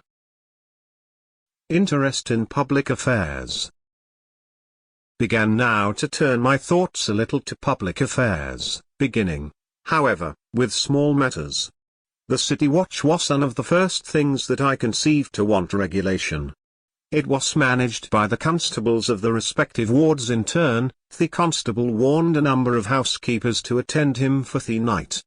Those who chose never to attend, paid him 6 shillings a year to be excused, which was supposed to be for hiring substitutes, but was, in reality, much more than was necessary for that purpose, and made the constableship a place of profit, and the constable, for a little drink, often got such ragamuffins about him as a watch, that respectable housekeepers did not choose to mix with. Walking the rounds, too, was often neglected, and most of the nights spent in tippling. I thereupon wrote a paper to be read in Junto, representing these irregularities, but insisting more particularly on the inequality of this 6-shilling tax of the constables, respecting the circumstances of those who paid it, since a poor widow housekeeper, all whose property to be guarded by the watch did not perhaps exceed the value of £50, paid as much as the wealthiest merchant, who had thousands of pounds worth of goods in his stores. On the whole, I proposed as a more effectual watch, the hiring of proper men to serve constantly in that business, and as a more equitable way of supporting the charge, the levying a tax that should be proportioned to the property. This idea, being approved by the Junto, was communicated to the other clubs, but as arising in each of them, and though the plan was not immediately carried into execution, yet, by preparing the minds of people for the change, it paved the way for the law obtained a few years after, when the members of our clubs were grown into more influence. About this time I wrote a paper, first to be read in Junto, but it was afterward published, on the different accidents and carelessnesses by which houses were set on fire, with cautions against them, and means proposed of avoiding them. This was much spoken of as a useful piece, and gave rise to a project, which soon followed it, of forming a company for the more ready extinguishing of fires, and mutual assistance in removing and securing of goods when in danger. Associates in this scheme were presently found, amounting to 30. Our articles of agreement obliged every member to keep always in good order, and fit for use, a certain number of leather buckets, with strong bags and baskets, for packing and transporting of goods, which were to be brought to every fire, and we agreed to meet once a month and spend a social evening together, in discoursing and communicating such ideas as occurred to us upon subjects of fires, as might be useful in our conduct on such occasions. The utility of this institution soon appeared, and many more desiring to be admitted than we thought convenient for one company, they were advised to form another, which was accordingly done, and this went on, one new company being formed after another, till they became so numerous as to include most of the inhabitants who were men of property, and now, at the time of my writing this, thupward of 50 years since its establishment, that which I first formed, called the Union Fire Company, still subsists and flourishes, So the first members are all deceased but myself and Dunn, who is older by a year than I am. The small fines that have been paid by members for absence at the monthly meetings have been applied to the purchase of fire engines, ladders, fire hooks, and other useful implements for each company, so that I question whether there is a city in the world better provided with the means of putting a stop to beginning conflagrations, and, in fact, since these institutions, the city has never lost by fire more than 1 or 2 houses at a time, and the flames have often been extinguished before the house in which they began has been half consumed. In 1739 arrived among us from Ireland the Reverend Mr. Whitefield, who had made himself remarkable there as an itinerant preacher. He was at first permitted to preach in some of our churches, but the clergy, taking a dislike to him, soon refused him their pulpits, and he was obliged to preach in the fields. The multitudes of all sects and denominations that attended his sermons were enormous, and it was matter of speculation to me, who was one of the number, to observe the extraordinary influence of his oratory on his hearers, and how much they admired and respected him, notwithstanding his common abuse of them, by assuring them they were naturally half beasts and half devils. It was wonderful to see the change soon made in the manners of our inhabitants. From being thoughtless or indifferent about religion, it seemed as if all the world were growing religious, so that one could not walk through the town in an evening without hearing psalms sung in different families of every street. And it being found inconvenient to assemble in the open air, subject to its inclemencies, the building of a house to meet in was no sooner proposed, and persons appointed to receive contributions, but sufficient sums were soon received to procure ground and erect the building, which was 100 feet long and 70 broad, about the size of Westminster Hall, and the work was carried on with such spirit as to be finished in a much shorter time than could have been expected. Both house and ground were vested in trustees, expressly for the use of any preacher of any religious persuasion who might desire to say something to the people at Philadelphia, the design in building not being to accommodate any particular sect, but the inhabitants in general, so that even if the Mufti of Constantinople were to send a missionary to preach Mohammedanism to us, he would find a pulpit at this service. Mr. Whitefield, in leaving us, went preaching all the way through the colonies to Georgia. The settlement of that province had latterly been begun, but, instead of being made with hardy, industrious husbandmen, accustomed to labor, the only people fit for such an enterprise, it was with families of broken shopkeepers and other insolvent debtors, many of indolent and idle habits, taken out of jails, who, being set down in the woods, unqualified for clearing land, and unable to endure hardships of a new settlement, perished in numbers, leaving many helpless children unprovided for. The sight of their miserable situation inspired the benevolent heart of Mr. Whitefield with the idea of building an orphan house there, in which they might be supported and educated. Returning northward, he preached up this charity, and made large collections, for his eloquence had a wonderful power over the hearts and purses of his hearers, of which I myself was an instance. I did not disapprove of the design, but, as Georgia was then destitute of materials and workmen, and it was proposed to send them from Philadelphia at a great expense, I thought it would have been better to have built the house here, and brought the children to it. This I advised, but he was resolute in his first project, rejected my counsel, and I therefore refused to contribute. I happened soon after to attend one of his sermons, in the course of which I perceived he intended to finish with a collection, and I silently resolved he should get nothing from me. I had in my pocket a handful of copper money, 3 or 4 silver dollars, and 5 pistoles in gold.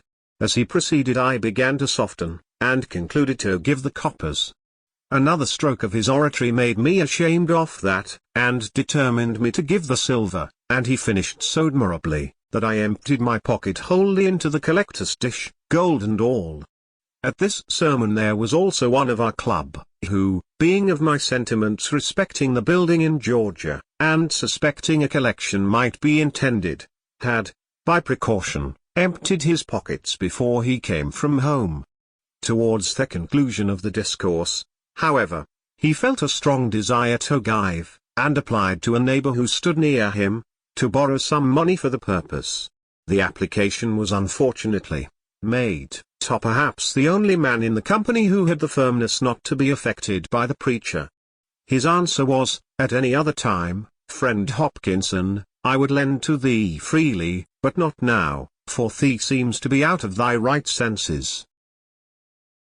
Some of Mr. Whitefield's enemies affected to suppose that Hugh would apply these collections to his own private emolument, but I, who was intimately acquainted with him, being employed in printing his sermons and journals, etc., never had the least suspicion of his integrity, but am to this day decidedly of opinion that he was in all his conduct a perfectly honest man, and methinks my testimony in his favour ought to have the more weight, as we had no religious connection.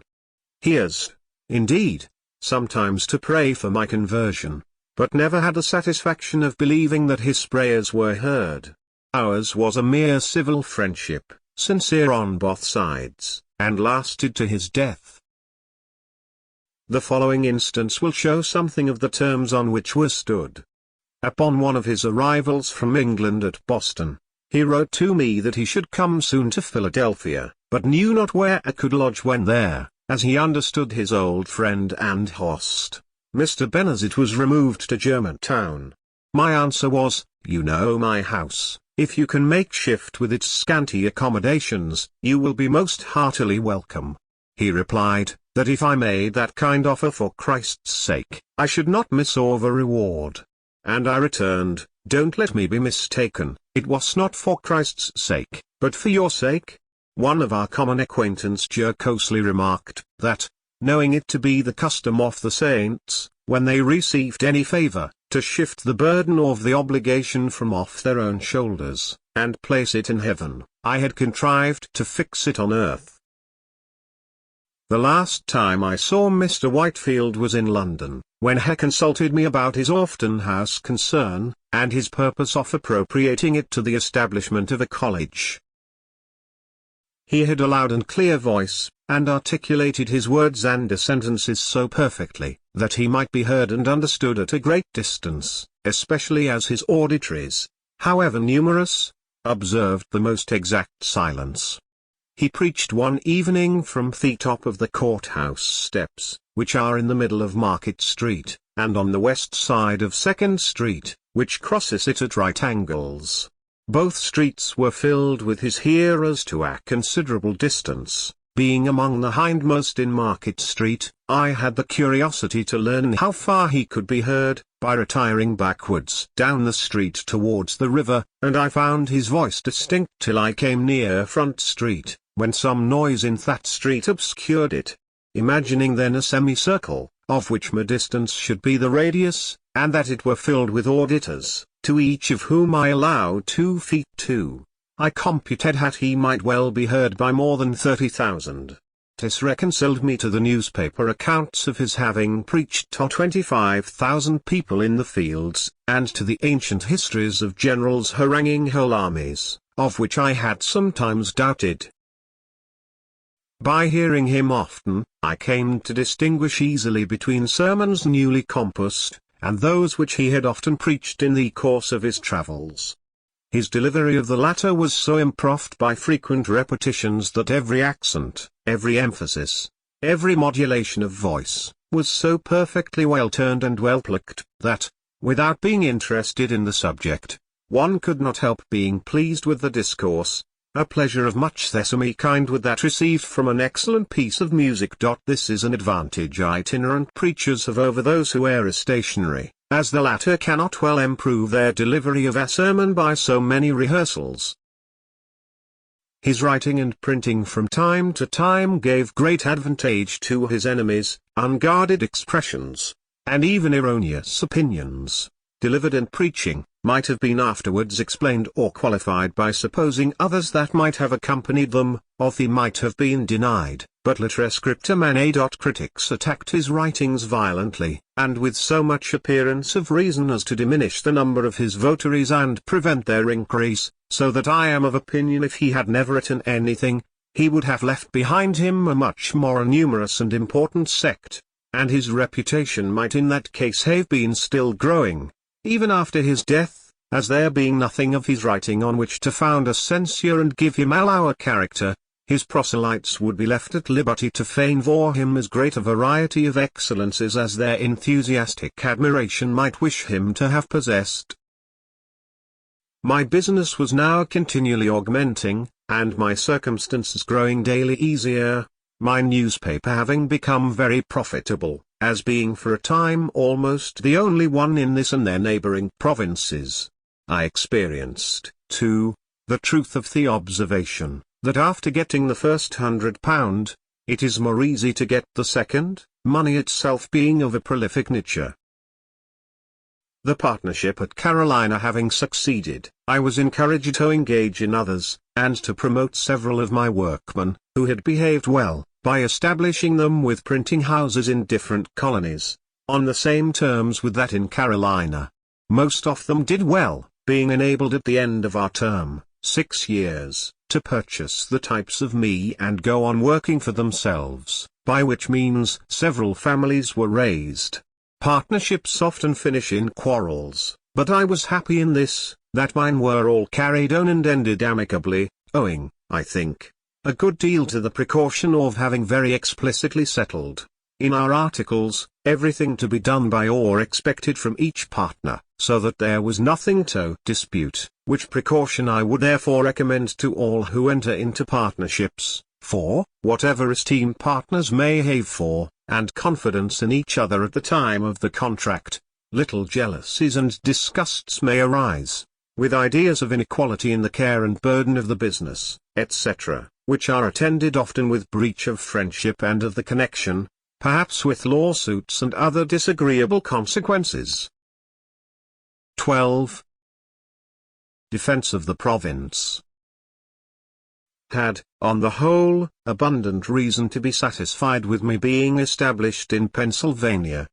There were, however, 2 things that I regretted, there being no provision for defense, nor for a complete education of youth, no militia, nor any college. Therefore, in 1743, drew up a proposal for establishing an academy, and at that time, thinking the Reverend Mr. Peters, who was out of employ, a fit person to superintend such an institution, I communicated the project to him, but he, having more profitable views in the service of the proprietaries, which succeeded, declined the undertaking, and, not knowing another at that time suitable for such a trust, I let the scheme lie a while dormant. I succeeded better the next year, 1744, in proposing and establishing a philosophical society. The paper I wrote for that purpose will be found among my writings, when collected. With respect to defense, Spain having been several years at war against Great Britain, and being at length joined by France, which brought us into great danger, and the laboured and long-continued endeavour of our governor, Thomas, to prevail with our Quaker Assembly to pass a militia law, and make other provisions for the security of the province, having proved abortive, I determined to try what might be done by a voluntary association of the people. To promote this, I first wrote and published a pamphlet, entitled Plain Truth, in which I stated our defenceless situation in strong lights, with the necessity of union and discipline for our defense, and promised to propose in a few days an association, to be generally signed for that purpose. The pamphlet had a sudden and surprising effect. I was called upon for the instrument of association, and having settled the draft of it with a few friends, I appointed a meeting of the citizens in the large building before mentioned. The house was pretty full. I had prepared a number of printed copies, and provided pens and ink dispersed all over the room. I harangued them a little on the subject, read the paper, and explained it, and then distributed the copies, which were eagerly signed, not the least objection being made. When the company separated, and the papers were collected, were found above 1,200 hands, and, other copies being dispersed in the country, the subscribers amounted at length to upward of 10,000.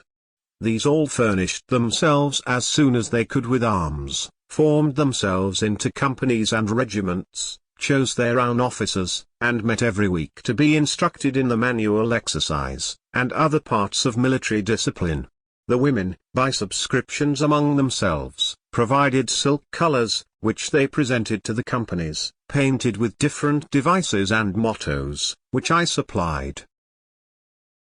One of the flags of the Pennsylvania Association, 1747. Designed by Franklin and made by the women of Philadelphia. The officers of the companies composing the Philadelphia regiment, being met, chose me for their colonel, but, conceiving myself unfit, I declined that station, and recommended Mr. Lawrence, a fine person, and man of influence, who was accordingly appointed. I then proposed a lottery to defray the expense of building a battery below the town, and furnishing it with cannon. It filled expeditiously, and the battery was soon erected, the melons being framed of logs and filled with earth. We bought some old cannon from Boston, but, these not being sufficient, we wrote to England for more, soliciting, at the same time, all proprietaries for some assistance, though without much expectation of obtaining it. Meanwhile, Colonel Lawrence, William Allen, Abram Taylor, Esquire, and myself were sent to New York by the Associators, commissioned to borrow some cannon of Governor Clinton. He at first refused use peremptorily, but at dinner with his council, where there was great drinking of Madeira wine, as the custom of that place then was, he softened by degrees, and said he would lend us 6. After a few more bumpers he advanced to 10, and at length he very good-naturedly conceded 18. There were fine cannon, 18-pounders, with their carriages, which we soon transported and mounted on our battery, where the Associators kept a nightly guard while the war lasted, and among the rest I regularly took my turn of duty there as a common soldier. My activity in these operations was agreeable to the governor and council. They took me into confidence, and I was consulted by them in every measure wherein their concurrence was thought useful to the association. Calling in the aid of religion, I proposed to them the proclaiming a fast, to promote reformation, and implore the blessing of heaven on our undertaking.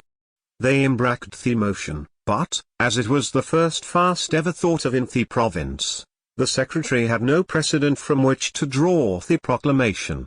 My education in New England, where a fast is proclaimed every year, was here of some advantage. I drew it in the accustomed style. It was translated into German, printed in both languages, and divulged throughout the province.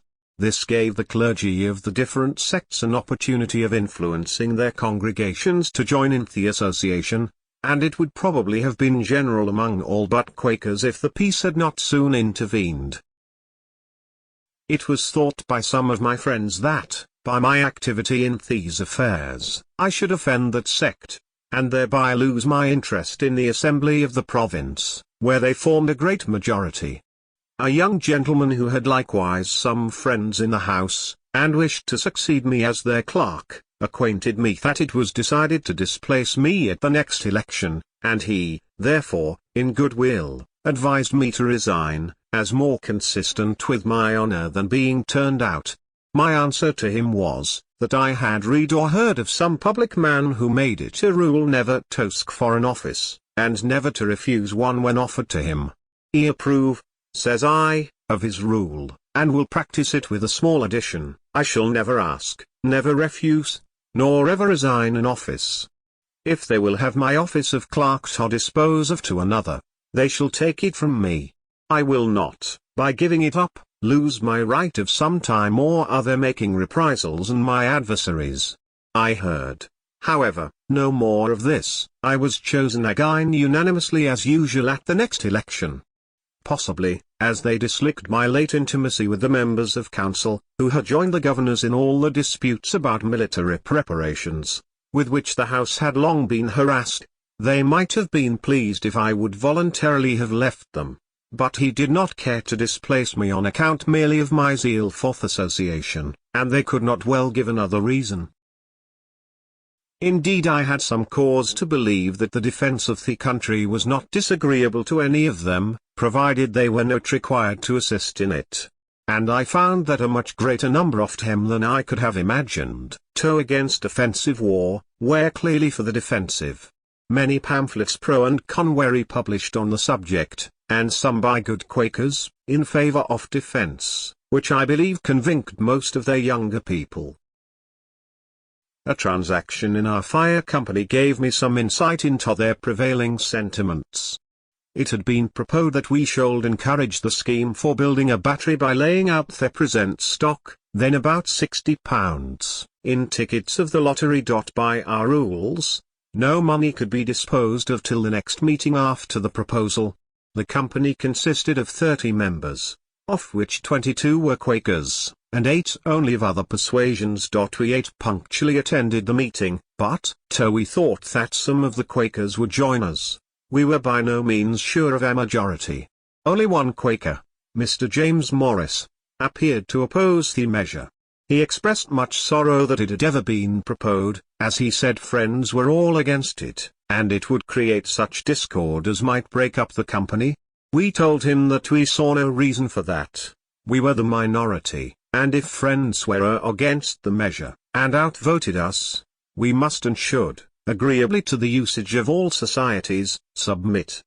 When the hour for business arrived, it was moved to put the vote. He allowed we might then do it by the rules, but, as he could assure us that a number of members intended to be present for the purpose of opposing it, it would be but candid to allow little time for their appearing.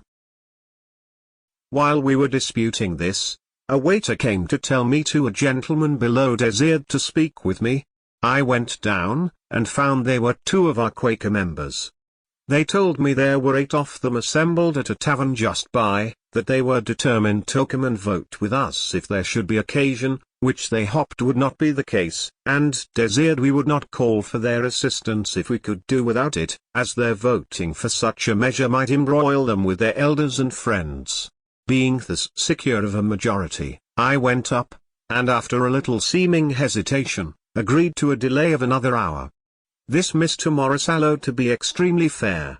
Not one of his opposing friends appeared, at which he expressed great surprise, and, at the expiration of the hour, we carried the resolution 8-1, and of the 22 Quakers, 8 were ready to vote with us, and 13, by their absence, manifested that they were not inclined to oppose the measure. I afterward estimated their proportion of Quakers sincerely against defense as 1-21 only, for these were all regular members of that society, and in good reputation among them, and had due notice of what was proposed at that meeting.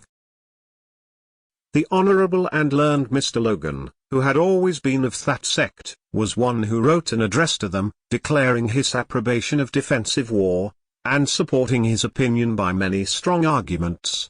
He put into my hands £60 to be laid out in lottery tickets for the battery, with directions to apply what prizes might be drawn wholly to that service.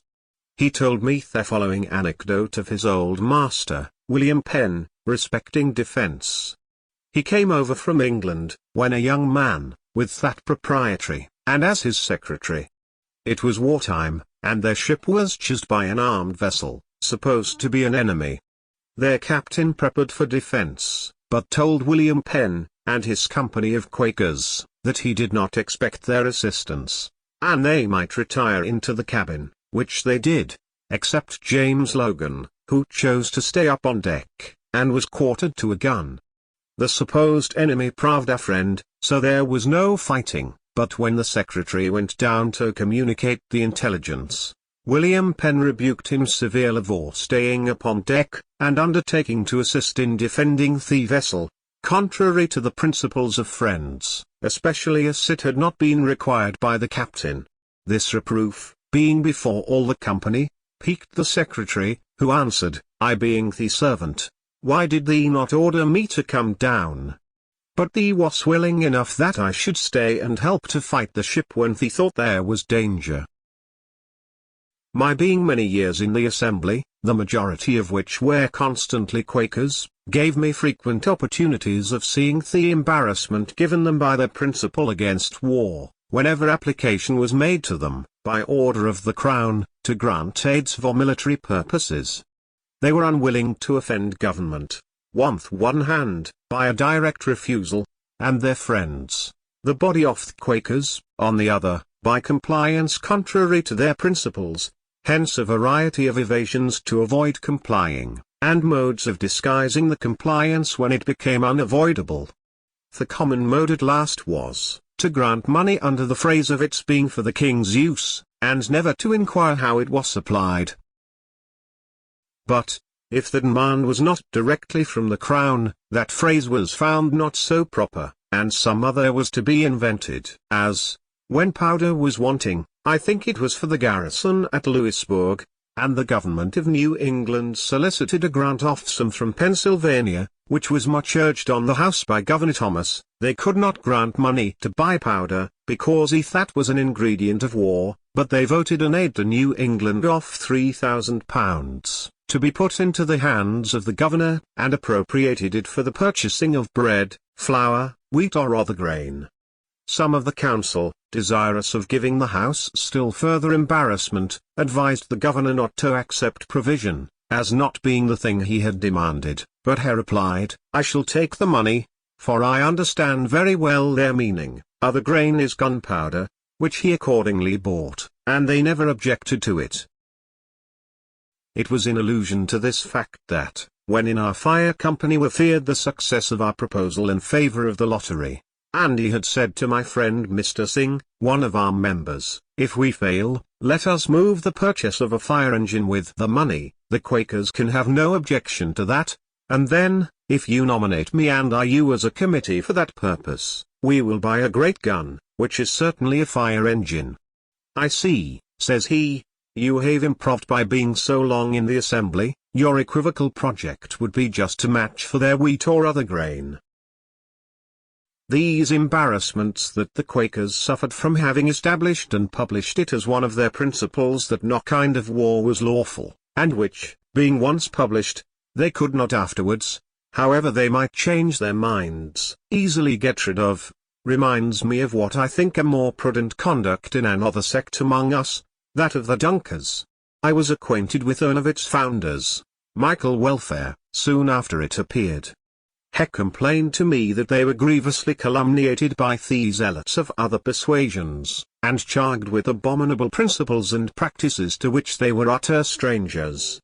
I told him this had always been the case with new sects, and that, to put a stop to such abuse, I imagined it might be well to publish articles of their belief, and the rules of their discipline. He said that it had been proposed among them, but not agreed to. For this reason, when we were first drawn together as a society, it had pleased God to enlighten our minds so far as to see that some doctrines, which we once esteemed truths, were errors, and that others, which we had esteemed errors, were real truths. Greater than from time to time he has been pleased to afford us farther light, and our principles have been improving, and our errors diminishing. Now we are not sure that we are arrived at the end of this progression, and at the perfection of spiritual or theological knowledge, and we fear that, if we should once print our confession of faith, we should feel ourselves as if bound and confined by it, and perhaps be unwilling to receive further improvement, and our successors still more so, as conceiving what we their elders and founders had done, to be something sacred, never to be departed from. This modesty in a sect is perhaps a singular instance in the history of mankind, every other sect supposing itself in possession of all truth, and that those who differ are so far in the wrong, like a man travelling in foggy weather, those at some distance before him on the road he sees wrapped up in the fog, as well as those behind him, and also the people in the fields on each side, but near him all appears clear, though in truth he is as much in the fog as any of them. To avoid this kind of embarrassment, the Quakers have of late years been gradually declining the public service in the assembly and in the magistracy, choosing rather to keep their power than their principle. In order of time, I should have mentioned before, that having, in 1742, invented an open stove for the better warming of rooms, and at the same time saving fuel, as the fresh air admitted was warmed in entering, I made a present of the model to Mr. Robert Grace, one of my early friends, who, having an iron furnace, 85, found the casting off plates for these stoves a profitable thing, as they were growing in demand.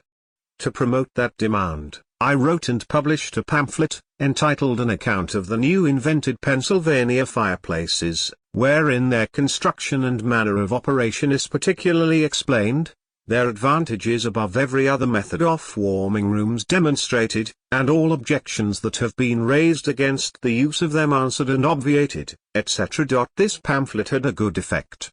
Gov.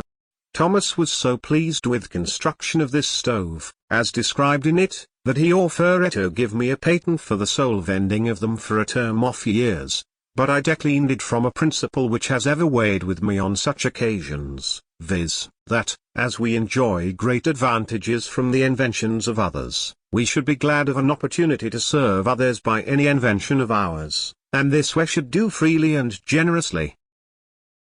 An ironmonger in London, however, assuming a good deal of my pamphlet, and working it up into his own, and making some small changes in the machine, which rather hurt its operation, got a patent for it there, and made, as I was told, a little fortune by it.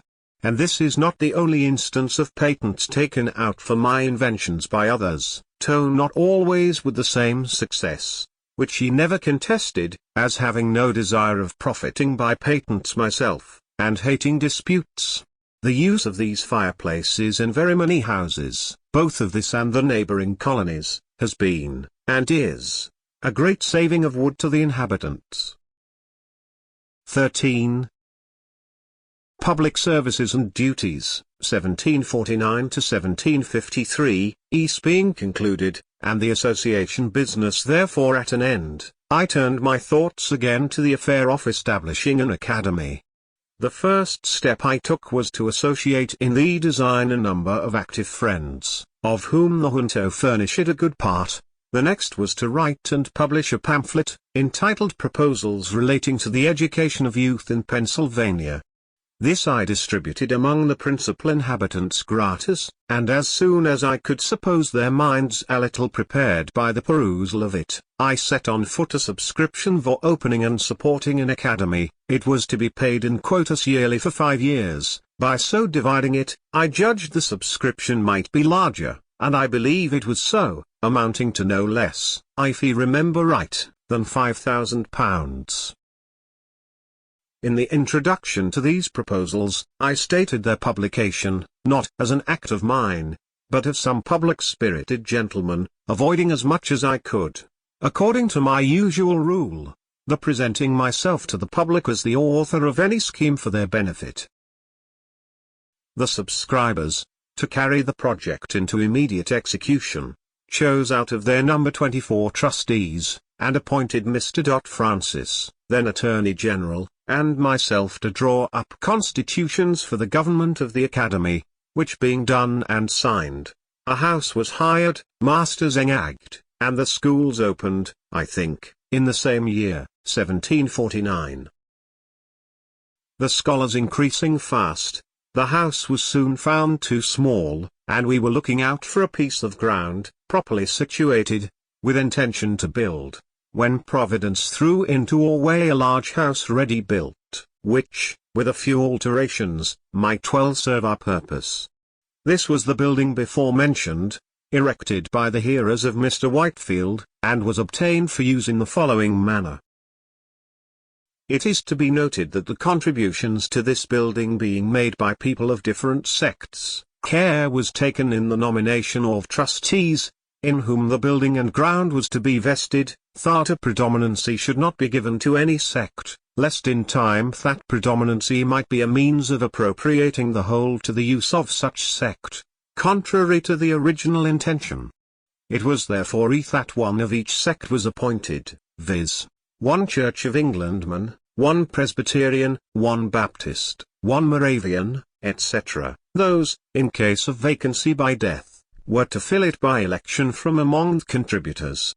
The Moravian happened not to please his colleagues, and on his death they resolved to have no other of that sect. The difficulty then was, how to avoid having two of some other sect, by means of the new choice. Several persons were named, and for that reason not agreed to. At length one mentioned me, with the observation that I was merely an honest man, and of no sect at all, which prevailed with them to choose me. The enthusiasm which existed when the house was built had long since abated, and its trustees had not been able to procure fresh contributions for paying the ground rent, and discharging some other debts the building had occasioned, which embarrassed them greatly. Being now a member of both sets of trustees, that for the building and that for the academy, I had a good opportunity of negotiating with both, and brought them finally to an agreement, by which the trustees for the building were to cede it to those of the academy, the latter undertaking to discharge the debt, to keep forever open in the building a large hall for occasional preachers, according to the original intention, and maintain a free school for the instruction of poor children. Writings were accordingly drawn, and on paying the debts the trustees of the academy were put in possession of the premises, and by dividing the great and lofty hall into stories, and different rooms above and below for the several schools, and purchasing some additional ground, the whole was soon made fit for our purpose, and the scholars removed into the building. The care and trouble of agreeing with the workmen, purchasing materials, and superintending the work, fell upon me, and I went through it the more cheerfully, as it did not then interfere with my private business, having the year before taken a very able, industrious, and honest partner, Mr. David Hall, with whose character I was well acquainted, as he had worked for me 4 years. He took off my hands all care of the printing office, paying punctually my share of the profits. The partnership continued 18 years, successfully for us both. The trustees of the academy, after a while, were incorporated by a charter from the governor. Their funds were increased by contributions in Britain and grants of land from the proprietaries, to which the assembly has since made considerable addition, and thus was established the present University of Philadelphia. I have been continued one of its trustees from the beginning, now near 40 years, and have had the very great pleasure of seeing a number of the youth who have received education in it, distinguished by their improved abilities, serviceable in public stations, and ornaments to their country. When I disengaged myself, as above mentioned, from private business, I flattered myself that, by the sufficient to moderate fortune I had acquired, I had secured leisure during the rest of my life for philosophical studies and amusements. I purchased all Dr. Spence's apparatus, who had come from England to lecture here, and he proceeded in my electrical experiments with great alacrity, but public, now considering me as a man of leisure, laid hold of them for their purposes, every part of our civil government, and almost at the same time, imposing some duty upon me. The governor put me into the commission of the peace, the corporation of the city chose me of the common council, and soon after an alderman, and the citizens at large chose me a burgess to represent them in assembly. This latter station was the more agreeable to me, as I was at length tired with sitting there to hear debates, in which, as clerk, I could take no part, and which were often soon entertaining that I was inducted to amuse myself with making magic squares or circles, or anything to avoid weariness, and I conceived me becoming a member would enlarge my power of doing good. I would not, however, insinuate that my ambition was not flattered by these promotions. It certainly was, for, considering my low beginning, they were great things to me, and they were still more pleasing, as being so many spontaneous testimonies of the public's good opinion, and by me entirely unsolicited. The office of Justice of the Peace I tried a little, by attending a few courts, and sitting on the bench to hear causes, but finding that more knowledge of the common law than I possessed was necessary to act in that station with credit, I gradually withdrew from it, excusing myself by my being obliged to attend the higher duties of a legislator in the assembly. My election to this trust was repeated every year for 10 years, without my ever asking any elector for his vote, or signifying, either directly or indirectly, any desire of being chosen. On taking my seat in the House, my son was appointed their clerk. The year following, a treaty being to be held with the Indians at Carlisle, the governor sent a message to the House, proposing that they should nominate some of their members, to be joined with some members of council, as commissioners for that purpose. The House named the Speaker, Mr. Norris, and myself, and, being commissioned, we went to Carlisle, and met the Indians accordingly. As those people are extremely apt to get drunk, and, when so, are very quarrelsome and disorderly, we strictly forbade the selling any liquor to them, and when they complained of this restriction, we told them that if they would continue sober during the treaty, we would give them plenty of rum when business was over. They promised this, and they kept their promise, because they could get no liquor, and the treaty was conducted very orderly, and concluded to mutual satisfaction. They then claimed and received the rum. This was in the afternoon. They were near 100 men, women, and children, and were lodged in temporary cabins, built in the form of a square, just without the town. In the evening, hearing a great noise among them, the commissioners walked out to see what was the matter. We found they had made a great bonfire in the middle of the square. They were all drunk, men and women, quarreling and fighting. Their dark-colored bodies, half naked, seen only by the gloomy light of the bonfire, running after and beating one another with firebrands, accompanied by their horridlings, formed a scene the most resembling our ideas of health that could well be imagined. There was no appeasing the tumult, and we retired to our lodging. At midnight a number of them came thundering at our door, demanding more rum, of which we took no notice. The next day, sensible they had misbehaved in giving us that disturbance, they sent 3 of their old councillors to make their apology. The orator acknowledged the fault, but laid it upon the rum, and then endeavoured to excuse the rum by saying, "The Great Spirit, who made all things, made everything for some use, and whatever use he designed anything for, that use it should always be put to. Now, when he made rum, he said, let this be for Indians to get drunk with, and it must be so. And, indeed, if it be the design of Providence to extirpate the sea savages in order to make room for cultivators of the earth, it seems not improbable that rum may be the appointed means. It has already annihilated all the tribes who formerly inhabited the sea coast." In the evening, hearing a great noise among them, the commissioners walked out to see what was the matter. In 1751, Dr. Thomas Bond, a particular friend of mine, conceived the idea of establishing a hospital in Philadelphia, a very beneficent design, which has been ascribed to me, but was originally his, for the resection and cure of poor sick persons, whether inhabitants of the province or strangers.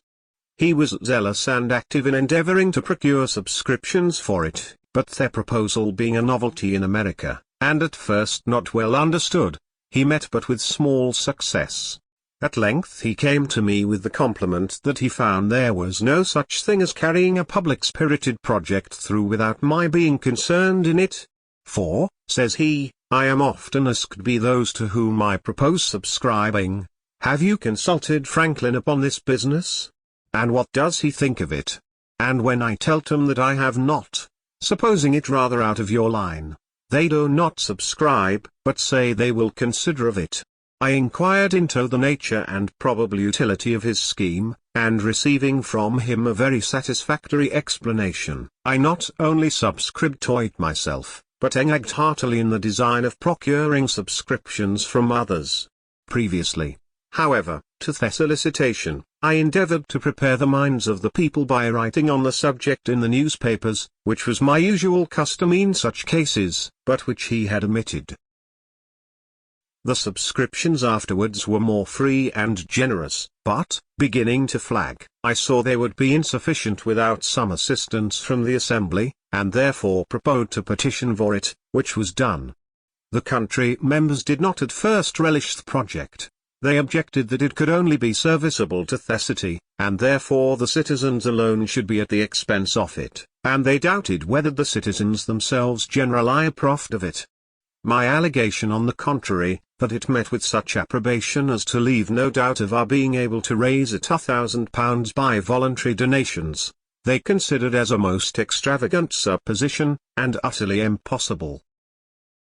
On this I formed my plan, and, asking leave to bring in a bill for incorporating the contributors according to the prayer of their petition, and granting them a blank sum of money, which leave was obtained chiefly on the consideration that the House could throw the bill out if they did not like it, I drew it so as to make the important clause a conditional one, viz., and be it enacted, by the authority aforesaid, that when the said contributors shall have met and chosen their managers and treasurer, and shall have raised by their contributions a capital stock of value, the yearly interest of which is to be applied to the accommodating of the sick poor in the said hospital, free of charge for diet, attendance, advice, and medicines, and shall make the same appear to the satisfaction of the Speaker of the Assembly for the time being, that then it shall and may be lawful for the said Speaker, and he is hereby required, to sign an order on the Provincial Treasurer for the payment of £2,000,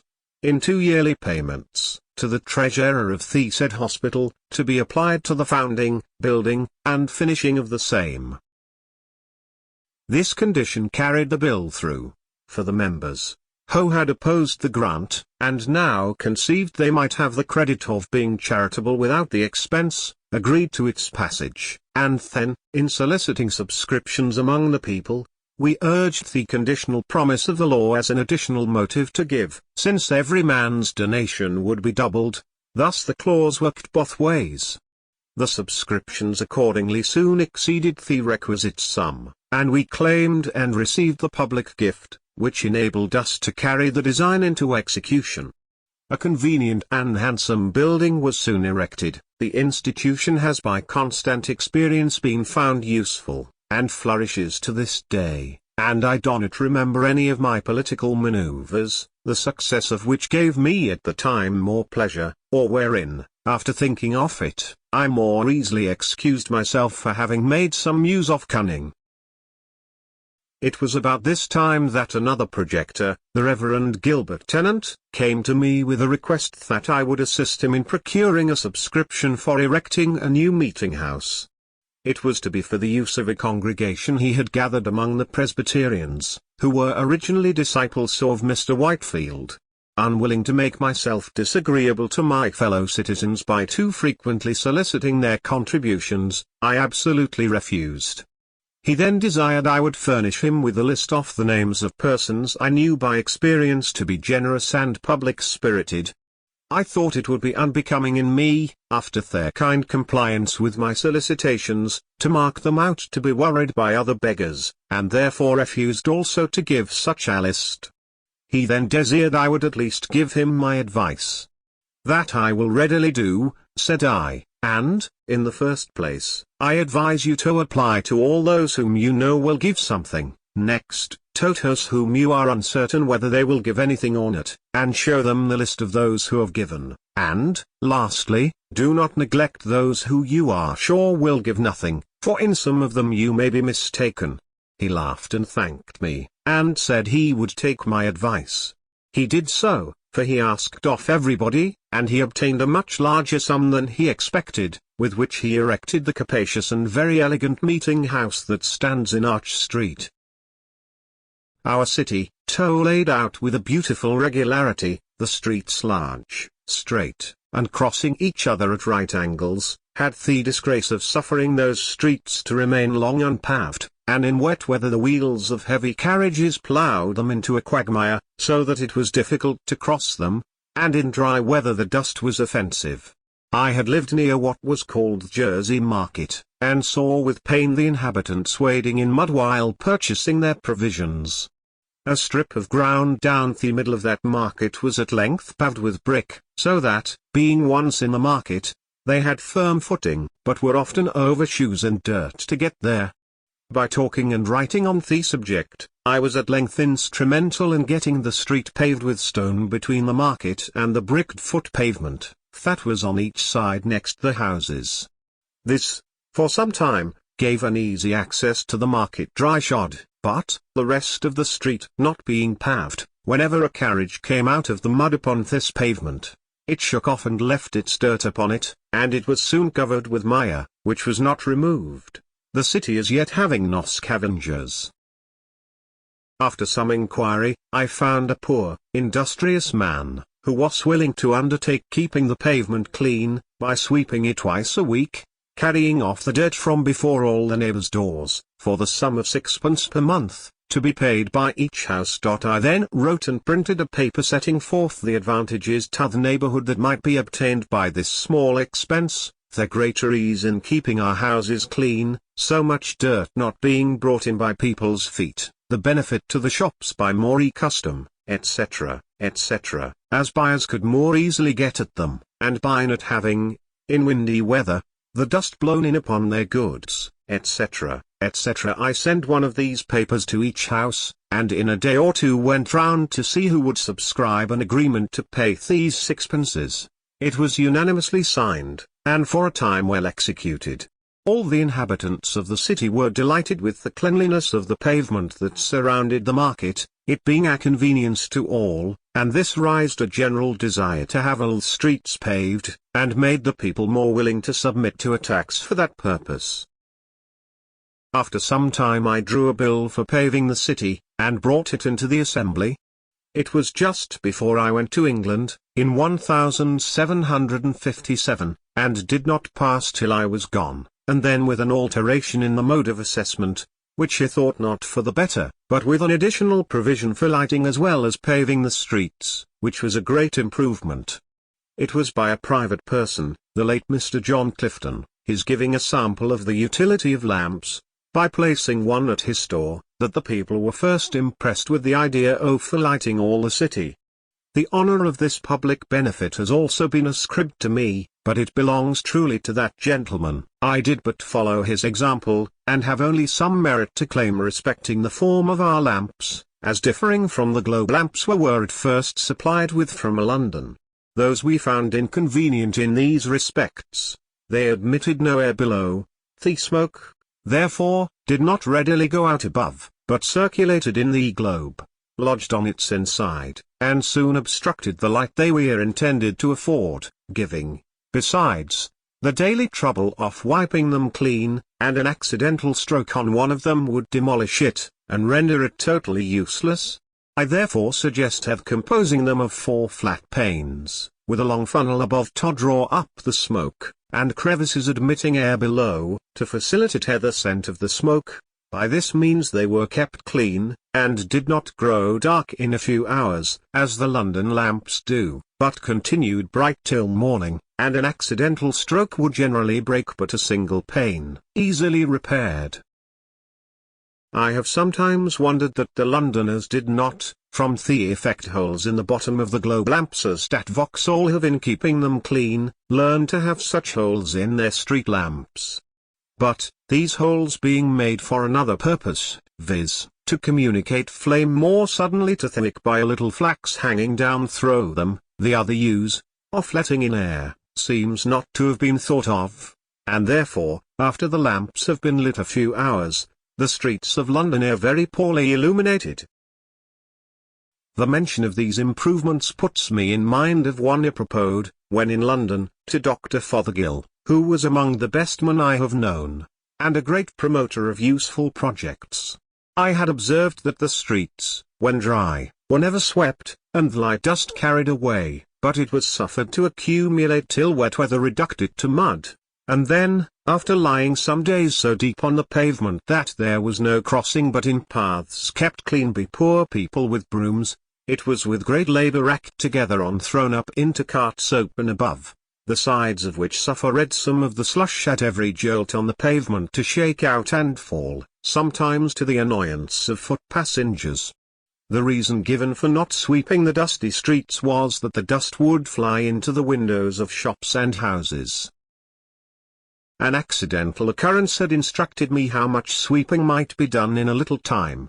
I found at my door in Craven Street, one morning, a poor woman sweeping my pavement with a birch broom. She appeared very pale and feeble, as just come out of a fit of sickness. I asked who employed her to sweep there.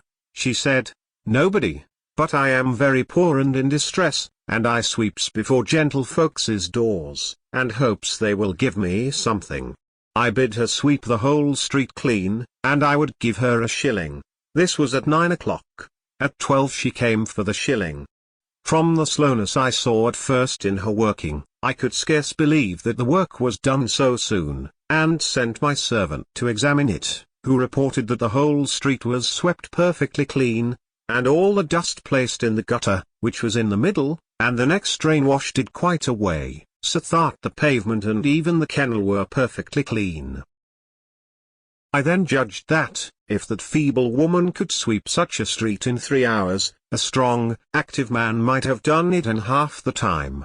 And here let me remark the convenience of having but one gutter in such a narrow street, running down its middle, instead of two, one on each side, near the footway, for where all rain that falls on a street runs from the sides and meets in the middle, it forms there a current strong enough to wash away all the mud it meets with, but when divided into two channels, it is often too weak to cleanse either, and only makes the mud it finds more fluid, so that the wheels of carriages and feet of horses throw and dash it upon the foot pavement, which is thereby rendered foul and slippery, and sometimes splash it upon those who are walking. My proposal, communicated to the good doctor, was as follows. For the more effectual cleaning and keeping clean the streets of London and Westminster, it is proposed that the several watchmen contracted with to have the dust swept up in dry seasons, and the mud racked up at other times, each in the several streets and lanes of his round, that they be furnished with brooms and other proper instruments for these purposes, to be kept at the respective stands, ready to furnish the poor people they may employ in the service.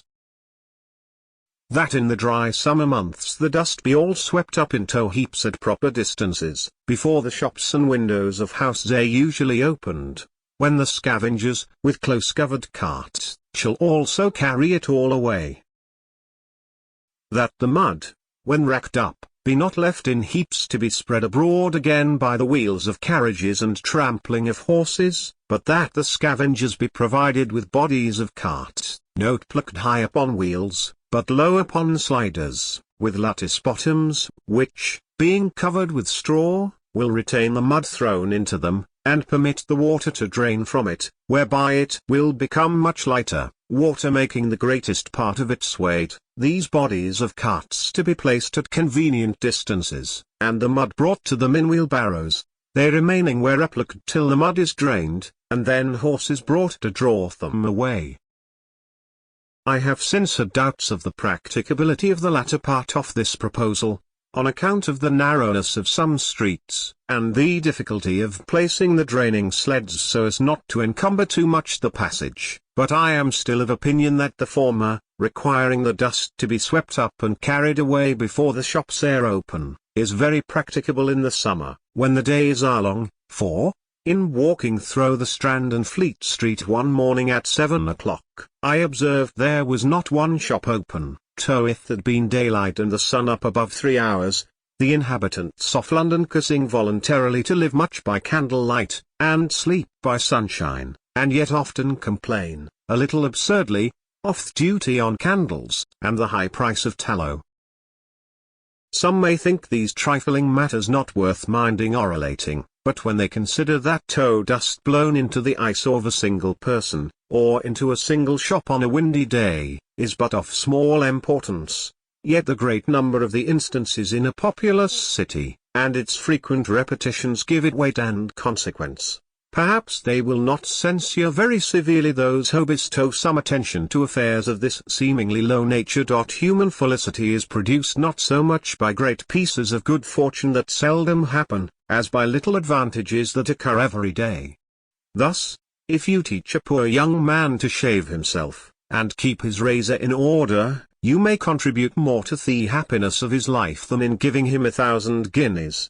The money may be soon spent, the regret only remaining of having foolishly consumed it, but in the other case, he escapes their frequent vexation of waiting for barbers, and of their sometimes dirty fingers, offensive breaths, and dull razors.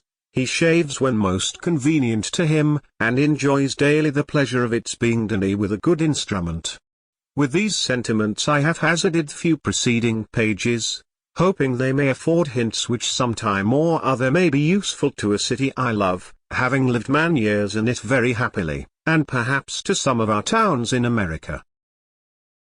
Having been for some time employed by the Postmaster General of America as his controller in regulating several offices, and bringing the officers to account, I was, upon his death in 1753, appointed, jointly with Mr. William Hunter, to succeed him, by a commission from the Postmaster General in England. The American office never had hitherto paid anything to that of Britain. We were to have £600 a year between us, if we could make that sum out of the profits of the office. To do this, a variety of improvements were necessary. Some of these were inevitably at first expensive, so that in the first 4 years the office became above £900 in debt to us. But it soon after began to repay us, and before I was displicked by a freak of the ministers, of which I shall speak hereafter, we had brought it to yield 3 times as much clear revenue to the Crown as the Post Office of Ireland.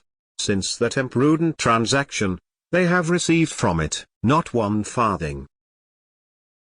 The business of the Post Office occasioned my taking a journey this year to New England, where the College of Cambridge, of their own motion, presented me with the degree of Master of Arts. Yale College, in Connecticut, had before made me a similar compliment. Thus, without studying in any college, I came to partake of the honors.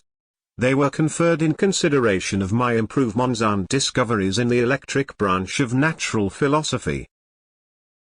14. Albany Plan of Union.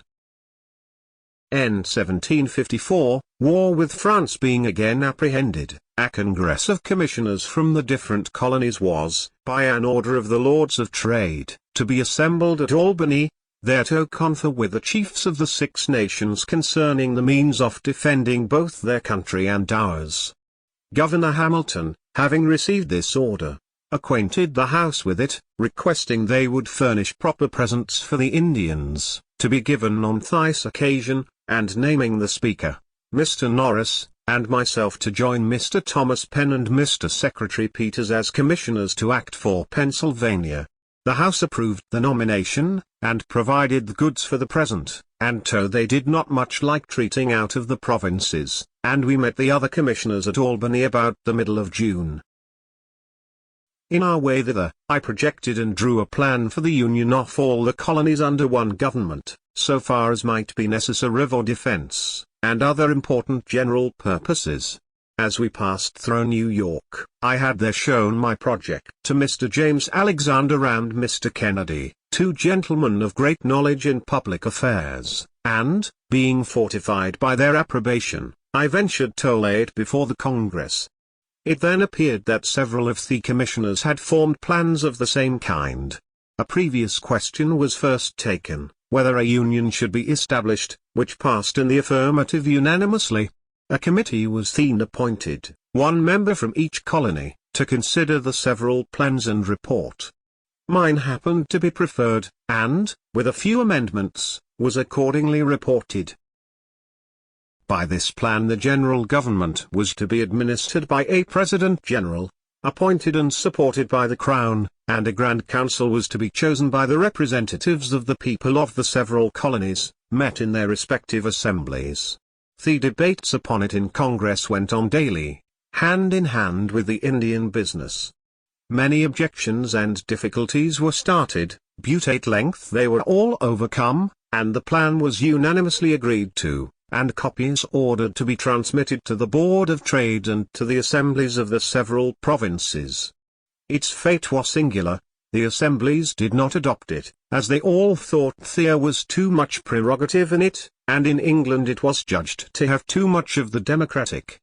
The Board of Trade therefore did not approve of it, nor recommend it for the approbation of His Majesty, but another scheme was formed, supposed to answer the same purpose better, whereby the governors of the provinces, with some members of their respective councils, were to meet and order the raising of troops, building of forts, etc., and to draw on the treasury of Great Britain for the expense, which was afterwards to be refunded by an Act of Parliament laying a tax on America. My plan, with my reasons in support of it, is to be found among my political papers that are printed. Being the winter following in Boston, I had much conversation with Governor Shirley upon both the plans. Part of what passed between us on the occasion may also be seen among those papers. The different and contrary reasons of dislike to my plan makes me suspect that it was really the true medium, and I am still of opinion it would have been happy for both sides the water if it had been adopted. The colonies, so united, would have been sufficiently strong to have defended themselves. There would then have been no need of troops from England, of course. The subsequent pretense for taxing America, and the bloody contest it occasioned, would have been avoided. But such mistakes are not new. History is full of the errors of states and princes. Look round the habitable world, how few know their own good, or, knowing it, pursue. Those who govern, having much business on their hands, do not generally like to take the trouble of considering and carrying into execution new projects. The best public measures are therefore seldom adopted from previous wisdom, but forced by the occasion. The governor of Pennsylvania, in sending it down to the Assembly, expressed his approbation of the plan, as appearing to him to be drawn up with great clearness and strength of judgment, and therefore recommended it as well worthy of their closest and most serious attention. The House, however, by the management of a certain member, took it up when I happened to be absent, which he thought not very fair, and reprobated it without paying any attention to it at all, to my no small mortification. 15. Quarrels with the proprietary governors. In my journey to Boston this year, I met at New York with our new governor, Mr. Morris, just arrived there from England, with whom I had been before intimately acquainted. He brought a commission to supersede Mr. Hamilton, who, tired with the disputes his proprietary instructions subjected him to, had resigned. Mr. Morris asked me if I thought he must expect as uncomfortable an administration. I said, no, you may, on the contrary, have a very comfortable one, if you will only take care not to enter into any dispute with the Assembly. My dear friend, says he, pleasantly, how can you advise my avoiding disputes? You know I love disputing. It is one of my greatest pleasures. However, to show the regard I have for your counsel, I promise you I will, if possible, avoid them. He had some reason for loving to dispute, being eloquent, an acute sophister, and, therefore, generally successful in argumentative conversation. He had been brought up to it from a boy, his father, as I have heard, accustoming his children to dispute with one another for his diversion, while sitting at table after dinner, but I think the practice was not wise, for, in the course of my observation, these disputing, contradicting, and confuting people are generally unfortunate in their affairs. They get victory sometimes, but they never get goodwill, which would be of more use to them. We parted, he going to Philadelphia, and I to Boston. In returning, I met at New York with the votes of the Assembly, by which it appeared that, notwithstanding his promise to me, he and the House were already in high contention, and it was a continual battle between them as long as he retained the government. I had my share of it, for, as soon as I got back to my seat in the Assembly, I was put on every committee for answering us speeches and messages, and by the committees always desired to mark the drafts. Our answers, as well as his messages, were often tart, and sometimes indecently abusive, and, as he knew I wrote for the Assembly, one might have imagined that, when we met, we could hardly avoid cutting throats, but he was so good-natured a man that no personal difference between him and me was occasioned by the contest, and we often dined together. One afternoon, in the height of this public quarrel, we met in the street. Franklin, says he, you must go home with me and spend the evening. I am to have some company that you will like, and, taking me by the arm, he led me to his house. In gay conversation over our wine, after supper, he told us, jokingly, that he much admired the idea of Sancho Panza, who, when it was proposed to give him a government, requested it might be a government of blacks, as then, if he could not agree with his people, he might sell them. One of his friends, who sat next to me, says, "Franklin, why do you continue to side with these damned Quakers?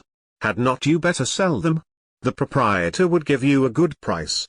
"The governor," says I, "has not yet blacked them enough."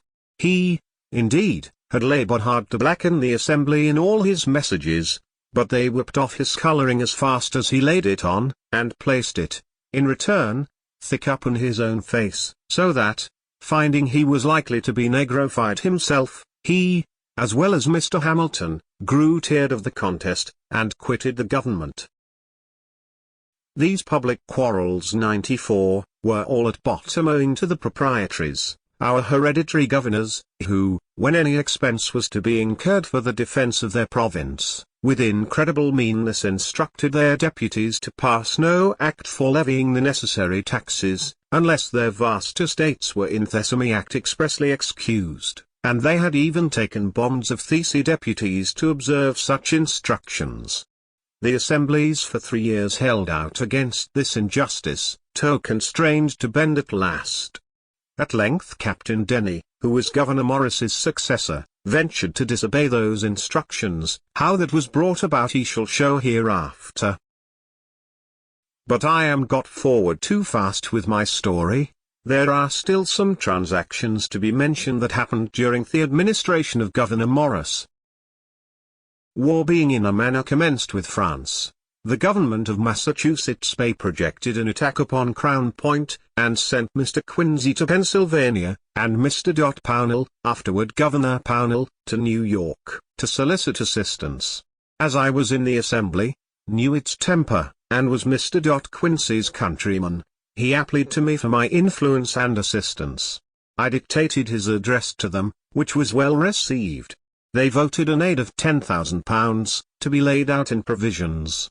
But the governor refusing his assent to their bill, which included this with other sums granted for the use of the crown, unless a clause were inserted exempting the proprietary estate from bearing any part of the tax that would be necessary, the assembly, though very desirous of making their grant to New England effectual, were at a loss how to accomplish it.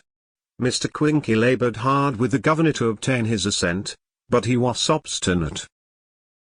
I then suggested a method of doing the business without the governor, by orders on the trustees of the loan office, which, by law, the assembly had the right of drawing. There was, indeed, little or no money at that time in the office, and therefore I proposed that the orders should be payable in a year, and to bear an interest of 5%. With these orders I supposed that provisions might easily be purchased. The assembly, with very little hesitation, adopted the proposal. The orders were immediately printed, and I was one of the committee directed to sign and dispose of them. The fund for paying them was the interest off all the paper currency then extant in the province upon loan, together with the revenue arising from the excise, which being known to be more than sufficient, they obtained instant credit, and we not only received in payment for the provisions, but many moneyed people, who had cash lying by them, vested it in the orders, which they found advantageous, as they bore interest while upon hand, and might on any occasion be used as money, so that they were eagerly all bought up, and in a few weeks none of them were to be seen. Thus this important affair was by my means completed. Mr. Quincy returned thanks to the assembly in a handsome memorial, went home highly pleased with this success of his embassy, and ever after bore for me the most cordial and affectionate friendship. 16. Braddock's expedition. The British government, not causing to permit the union of the colonies as proposed at Albany, and to trust that union with their defence, lest they should thereby grow too military, and feel their own strength, suspicions and jealousies at this time being entertained of them, sent over General Braddock with 2 regiments of regular English troops for that purpose. He landed at Alexandria, in Virginia, and thence marched to Fredericktown, in Maryland, where he halted for carriages.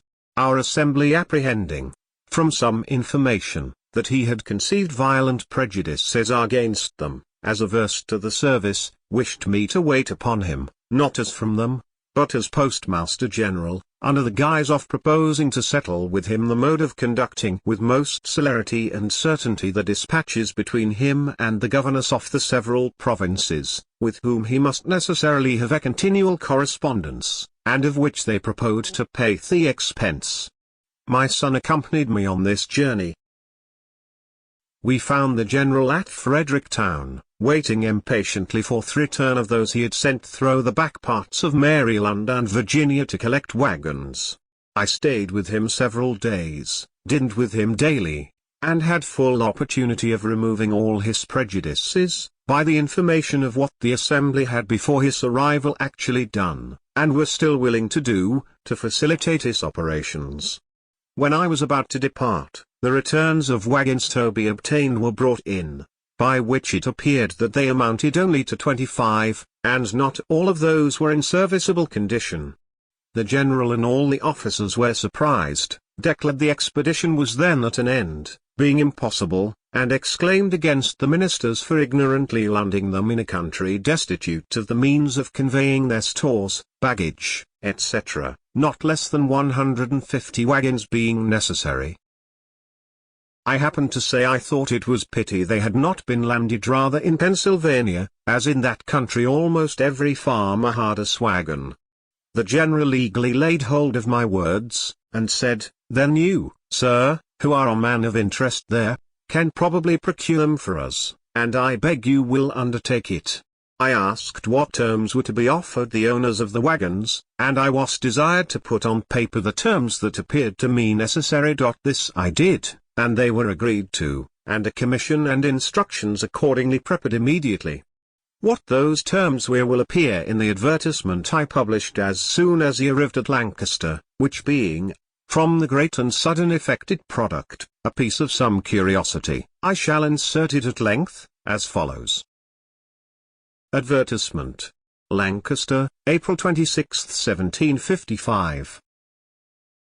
Whereas, 150 wagons, with 4 horses to each wagon, and 1,500 saddle or pack horses, are wanted for the service of His Majesty's forces now about to rendezvous at Will's Creek, and His Excellency General Braddock having been pleased to empower me to contract for the hire of the same, I hereby give notice that I shall attend for that purpose at Lancaster from this day to next Wednesday evening, and at York from next Thursday morning till Friday evening, where I shall be ready to agree for wagons and teams, or single horses, on the following terms, viz. 1. That there shall be paid for each wagon, with 4 good horses and a driver, 15 shillings per diem, and for each able horse with a pack saddle, or other saddle and furniture, 2 shillings per diem, and for each able horse without a saddle, 18 pence per diem. 2.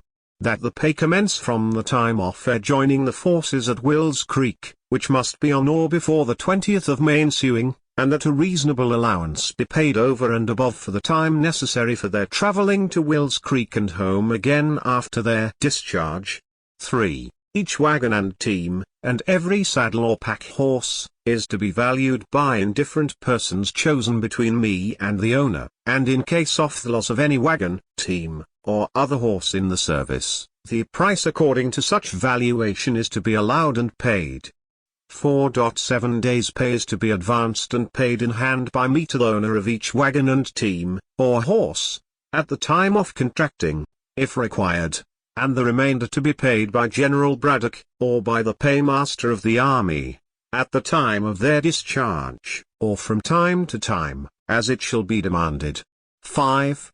Nor drivers of wagons, or persons taking care of the hired horses, area on any account to be called upon to do the duty of soldiers, or be otherwise employed than in conducting or taking care of their carriages or horses. 6.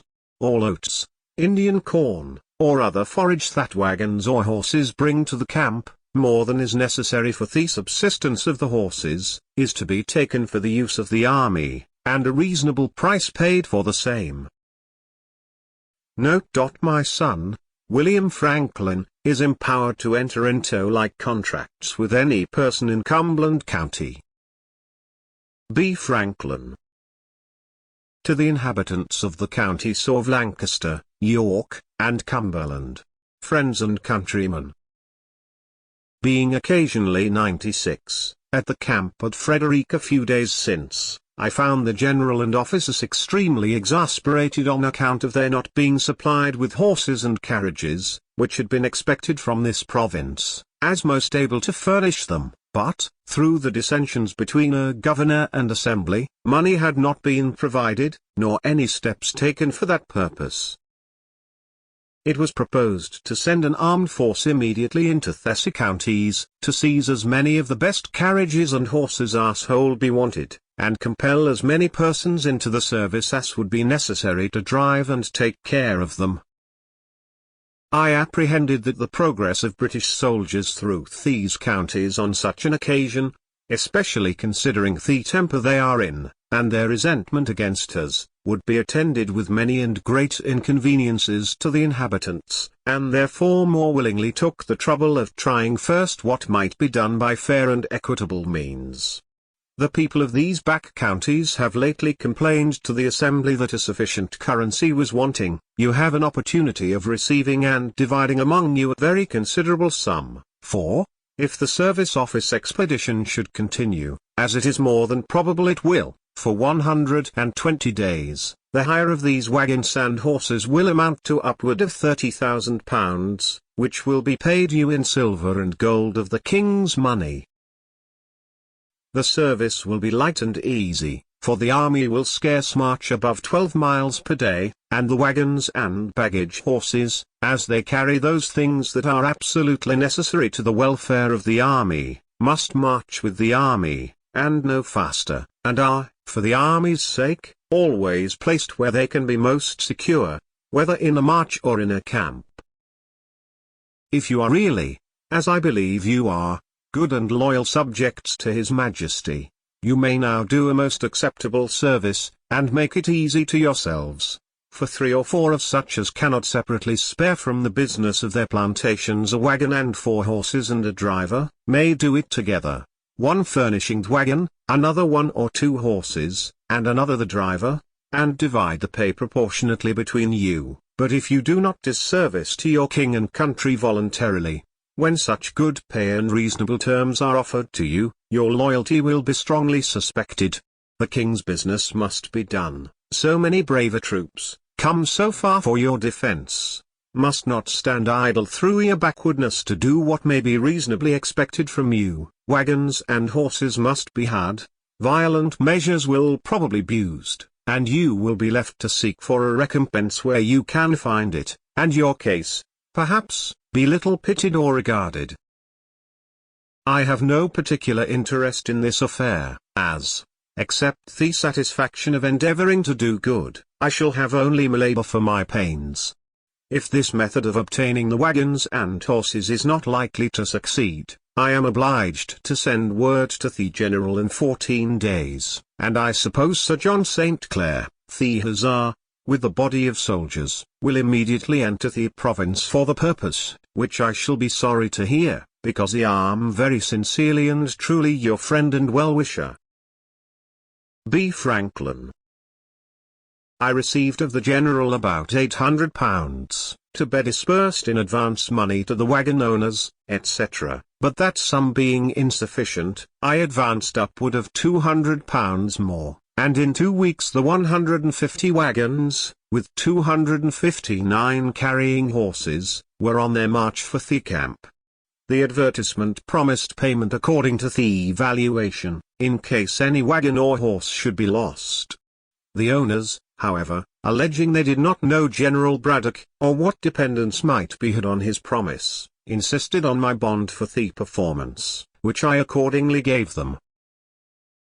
While I was at the camp, supping one evening with the officers of Colonel Dunbar's regiment, he represented to me his concern for the subalterns, who, he said, were generally not in affluence, and could ill afford, in this dear country, to lay in the stores that might be necessary in so long a march, through a wilderness, where nothing was to be purchased.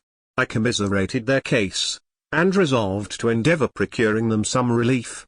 I said nothing, however, to him of my intention, but wrote the next morning to the committee of the Assembly, who had the disposition of some public money, warmly recommending the case of these officers to their consideration, and proposing that a present should be sent them of necessaries and refreshments.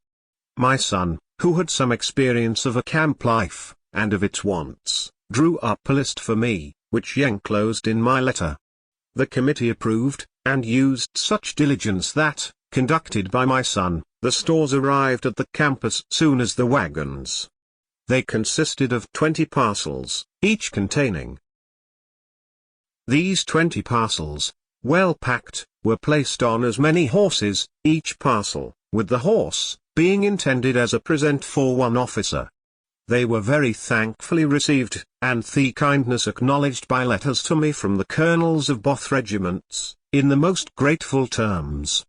The general, too, was highly satisfied with my conduct in procuring him the wagons, etc., and readily paid my account of disbursements, thanking me repeatedly, and requesting my father assistance in sending provisions after him. I undertook this also, and was busily employed in it till heard of his defeat, advancing for the service of my own money, upwards of £1,000 sterling, of which I sent him an account. It came to his hands, luckily for me, a few days before the battle, and he returned me immediately an order on the paymaster for the round sum of £1,000, leaving the remainder to the next account. I consider this payment as good luck, having never been able to obtain that remainder, of which more hereafter. This general was, I think, a brave man, and might probably have made a figure as a good officer in some European war. But he had too much self-confidence, too high an opinion of the validity of regular troops, and too mean a one of both Americans and Indians. George Grogan, our Indian interpreter, joined him on his march with 100 of those people, who might have been of great use to his army as guides, scouts, etc., if he had treated them kindly, but he slighted and neglected them, and they gradually left him. In conversation with him one day, he was giving me some account of his intended progress. After taking Fort Duquesne, says he, I am to proceed to Niagara, and, having taken that, to Frontenac, if the season will allow time, and I suppose it will, for Duquesne cannot detain me above 3 or 4 days, and then I see nothing that can obstruct my march to Niagara. Having before revolved in me mind the long line his army must make in their march by a very narrow road, to be cut for them through the woods and bushes, and also what I had read of a former defeat of 1,500 French, who invaded the Iroquois country, I had conceived some doubts and some fears for the event of the campaign. But I ventured only to say, to be sure, sir, if you arrive well before Duquesne, with these fine troops, so well provided with artillery, that place not yet completely fortified, and as we hear with no very strong garrison, can probably make but a short resistance.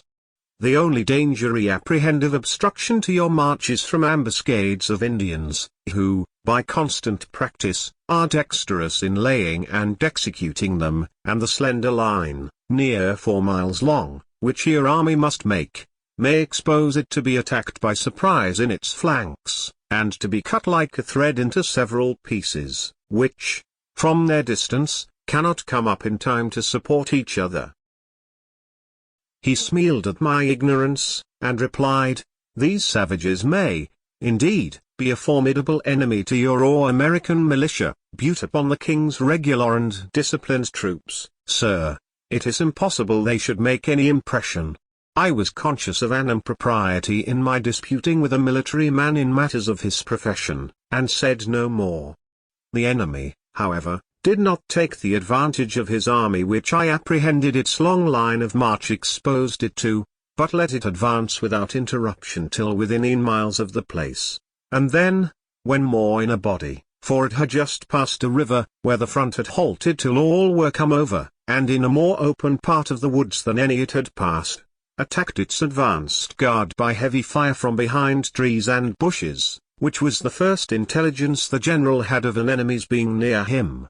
This guard being disordered, the general hurried the troops up to their assistance, which was done in great confusion, through wagons, baggage, and cattle, and presently the fire came upon their flank. The officers, being on horseback, were more easily distinguished, picked out as marks, and fell very fast, and the soldiers were crowded together in a huddle, having or hearing no orders, and standing to be shot at till 2/3 of them were killed, and then, being seized with a panic, the whole filled with precipitation. The wagoners took each a horse out of his team and scampered. Their example was immediately followed by others, so that all their wagons, provisions, artillery, and stores were left to the enemy. The general, being wounded, was brought off with difficulty. His secretary, Mr. Shirley, was killed by his side, and out of 86 officers, 63 were killed or wounded, and 714 men killed out of 1100.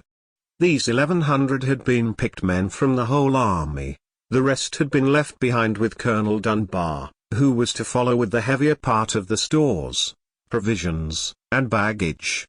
The flyers, not being pursued, arrived at Dunbar's camp, and the panic they brought with them instantly seized him and all his people, and, though he had now above 1,000 men, and the enemy who had beaten Braddock did not at most exceed 400 Indians and French together, instead of proceeding, and endeavoring to recover some of the lost honor, he ordered all the stores, ammunition, etc., to be destroyed, that he might have more horses to assist his flight towards the settlements, and less lumber to remove. He was there met with requests from the governors of Virginia, Maryland, and Pennsylvania, that he would post his troops on the frontier, so as to afford some protection to the inhabitants, but he continued his hasty march through all the country, not thinking himself safe till he arrived at Philadelphia, where the inhabitants could protect him. This whole transaction gave us Americans the first suspicion that our exalted ideas of the prowess of British regulars had not been well founded. In their first march, too, from their landing till they got beyond the settlements, they had plundered and stripped the inhabitants, totally ruining some poor families, besides insulting, abusing, and confining the people if they remonstrated. This was enough to put us out of conceit of such defenders, if we had really wanted any. How different was the conduct of our French friends in 1781, who, during a march through the most inhabited part of our country from Rhode Island to Virginia, near 700 miles, occasioned not the smallest complaint for the loss of a pig, a chicken, or even an apple. Captain Orme, who was one of the general's aides de camp, and, being grievously wounded, was brought off with him, and continued with him to his death, which happened in a few days, told me they was totally silent all the first day, and at night only said, who would have thought it? That he was silent again the following day, saying only at last, we shall better know how to deal with them another time, and died in a few minutes after. The secretary's papers, with all the general's orders, instructions, and correspondence, falling into the enemy's hands, they selected and translated into French a number of the articles, which they printed, to prove the hostile intentions of the British court before the declaration of war. Among these I saw some letters of the general to the ministry, speaking highly of the great service I had rendered the army, and recommending me to their notice. David Hume, 102, who was some years after secretary to Lord Hertford, when minister in France, and afterward to General Conway, when Secretary of State, told me I had seen among the papers in that office, letters from Braddock highly recommending me. But, the expedition having been unfortunate, my service, it seems, was not thought of much value, for those recommendations were never of any use to me.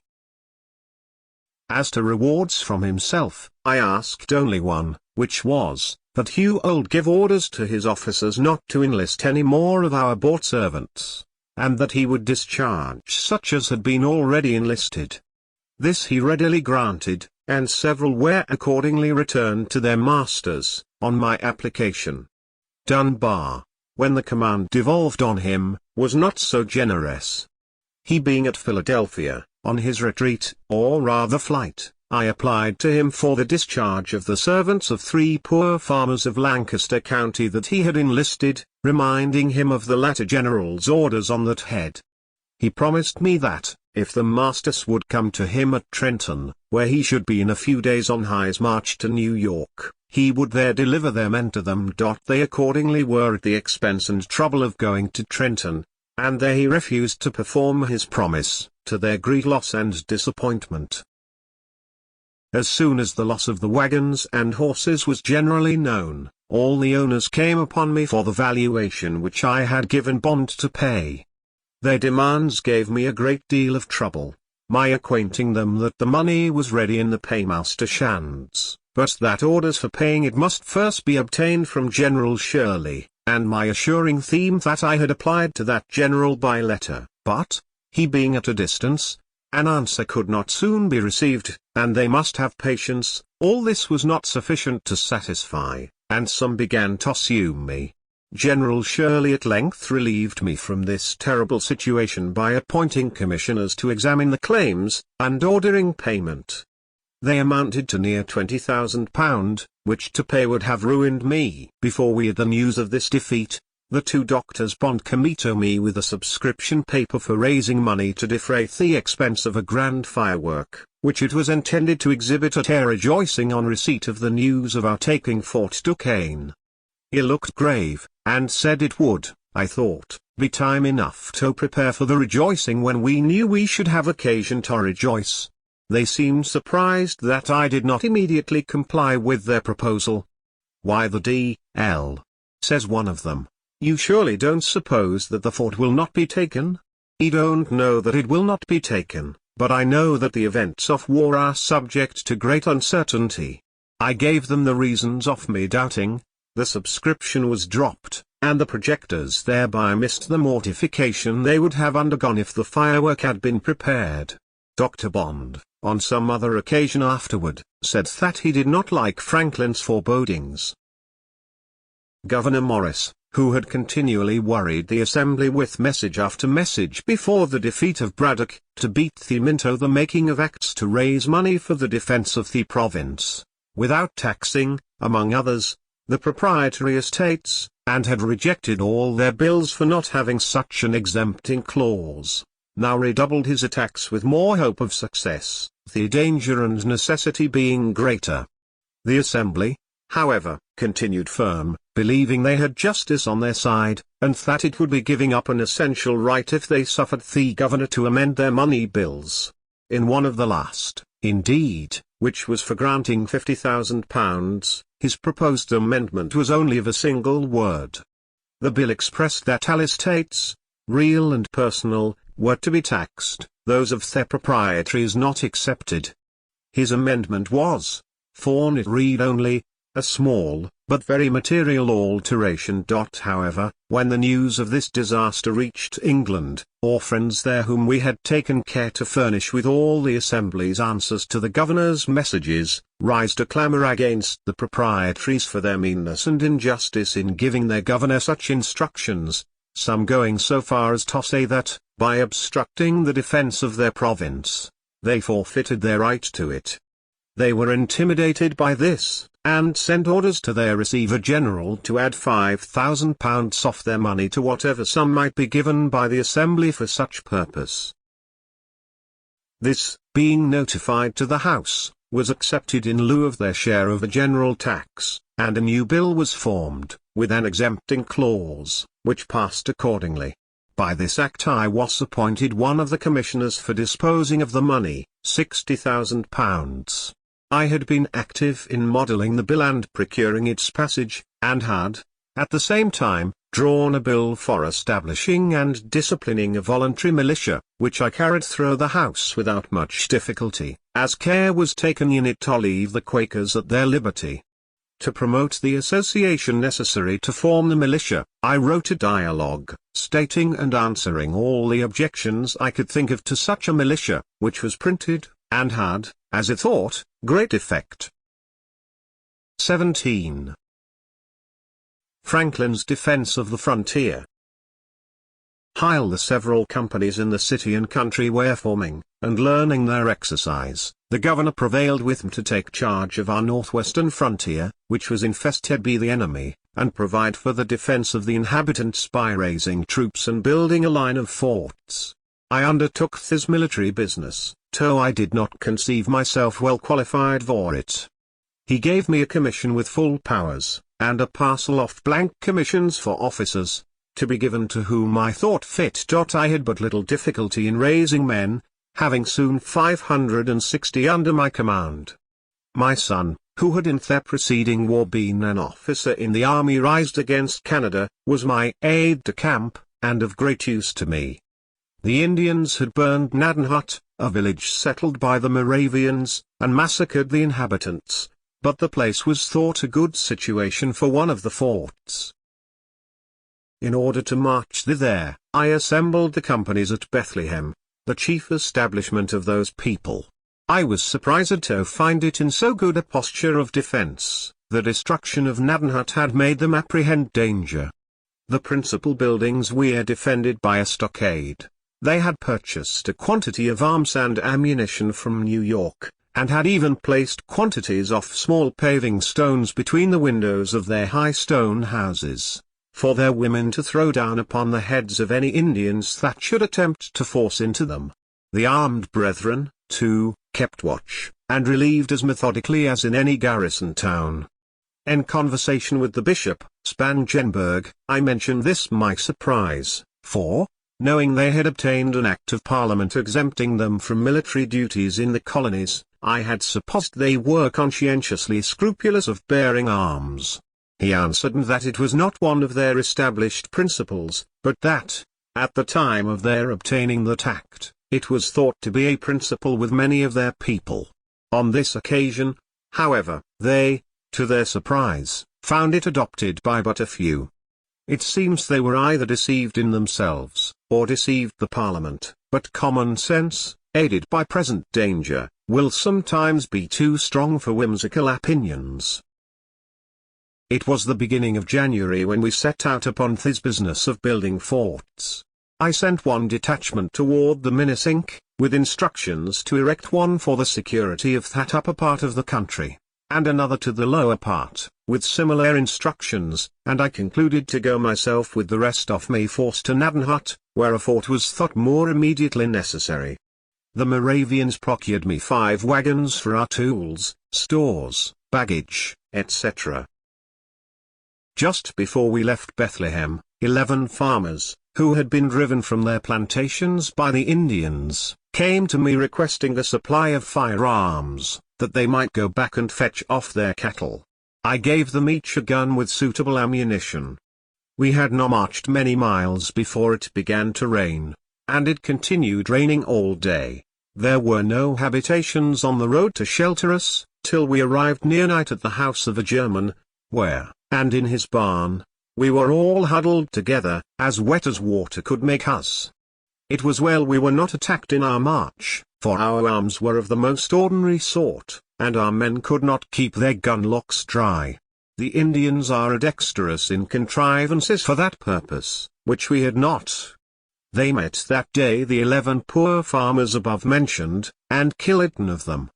The one who escaped informed that his and his companions' guns would not go off, the priming being wet with their rain. The next day being fair, we continued our march, and arrived at the desolated Naden Hut.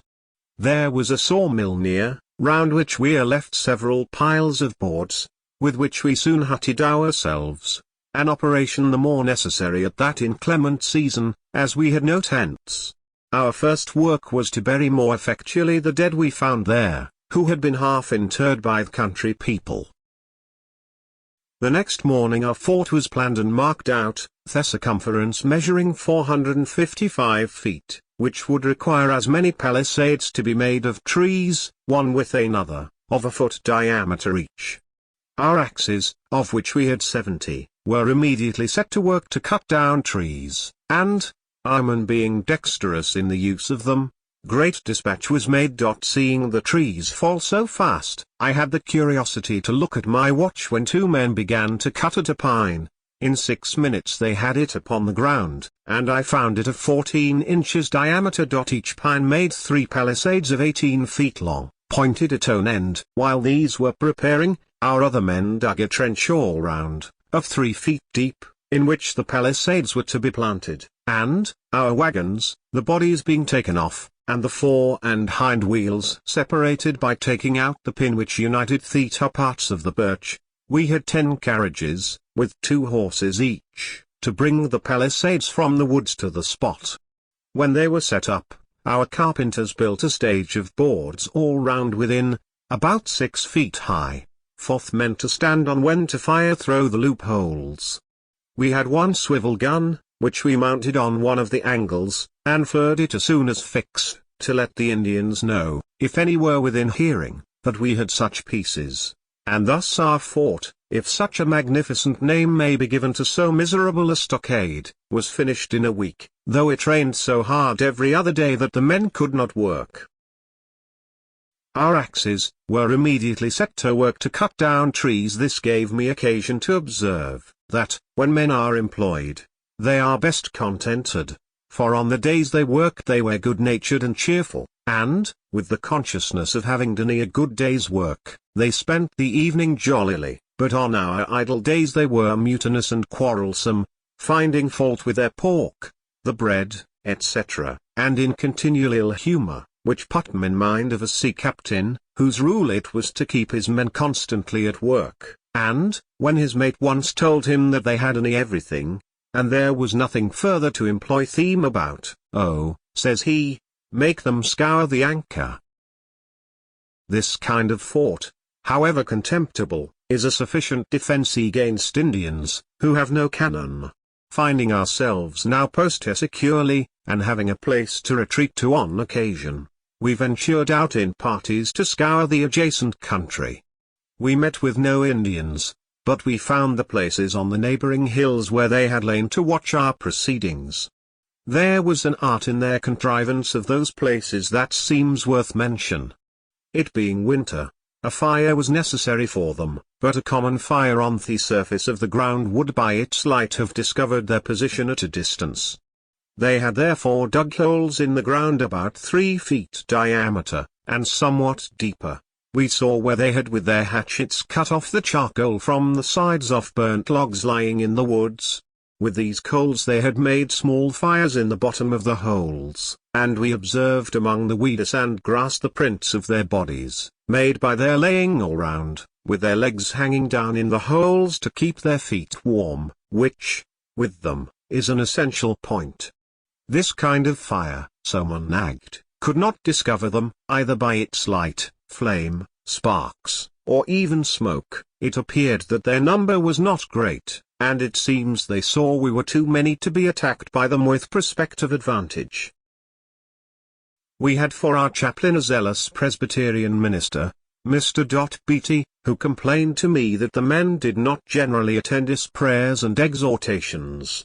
When they enlisted, they were promised, besides pay and provisions, a gill of rum a day, which was punctually served out to them, half in the morning, and the other half in the evening, and I observed they were as punctual in attending to receive it, upon which I said to Mr. Beatty, "It is, perhaps, below the dignity of your profession to act as steward of the rum, but if you were to deal it out and only just after prayers, you would have them all about you." He liked the thought, undertook the office, and, with the help of a few hands to measure out the liquor, executed it to satisfaction, and never were prayers more generally and more punctually attended, so that I thought this method preferable to the punishment inflicted by some military louse for non-attendance on divine service. I had hardly finished this business, and got my fort well stored with provisions, when I received a letter from the governor, acquainting me that he had called the assembly, and wished my attendance there. If the posture of affairs on the frontiers was such that my remaining there was no longer necessary. My friends, too, of the assembly, pressing me by their letters to be, if possible, at the meeting, and my 3 intended forts being now completed, and the inhabitants contented to remain on their farms under that protection, I resolved to return, the more willingly, as a New England officer, Colonel Clapham, experienced in Indian war, being on a visit to our establishment, consented to accept the command. I gave him a commission, and, parading the garrison, had it read before them, and introduced him to them as an officer who, from his skill in military affairs, was much more fit to command them than myself, and, giving them a little exhortation, took my leave. I was escorted as far as Bethlehem, where I rested a few days to recover from the fatigue I had undergone. The first night, being in a good bed, I could hardly sleep. It was so different from a hard lodging on the floor of our hut at Nodden, wrapped only in a blanket or two. While at Bethlehem, I inquired a little into the practice of the Moravians. Some of them had accompanied me, and all were very kin to me. I found they worked for a common stock, ate at common tables, and slept in common dormitories, great numbers together. In the dormitories I observed loopholes, at certain distances all along just under the ceiling, which I thought judiciously placed for change of air.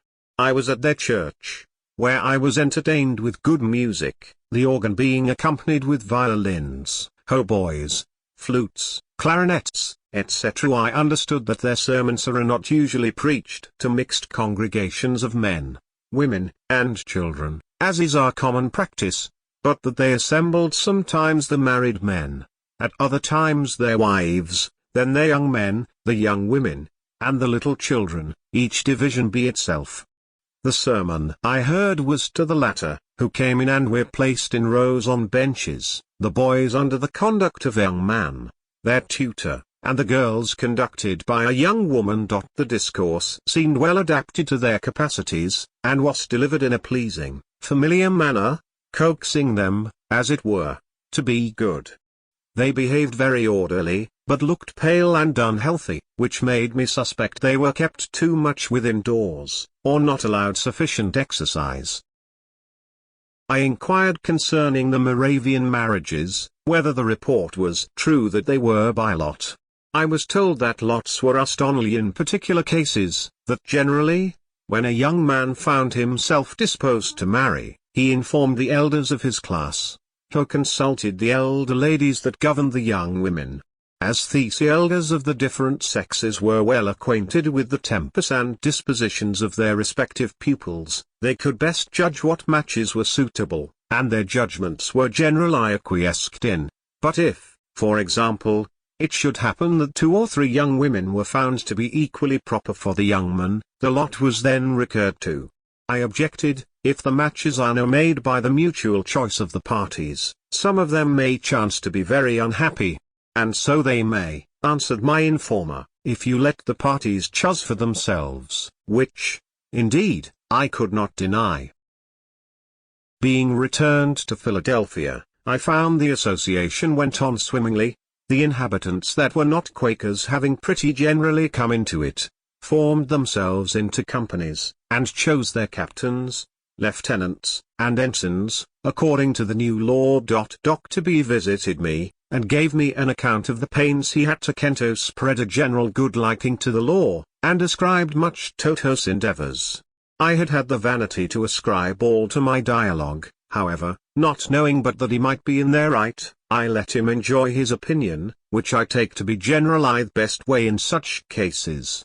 The officers, meeting, chose me to be colonel of the regiment, which I this time accepted. I forget how many companies we had, but we paraded about 1,200 well-looking men, with a company of artillery, who had been furnished with 6 brass field pieces, which they had become so expert in the use of as to fire 12 times in a minute. The first time I reviewed my regiment they accompanied me to my house, and would salute me with some rounds fired before my door, which shook down and broke several glasses of my electrical apparatus. And my new one proved not much less brittle, for all our commissions here soon after broken by a repeal of the law in England.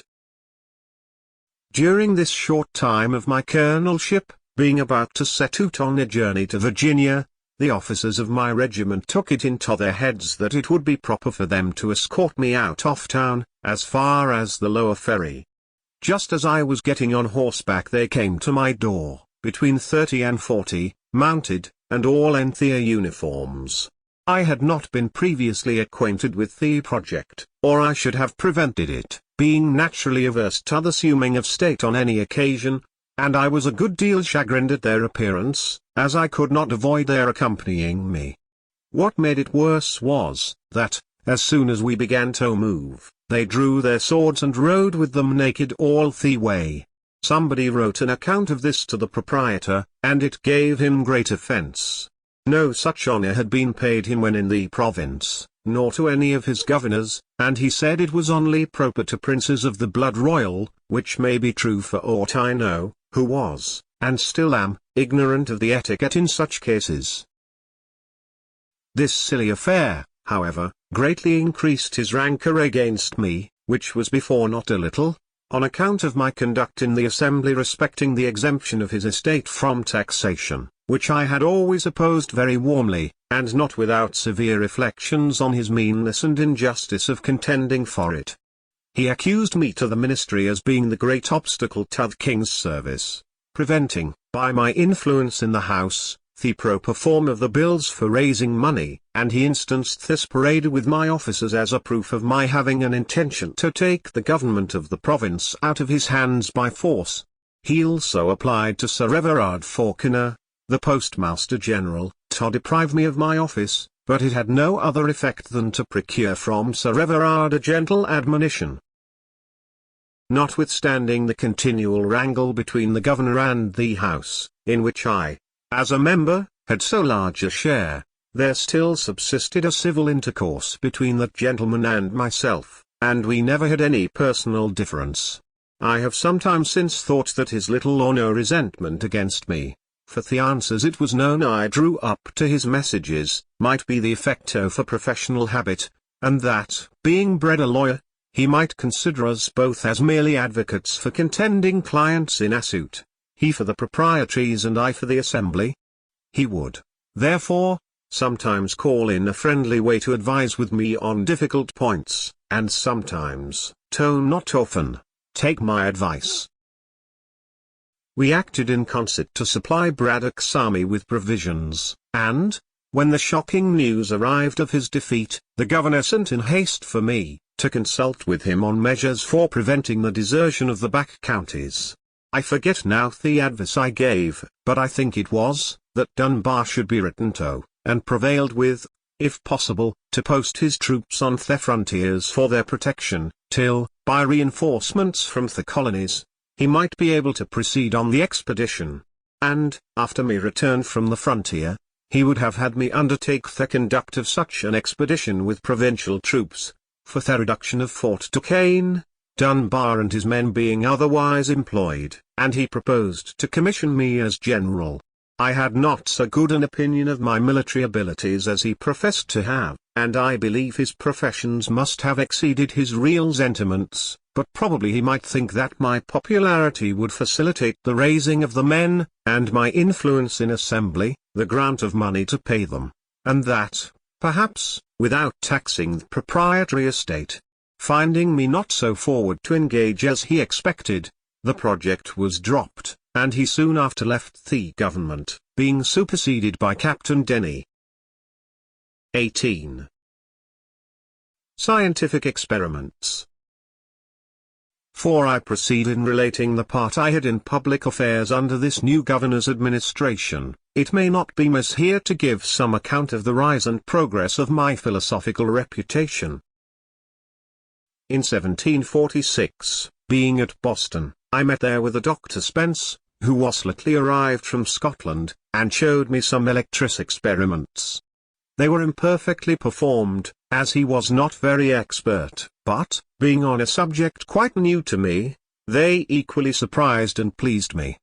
Soon after my return to Philadelphia, our library company received from Mr. P. Collinson, Fellow of the Royal Society of London, a present of a glass tube, with some account of the use of it in making such experiments.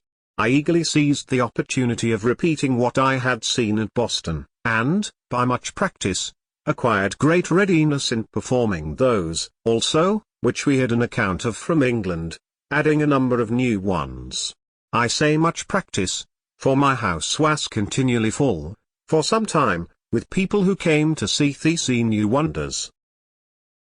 To divide a little this encumbrance among my friends, I caused a number of similar tubes to be blown at our glass house, with which they furnished themselves, so that we had at length several performers.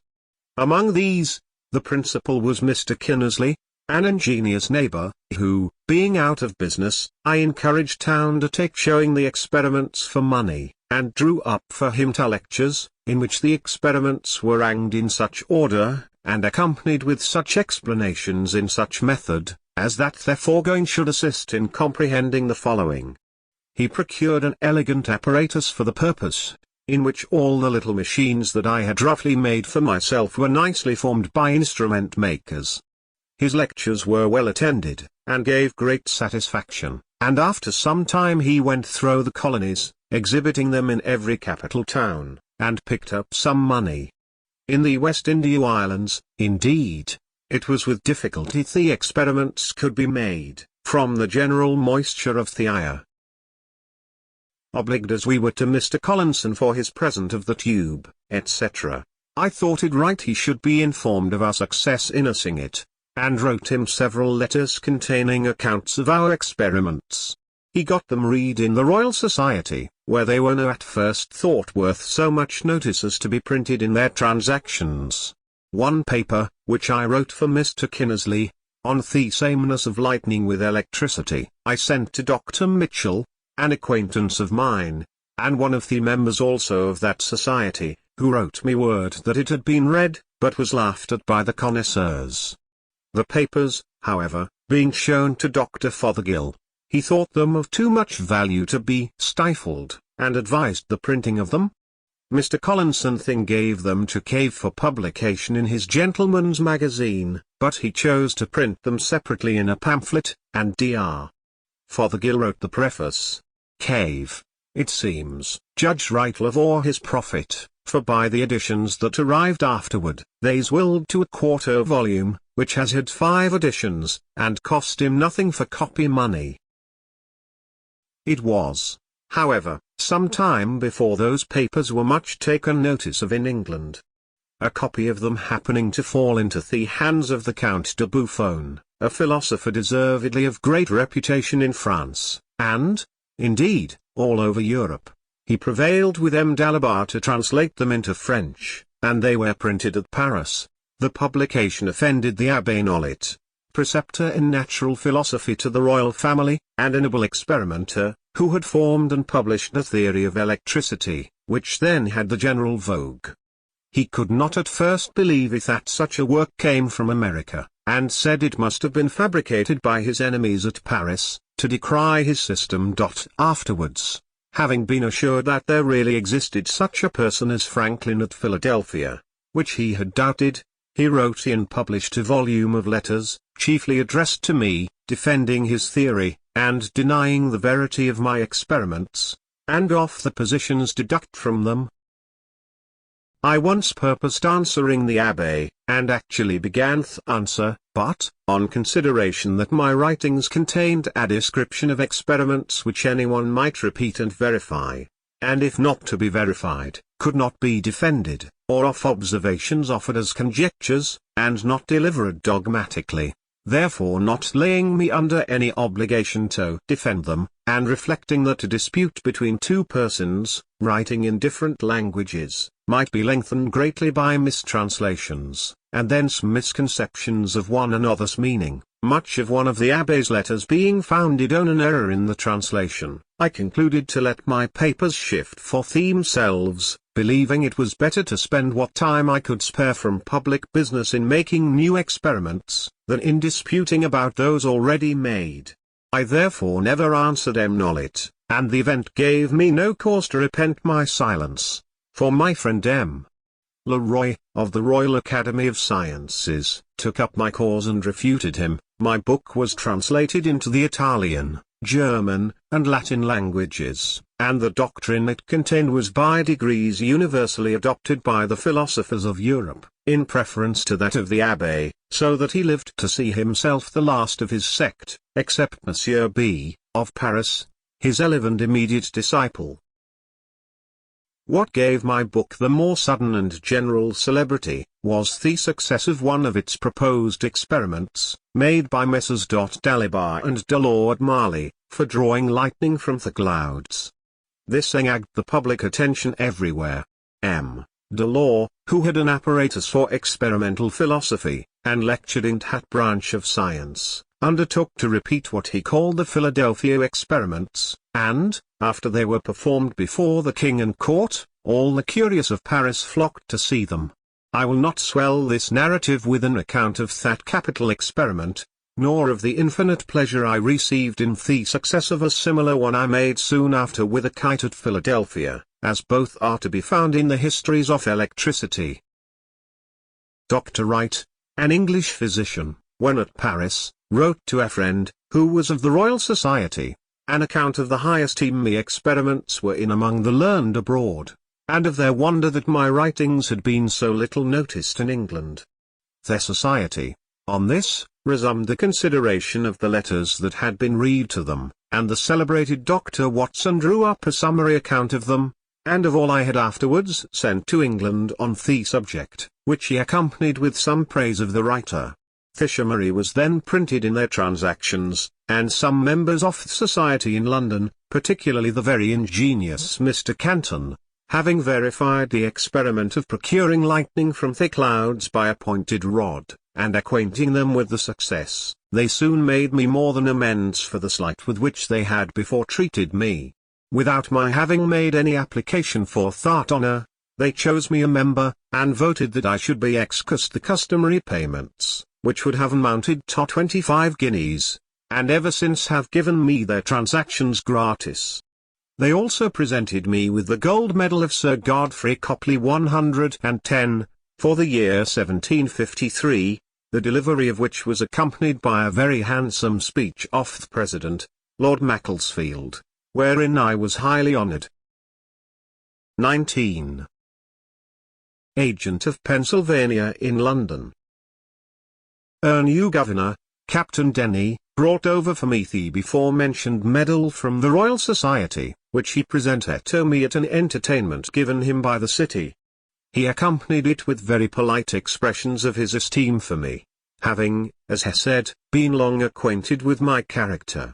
After dinner, when the company, as was customary at that time, were engagged in drinking, he took me aside into another room, and acquainted me that he had been advised by his friends in England to cultivate a friendship with me, as one who was capable of giving him the best advice, and of contributing most effectually to the making his administration easy, that he therefore desired of all things to have a good understanding with me, and he begged me to be assured of his readiness on all occasions to render me every service that might be in his power.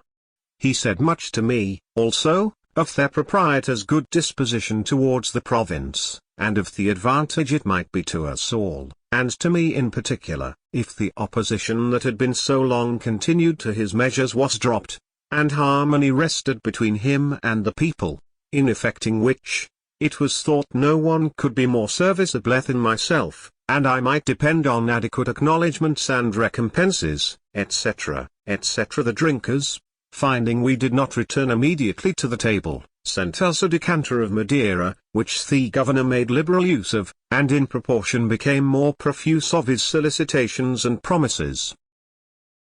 My answers were to this purpose, that my circumstances, thanks to God, were such as to make proprietary favours unnecessary to me, and that, being a member of the Assembly, I could not possibly accept of any, that, however, I had no personal enmity to the proprietary, and that, whenever the public measures he proposed should appear to be for the good of the people, no one should espouse and forward them more zealously than myself, my past opposition having been founded on this, that the measures which had been urged were evidently intended to serve the proprietary interest, with great prejudice to that of the people, that I was much obliged to him, the governor, for his professions of regard to him, and that he might rely on everything in my power to make his administration as easy as possible, hoping at the same time that he had not brought with him the same unfortunate instruction his predecessor had been hampered with.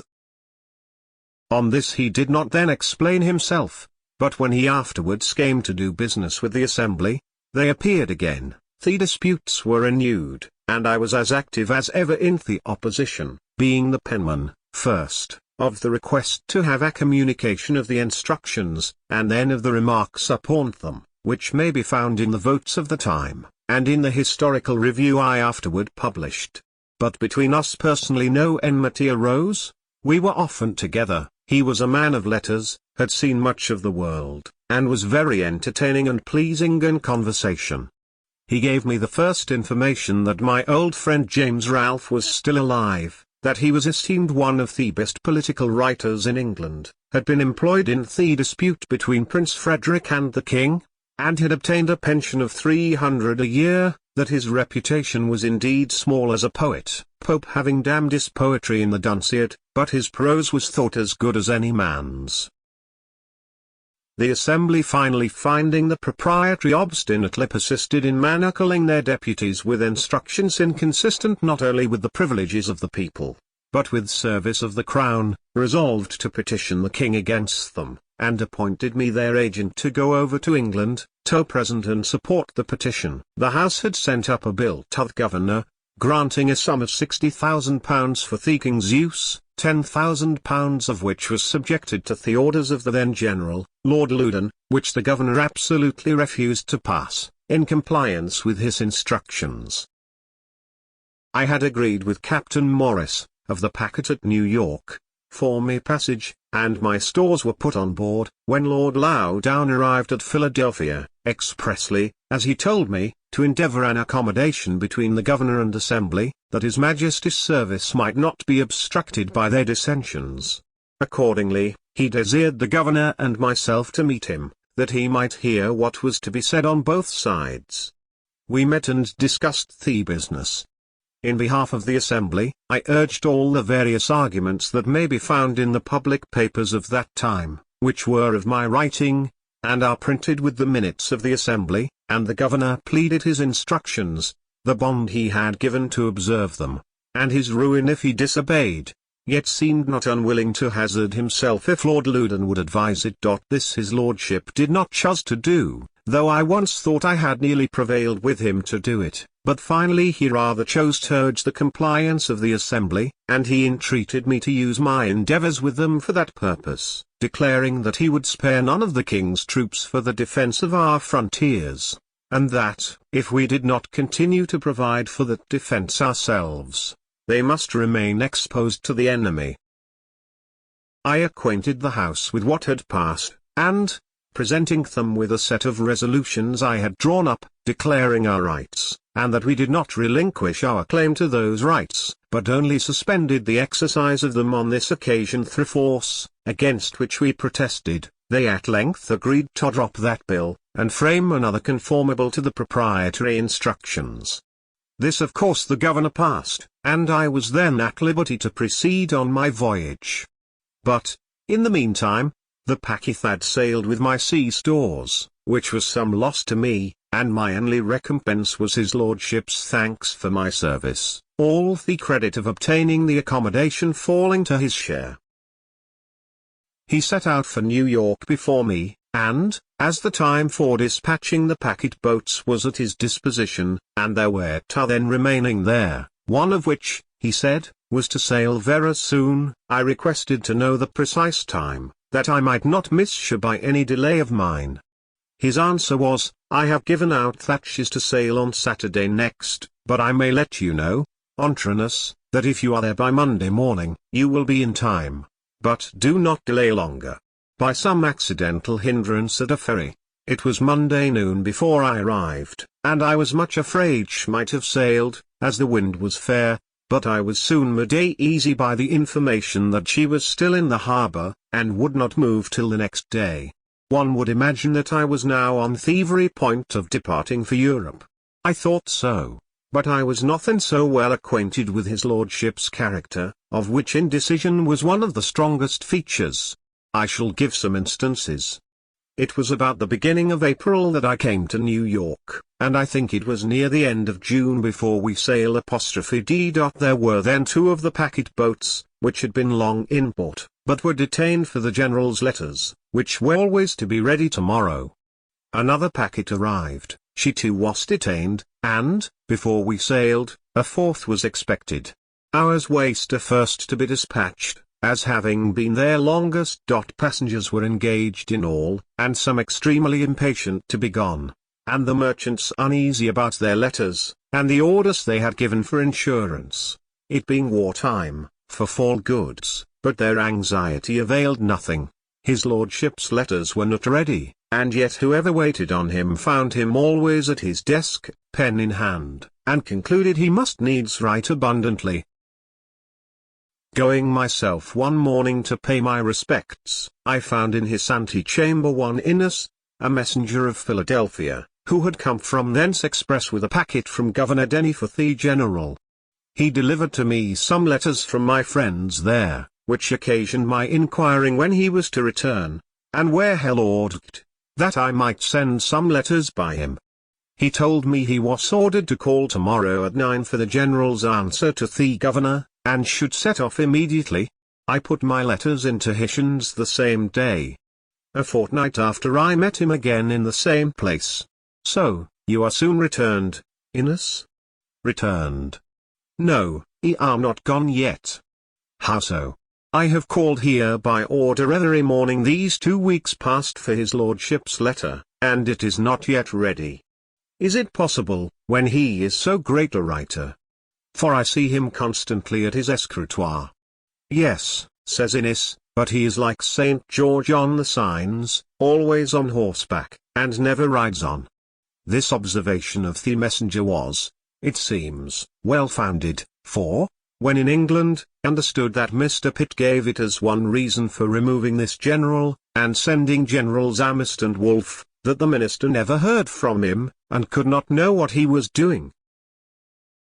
This daily expectation of sailing, and all the 3 packets going down to Sandy Hook, to join the fleet there, the passengers thought it best to be on board, lest by a sudden order the ships should sail, and they be left behind. There, if I remember right, we were about 6 weeks, consuming our sea stores, and obliged to procure more. At length the fleet sailed, the general and all his army on board, bound to Louisbourg, with the intent to besiege and take that fortress. All the packet boats in company ordered to attend the general's ship, ready to receive his dispatches when they should be ready. We were out 5 days before we got a letter with leave to part, and then our ship quitted the fleet and steered for England. The other 2 packets he still detained, carried them with him to Halifax, where he stayed some time to exercise the men and sham attacks upon sham forts, then altered his mind as to besieging Louisbourg, and returned to New York, with all his troops, together with the 2 packets above mentioned, and all their passengers.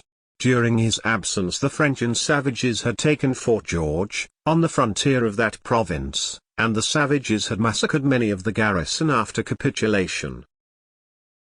I saw afterwards, in London, Captain Bonnell, who commanded one of those packets.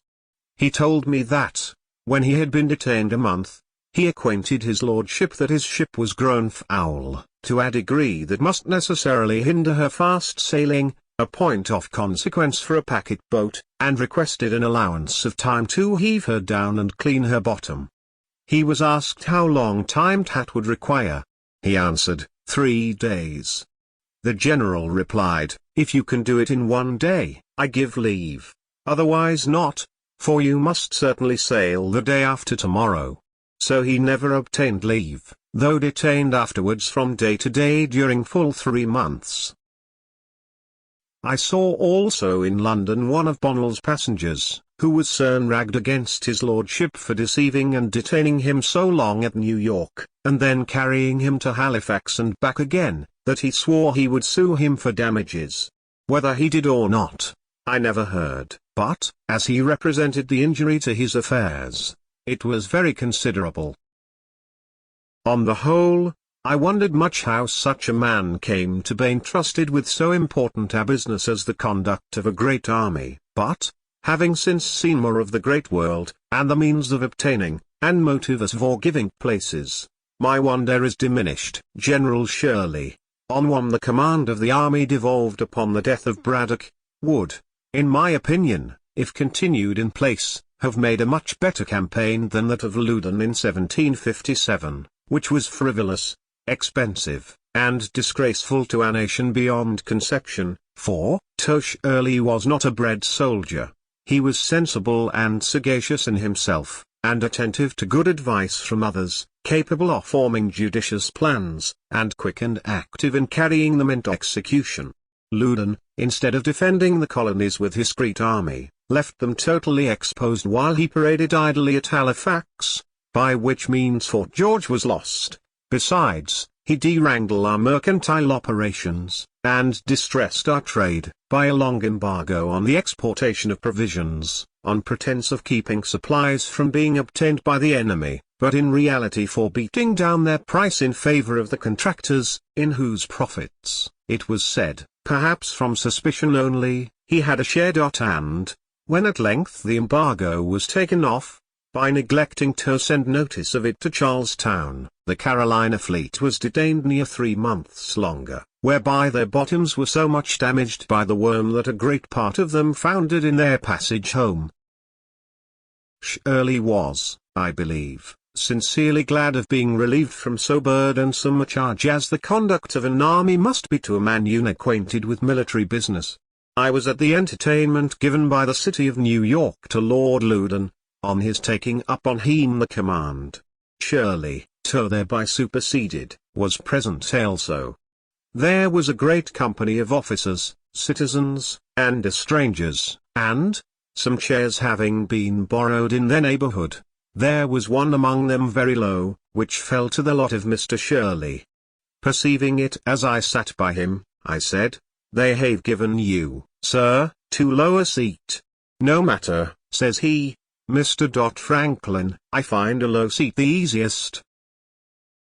While I was, as aforementioned, detained at New York, I received all the accounts of their provisions, etc., that I had furnished to Braddock, some of which accounts could not sooner be obtained from the different persons I had employed to assist in the business.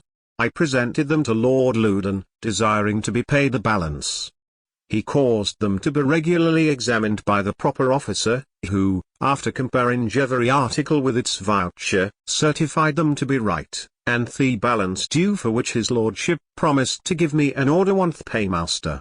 This was, however, put off from time to time, and though I called often for it by appointment, I did not get it.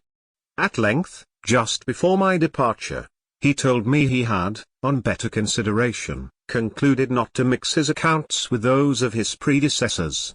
"And you," says he, "when in England, have only to exhibit your accounts at the Treasury, and you will be paid immediately."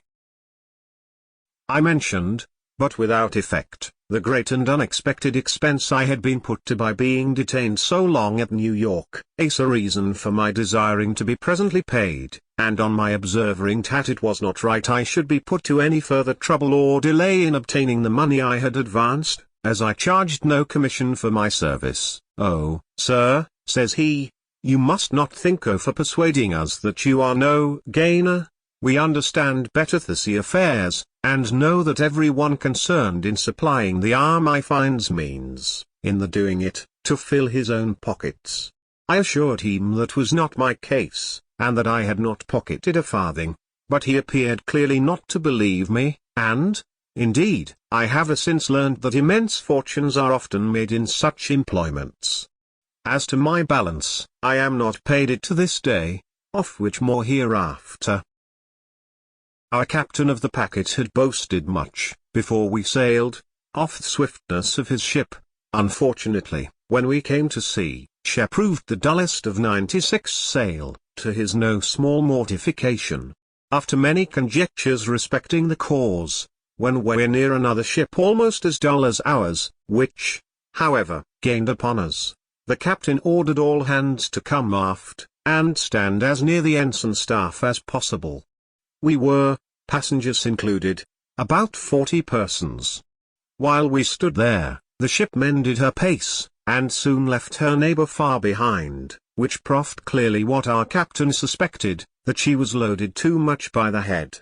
The casks of water, it seems, had been all plucked forward, These he therefore ordered to be moved further aft, on which the ship recovered her character, and proved the best sailor in the fleet. The captain said she had once gone at the rate of 13 knots, which is accounted 13 miles per hour. We had on board, as a passenger, Captain Kennedy, of the Navy, who contended that it was impossible, and that no ship ever sailed so fast, and that there must have been some error in the division of the log line, or some mistake in heaving the log. A wager arranged between the two captains, to be decided when there should be sufficient wind. Kennedy thereupon examined rigorously the log line, and, being satisfied with that, he determined to throw the log himself. Accordingly, some days after, when the wind blew very fair and fresh, and the captain of the packet, Lutwidge, said he believed she then went at the rate of 13 knots, Kennedy made the experiment, and owned his wager lost.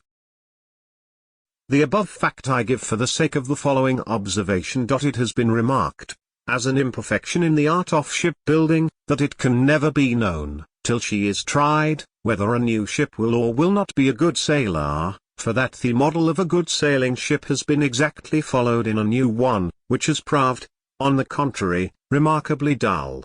I apprehend that this may partly be occasioned by the different opinions of seamen respecting the modes of lading, rigging, and sailing of a ship. Each has his system, and the same vessel, let then be the judgment and orders of one captain, shall sail better or worse than when by the orders of another. Besides, it scarce ever happens that a ship is formed, fitted for the sea, and sailed by the same person. One man builds the hull, another rigs her, a third lades and sails her.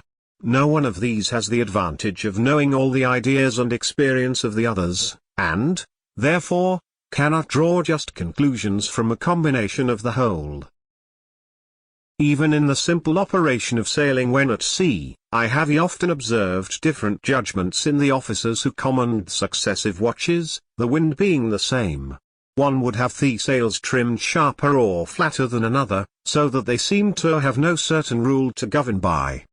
Yet I think a set of experiments might be instituted, first, to determine the most proper form of the hull for swift sailing, next, the best dimensions and properest place for the masts, then the form and quantity of sails, and their position, as the wind may be, and, lastly, the disposition of the lading.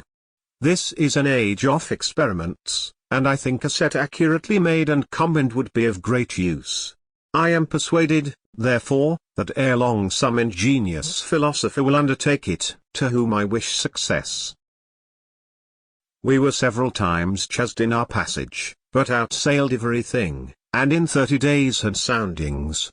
We had a good observation, and the captain judged himself so near our port, Falmouth, that, if we made a good run in the night, we might be off the mouth of that harbour in the morning, and by running in the night might escape the notice of the enemy's privateers, who often cruised near the entrance of the channel. Accordingly, all the sail was set that we could possibly make, and the wind being very fresh and fair, we went right before it, and made great way.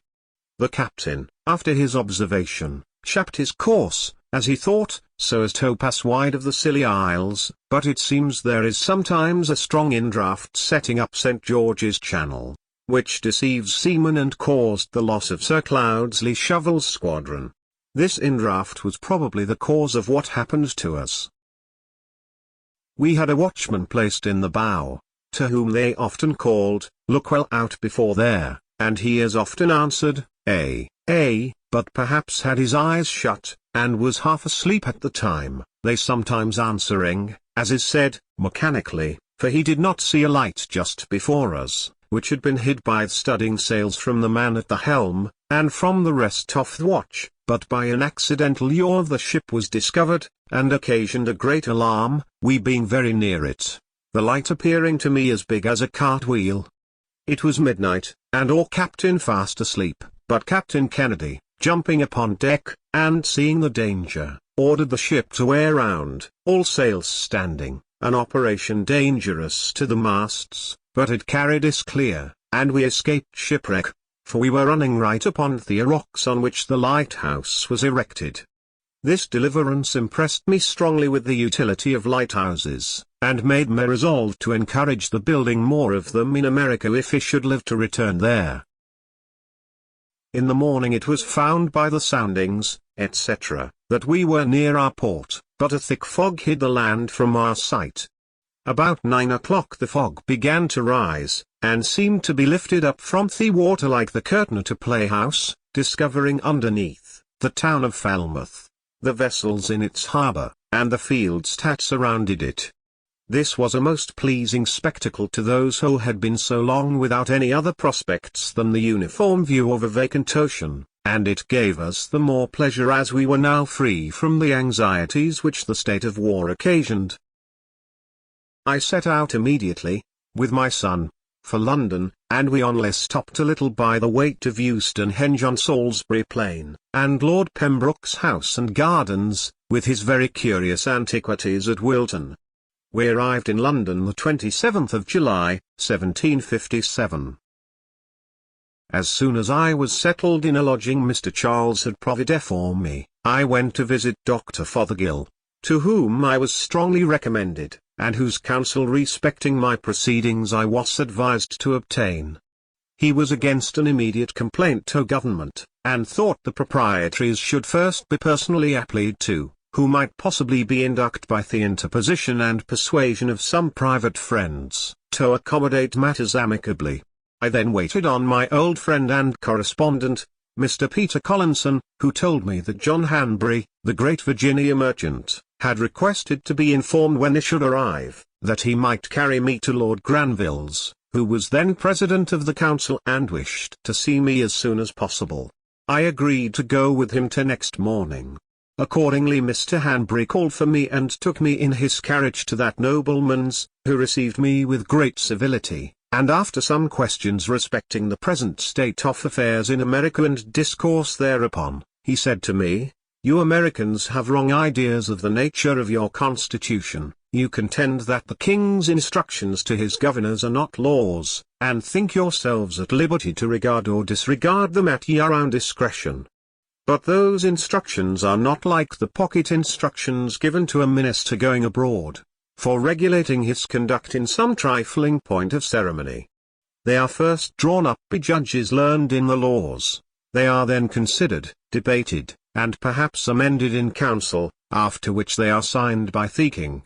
They are then, so far as they relate to you, the law of the land, for the king is the legislator of the colonies." 119. I told his lordship this was new doctrine to me.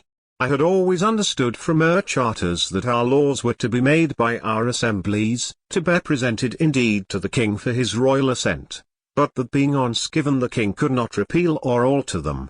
And as the assemblies could not make permanent laws without his assent, so neither could he make a law for them without theirs. He assured me was totally mistaken. I did not think so, however, and high lordship's conversation having a little alarmed me as to what might be the sentiments of the court concerning us, I wrote it down as soon as I returned to my lodgings. I recollected that about 20 years before, a clause in a bill brought into Parliament by the Ministry had proposed to make the King's instructions laws in the colonies, but the clause was thrown out by the Commons, for which we adored them as our friends and friends of liberty, till by their conduct towards us in 1765 it seemed that they had refused that point of sovereignty to the King only that they might reserve it for themselves.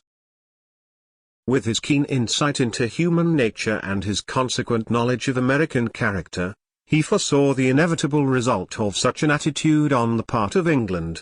This conversation with Grenville makes these last pages of the autobiography one of its most important parts.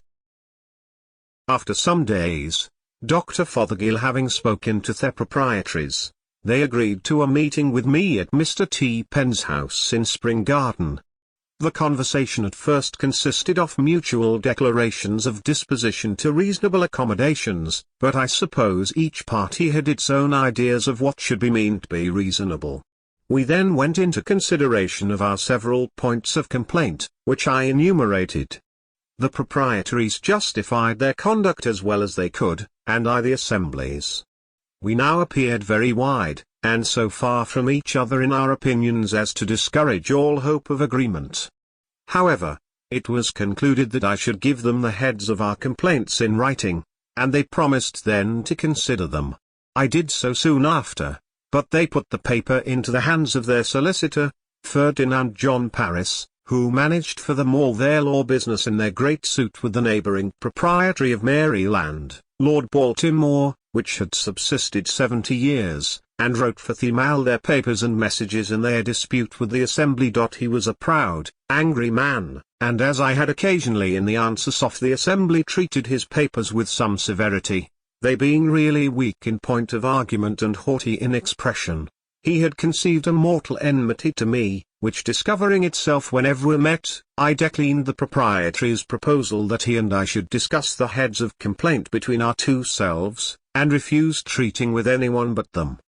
They then by his advice put the paper into the hands of the Attorney and Solicitor General for their opinion and counsel upon it, where it lay unanswered a year wanting 8 days, during which time I made frequent demands of an answer from the proprietaries, but without obtaining any other than that they had not yet received the opinion of the Attorney and Solicitor General. What it was when they did receive it I never learned, for they did not communicate it to me, but sent a long message to the Assembly drawn and signed by Paris, reciting my paper, complaining of its want of formality, as a rudeness on my part, and giving a flimsy justification of their conduct, adding that they should be willing to accommodate matters if the Assembly would send out some person of candour to treat with them for that purpose, intimating thereby that I was not such. We now appeared very wide, and so far from each other in our opinions as to discourage all hope of agreement. The want of formality or rudeness was, probably, my not having addressed the paper to them with their assumed titles of true and absolute proprietaries of the province of Pennsylvania, which I omitted as not thinking it necessary in a paper, the intention of which was only to reduce to a certainty by writing, what in conversation I had delivered viva voce. But during this delay, the Assembly having prevailed with Governor Denny to pass an act taxing the proprietary estate in common with estates of the people, which was the grand point in dispute, they omitted answering the message. When this act however came over, the proprietaries, counselled by Paris, determined to oppose its receiving the royal assent. Accordingly they petitioned the king in council, and a hearing was appointed in which 2 lawyers were employed by them against the act, and 2 by me in support of it. They alleged that the act was intended to load the proprietary estate in order to spare those of the people, and that if it was suffered to continue in force, and the proprietaries, who were in odium with the people, left to their mercy in proportioning the taxes, they would inevitably be ruined. We replied that the act had no such intention, and would have no such effect. That the assessors were honest and discreet men under an oath to assess fairly and equitably, and that any advantage each of them might expect in lessening his own tax by augmenting that of the proprietaries was too trifling to induce them to perjure themselves. This is the purport of what I remember as urged by both sides, except that we insisted strongly on the mischievous consequences that must attend a repeal, for that the money, pound 100,000, being printed and given to the king's use, expended in his service, and now spread among the people, the repeal would strike it dead in their hands to the ruin of many, and the total discouragement of future grants, and the selfishness of their proprietors in soliciting such a general catastrophe, merely from a groundless fear of their estate being taxed too highly, Wace insisted on in the strongest terms. On this, Lord Mansfield, one of the council, rose, and beckoning me took me into the clerk's chamber, while the lawyers were pleading, and asked me if I was really of opinion that no injury would be done the proprietary estate in the execution of the act. I said certainly. Then, Saish, you can have little objection to enter into an engagement to show that point. I answered, none at all.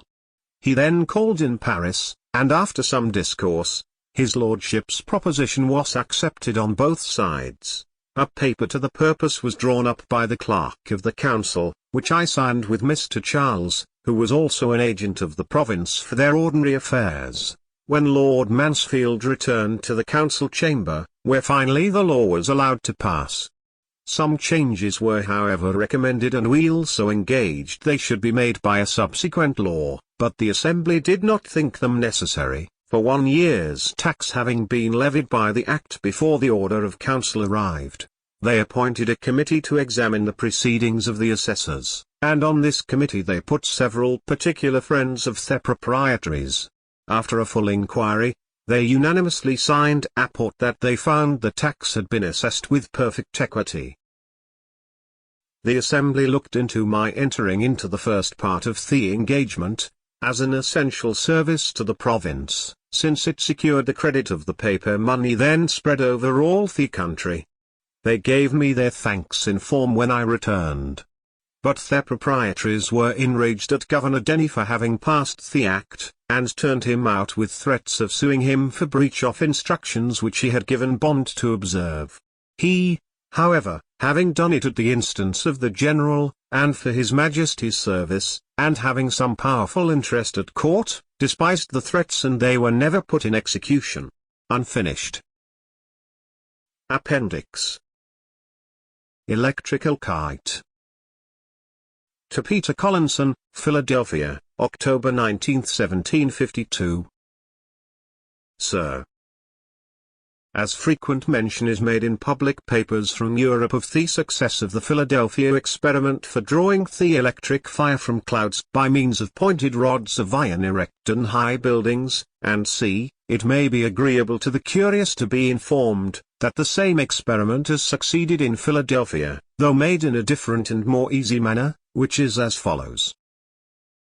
Make a small cross of 2 light strips of cedar, the arms so long as to reach to the 4 corners of a large, thin silk handkerchief. When extended, tie the corners of the handkerchief to the extremities of the cross, so you have the body of a kite, which being properly accommodated with a tail, loop, and string, will rise in the air, like those made of paper, but this being of silk, is fitter to bear the wet and wind of a thunder gust without tearing. To the top of the upright stick of the cross is to be fixed a very sharp pointed wire, rising a foot or more above their wood. To the end of the twine, next the hand, is to be tied a silk ribbon, and where the silk and twine join, a key may be fastened. This kite is to be raised when a thunder gust appears to be coming on, and the person who holds the string must stand within a door or window, or under some cover, so that the silk ribbon may not be wet, and care must be taken that the twine does not touch the frame of the door or window. As soon as any of the thunder clouds come over the kite, the pointed wire will draw the electric fire from them, and the kite, with all the twine, will be electrified, and the loose filaments of the twine will stand out every way and be attracted by an approaching finger. And when the rain has wet the kite and twine, so that it can conduct the electric fire freely, you will find it stream out plentifully from the key on the approach of your knuckle. At this key the file may be charged, and from electric fire thus obtained, spirits may be kindled, and old electric experiments be performed, which are usually done by the help of a rubbed glass globe or tube, and thereby the sameness of the electric matter with that of lightning completely demonstrated. B. Franklin. You will find it stream out plentifully from the key on the approach of your knuckle. Father Abraham in his study. From Father Abraham's speech, 1760. Reproduced from a copy at New York Public Library. The Weight o' Health. From Father Abraham's speech, forming the preface to Poor Richard's Almanac for 1758. It would be thought a hard government that should tax its people own 10th part of their time, to be employed in its service. But idleness taxes many of us much more, if we reckon old hat is spent in absolute sloth, or doing of nothing, with that which is spent in idle employments or amusements, that amount to nothing. Sloth, by bringing on diseases, absolutely shortens life. Sloth, like rust, consumes faster than labor wears, while the used key is always bright, as Poor Richard says. But dost thou love life, then do not squander time, for that's the stuff life is made of, as Poor Richard says.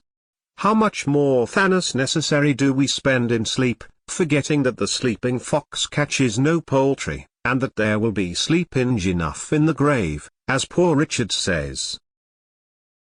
If time be of all things the most precious, wasting time must, as Poor Richard says, the greatest prodigality, since, as he elsewhere tells us, lost time is never found again, and what we call time enough, always proves little enough. Let us then up and be doing, and doing to the purpose, so by diligence shall we do more with less perplexity. Sloth makes all things difficult, but industry all easy, as Poor Richard says, and he that riseth late must trot all day, and shall scarce overtake his business at night, while laziness travels so slowly, that poverty soon overtakes him. Osway read in Poor Richard, who adds, drive thy business, let not that drive thee, and early to bed, and early to rise, makes a man healthy, wealthy, and wise. Industry need not wish, and he that lives upon hope will die fasting. There are no gains without pains. He that hath a trade hath an estate, and he that hath a calling, hath an office of profit and honour. But then the trade must be worked at, and the calling well followed, or neither the estate nor the office will enable us to pay our taxes. What though you have found no treasure, nor has any rich relation left you a legacy? Diligence is the mother of good luck, as Poor Richard says, and God gives all things to industry. One today is worth 2 tomorrows, and Father, have you somewhat to do tomorrow, do it today. If you were a servant, would you not be ashamed that a good master should catch you idle? Are you then your own master? Be shamed to catch yourself idle. Stick to it steadily, and you will see great effects, for constant dropping wears away stones, and by diligence and patience the mouse set into the cable, and little strokes fell great oaks. Methinks I hear some of you say, must a man afford himself no leisure? I will tell thee, my friend, what Poor Richard says, employ thy time well, if thou meanest to gain leisure, and, since thou art not sure of a minute, throw not away an hour. Leisure is time for doing something useful. This leisure diligent man will obtain, but the lazy man never, so that, as Poor Richard says, a life of leisure and a life of laziness are two things. Keep thy shop, and thy shop will keep thee, and again, if you would have your business done, go; if not, send. If you would have a faithful servant, and one that you like, serve yourself. A little neglect may breed great mischief, adding, for want of a nail the shoe was lost, for want of a shoe the horse was lost, and for want of a horse the rider was lost, being overtaken and slain by the enemy, all for the want of care about a horseshoe nail. So much for industry, my friends, and attention to one's own business, but to these we must add frugality. What maintains one vice, would bring up 2 children. You may think perhaps, that a little tea, or a little punch now and then, diet a little more costly, clothes a little finer, and a little entertainment now and then, can be no great matter, but remember what Poor Richard says, many a little makes a mickle. Beware of little expenses, a small leak will sink a great ship, and again, who dainties love, shall beggars prove, and moreover, fools make feasts, and wise men eat them. Buy what thou hast no need of, and ere long thou shalt sell thy necessaries. If you would know the value of money, go and try to borrow some, for, he that goes a-borrowing goes a-sorrowing. The second vice is lying, the first is running in debt. Lying rides upon debt's back. Poverty often deprives a man of all spirit and virtue, tired for an empty bag to stand upright. And now to conclude, experience keeps a dear school, but fools will learn in no other, and scarce in that, for it is true, we may give advice, but we cannot give conduct, as Poor Richard says. However, remember this, they that won't be counselled, can't be helped, as poor Richard essays, and farther, that if you will not hear reason, shall surely rap your knuckles. The Whistle. To Madame Brillon Passy, November 10, 1779. I am charmed with your description of paradise, and with your plan of living there, and I approve much of your conclusion, that, in the meantime, we should draw all the good we can from this world. In my opinion, we might all draw more good from it than we do, and suffer less evil, if we would take care not to give too much for whistles. For to me it seems, that most of the unhappy people we meet with, are become so by neglect of that caution. You ask what I mean? You love stories, and will excuse my telling one of myself. When I was a child of 7-year-old, my friends, on a holiday, filled my pocket with coppers. I went directly to a shop where they sold toys for children, and being charmed with the sound of a whistle, that I met by the way in the hands of another boy, I voluntarily offered and gave all my money for one. I then came home, and went whistling all over the house, much pleased with my whistle, but disturbing all the family. My brothers, and sisters, and cousins, understanding the bargain I had made, told me I had given 4 times as much for it as it was worth, put me in mind what good things I might have bought with the rest of the money, and laughed at me so much for my folly, that I cried with vexation, and the reflection gave me more chagrin than the whistle gave me pleasure. This, however, was afterwards of use to me, the impression continuing on my mind, so that often, when I was tempted to buy some unnecessary thing, I said to myself, "Don't give too much for the whistle," and I saved my money. As I grew up, came into the world, and observed the actions of men, I thought I met with many, very many, who gave too much for the whistle. When I saw one too ambitious of court favor, sacrificing his time in attendance on levees, his repose, his liberty, his virtue, and perhaps his friends, to attain it, I have said to myself, this man gives too much for his whistle. When I saw another fond of popularity, constantly employing himself in political bustles, neglecting his own affairs, and ruining them by neglect, he pays, indeed, said I, too much for his whistle.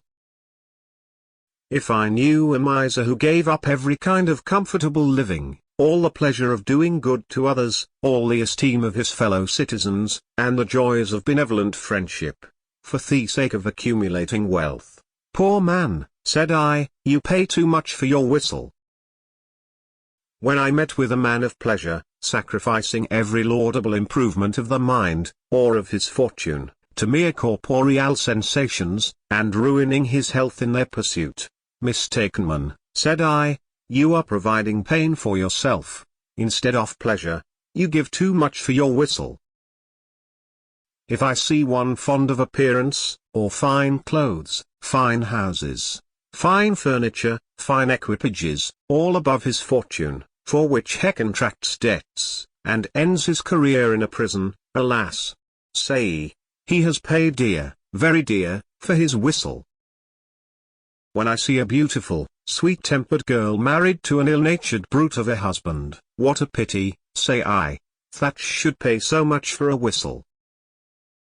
In short, I conceived that great part of the miseries of mankind are brought upon them by the false estimates they have made of the value of things, and by their giving too much for their whistles. Yet I ought to have charity for these unhappy people, when I consider, that, with all this wisdom of which I am boasting, there are certain things in the world so tempting, for example, the apples of King John, which happily are not to be bought, for if they were put to sale by auction, I might very easily be led to ruin myself in the purchase, and find that I had once more given too much for the whistle. Adieu, my dear friend, and believe me ever yours very sincerely and with unalterable affection. B. Franklin. A letter to Samuel Mather. Passy, May 12, 1784. Reverend Sir, it is now more than 60 years since I left Boston, but I remember well both your father and grandfather, having heard them both in the pulpit, and seen them in their houses. The last time I saw your father was in the beginning of 1724, when I visited him after my first trip to Pennsylvania. He received me in his library, and on me taking leave showed me a shorter way out of the house through a narrow passage, which was crossed by a beam overhead. We were still talking as I withdrew, he accompanying me behind, and I turning partly towards him, when he said hastily, "Stoop, stoop." I did not understand him, till I felt my head hit against the beam. He was a man that never missed any occasion of giving instruction, and upon this he said to me, "You are young, and have the world before you. Stoop as you go through it, and you will miss many hard thumps." This advice, thus beat into my head, has frequently been of use to me, and I often think of it, when I see pride mortified, and misfortunes brought upon people by their carrying their heads too high. B. Franklin. The End. Bibliography.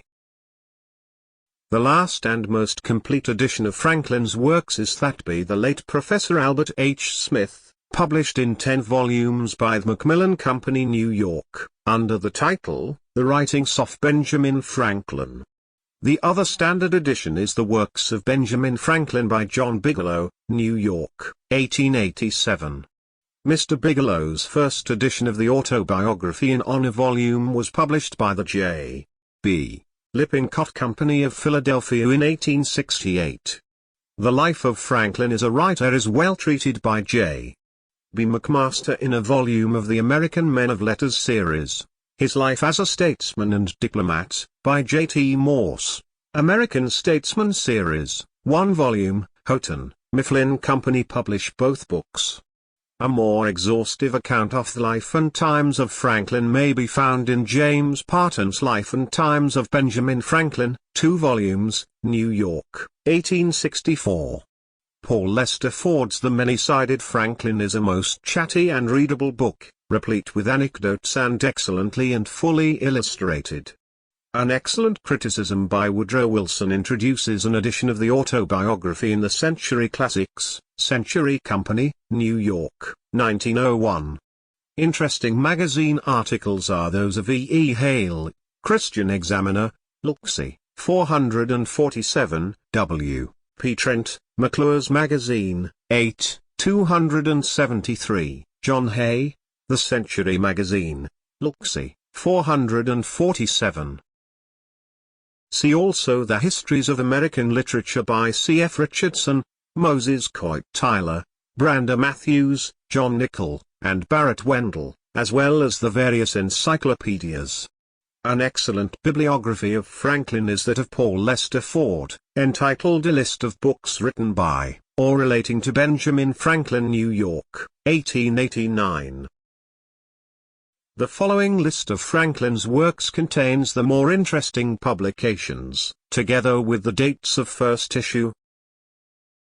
Medal given by the Boston Public Schools from the Franklin Fund.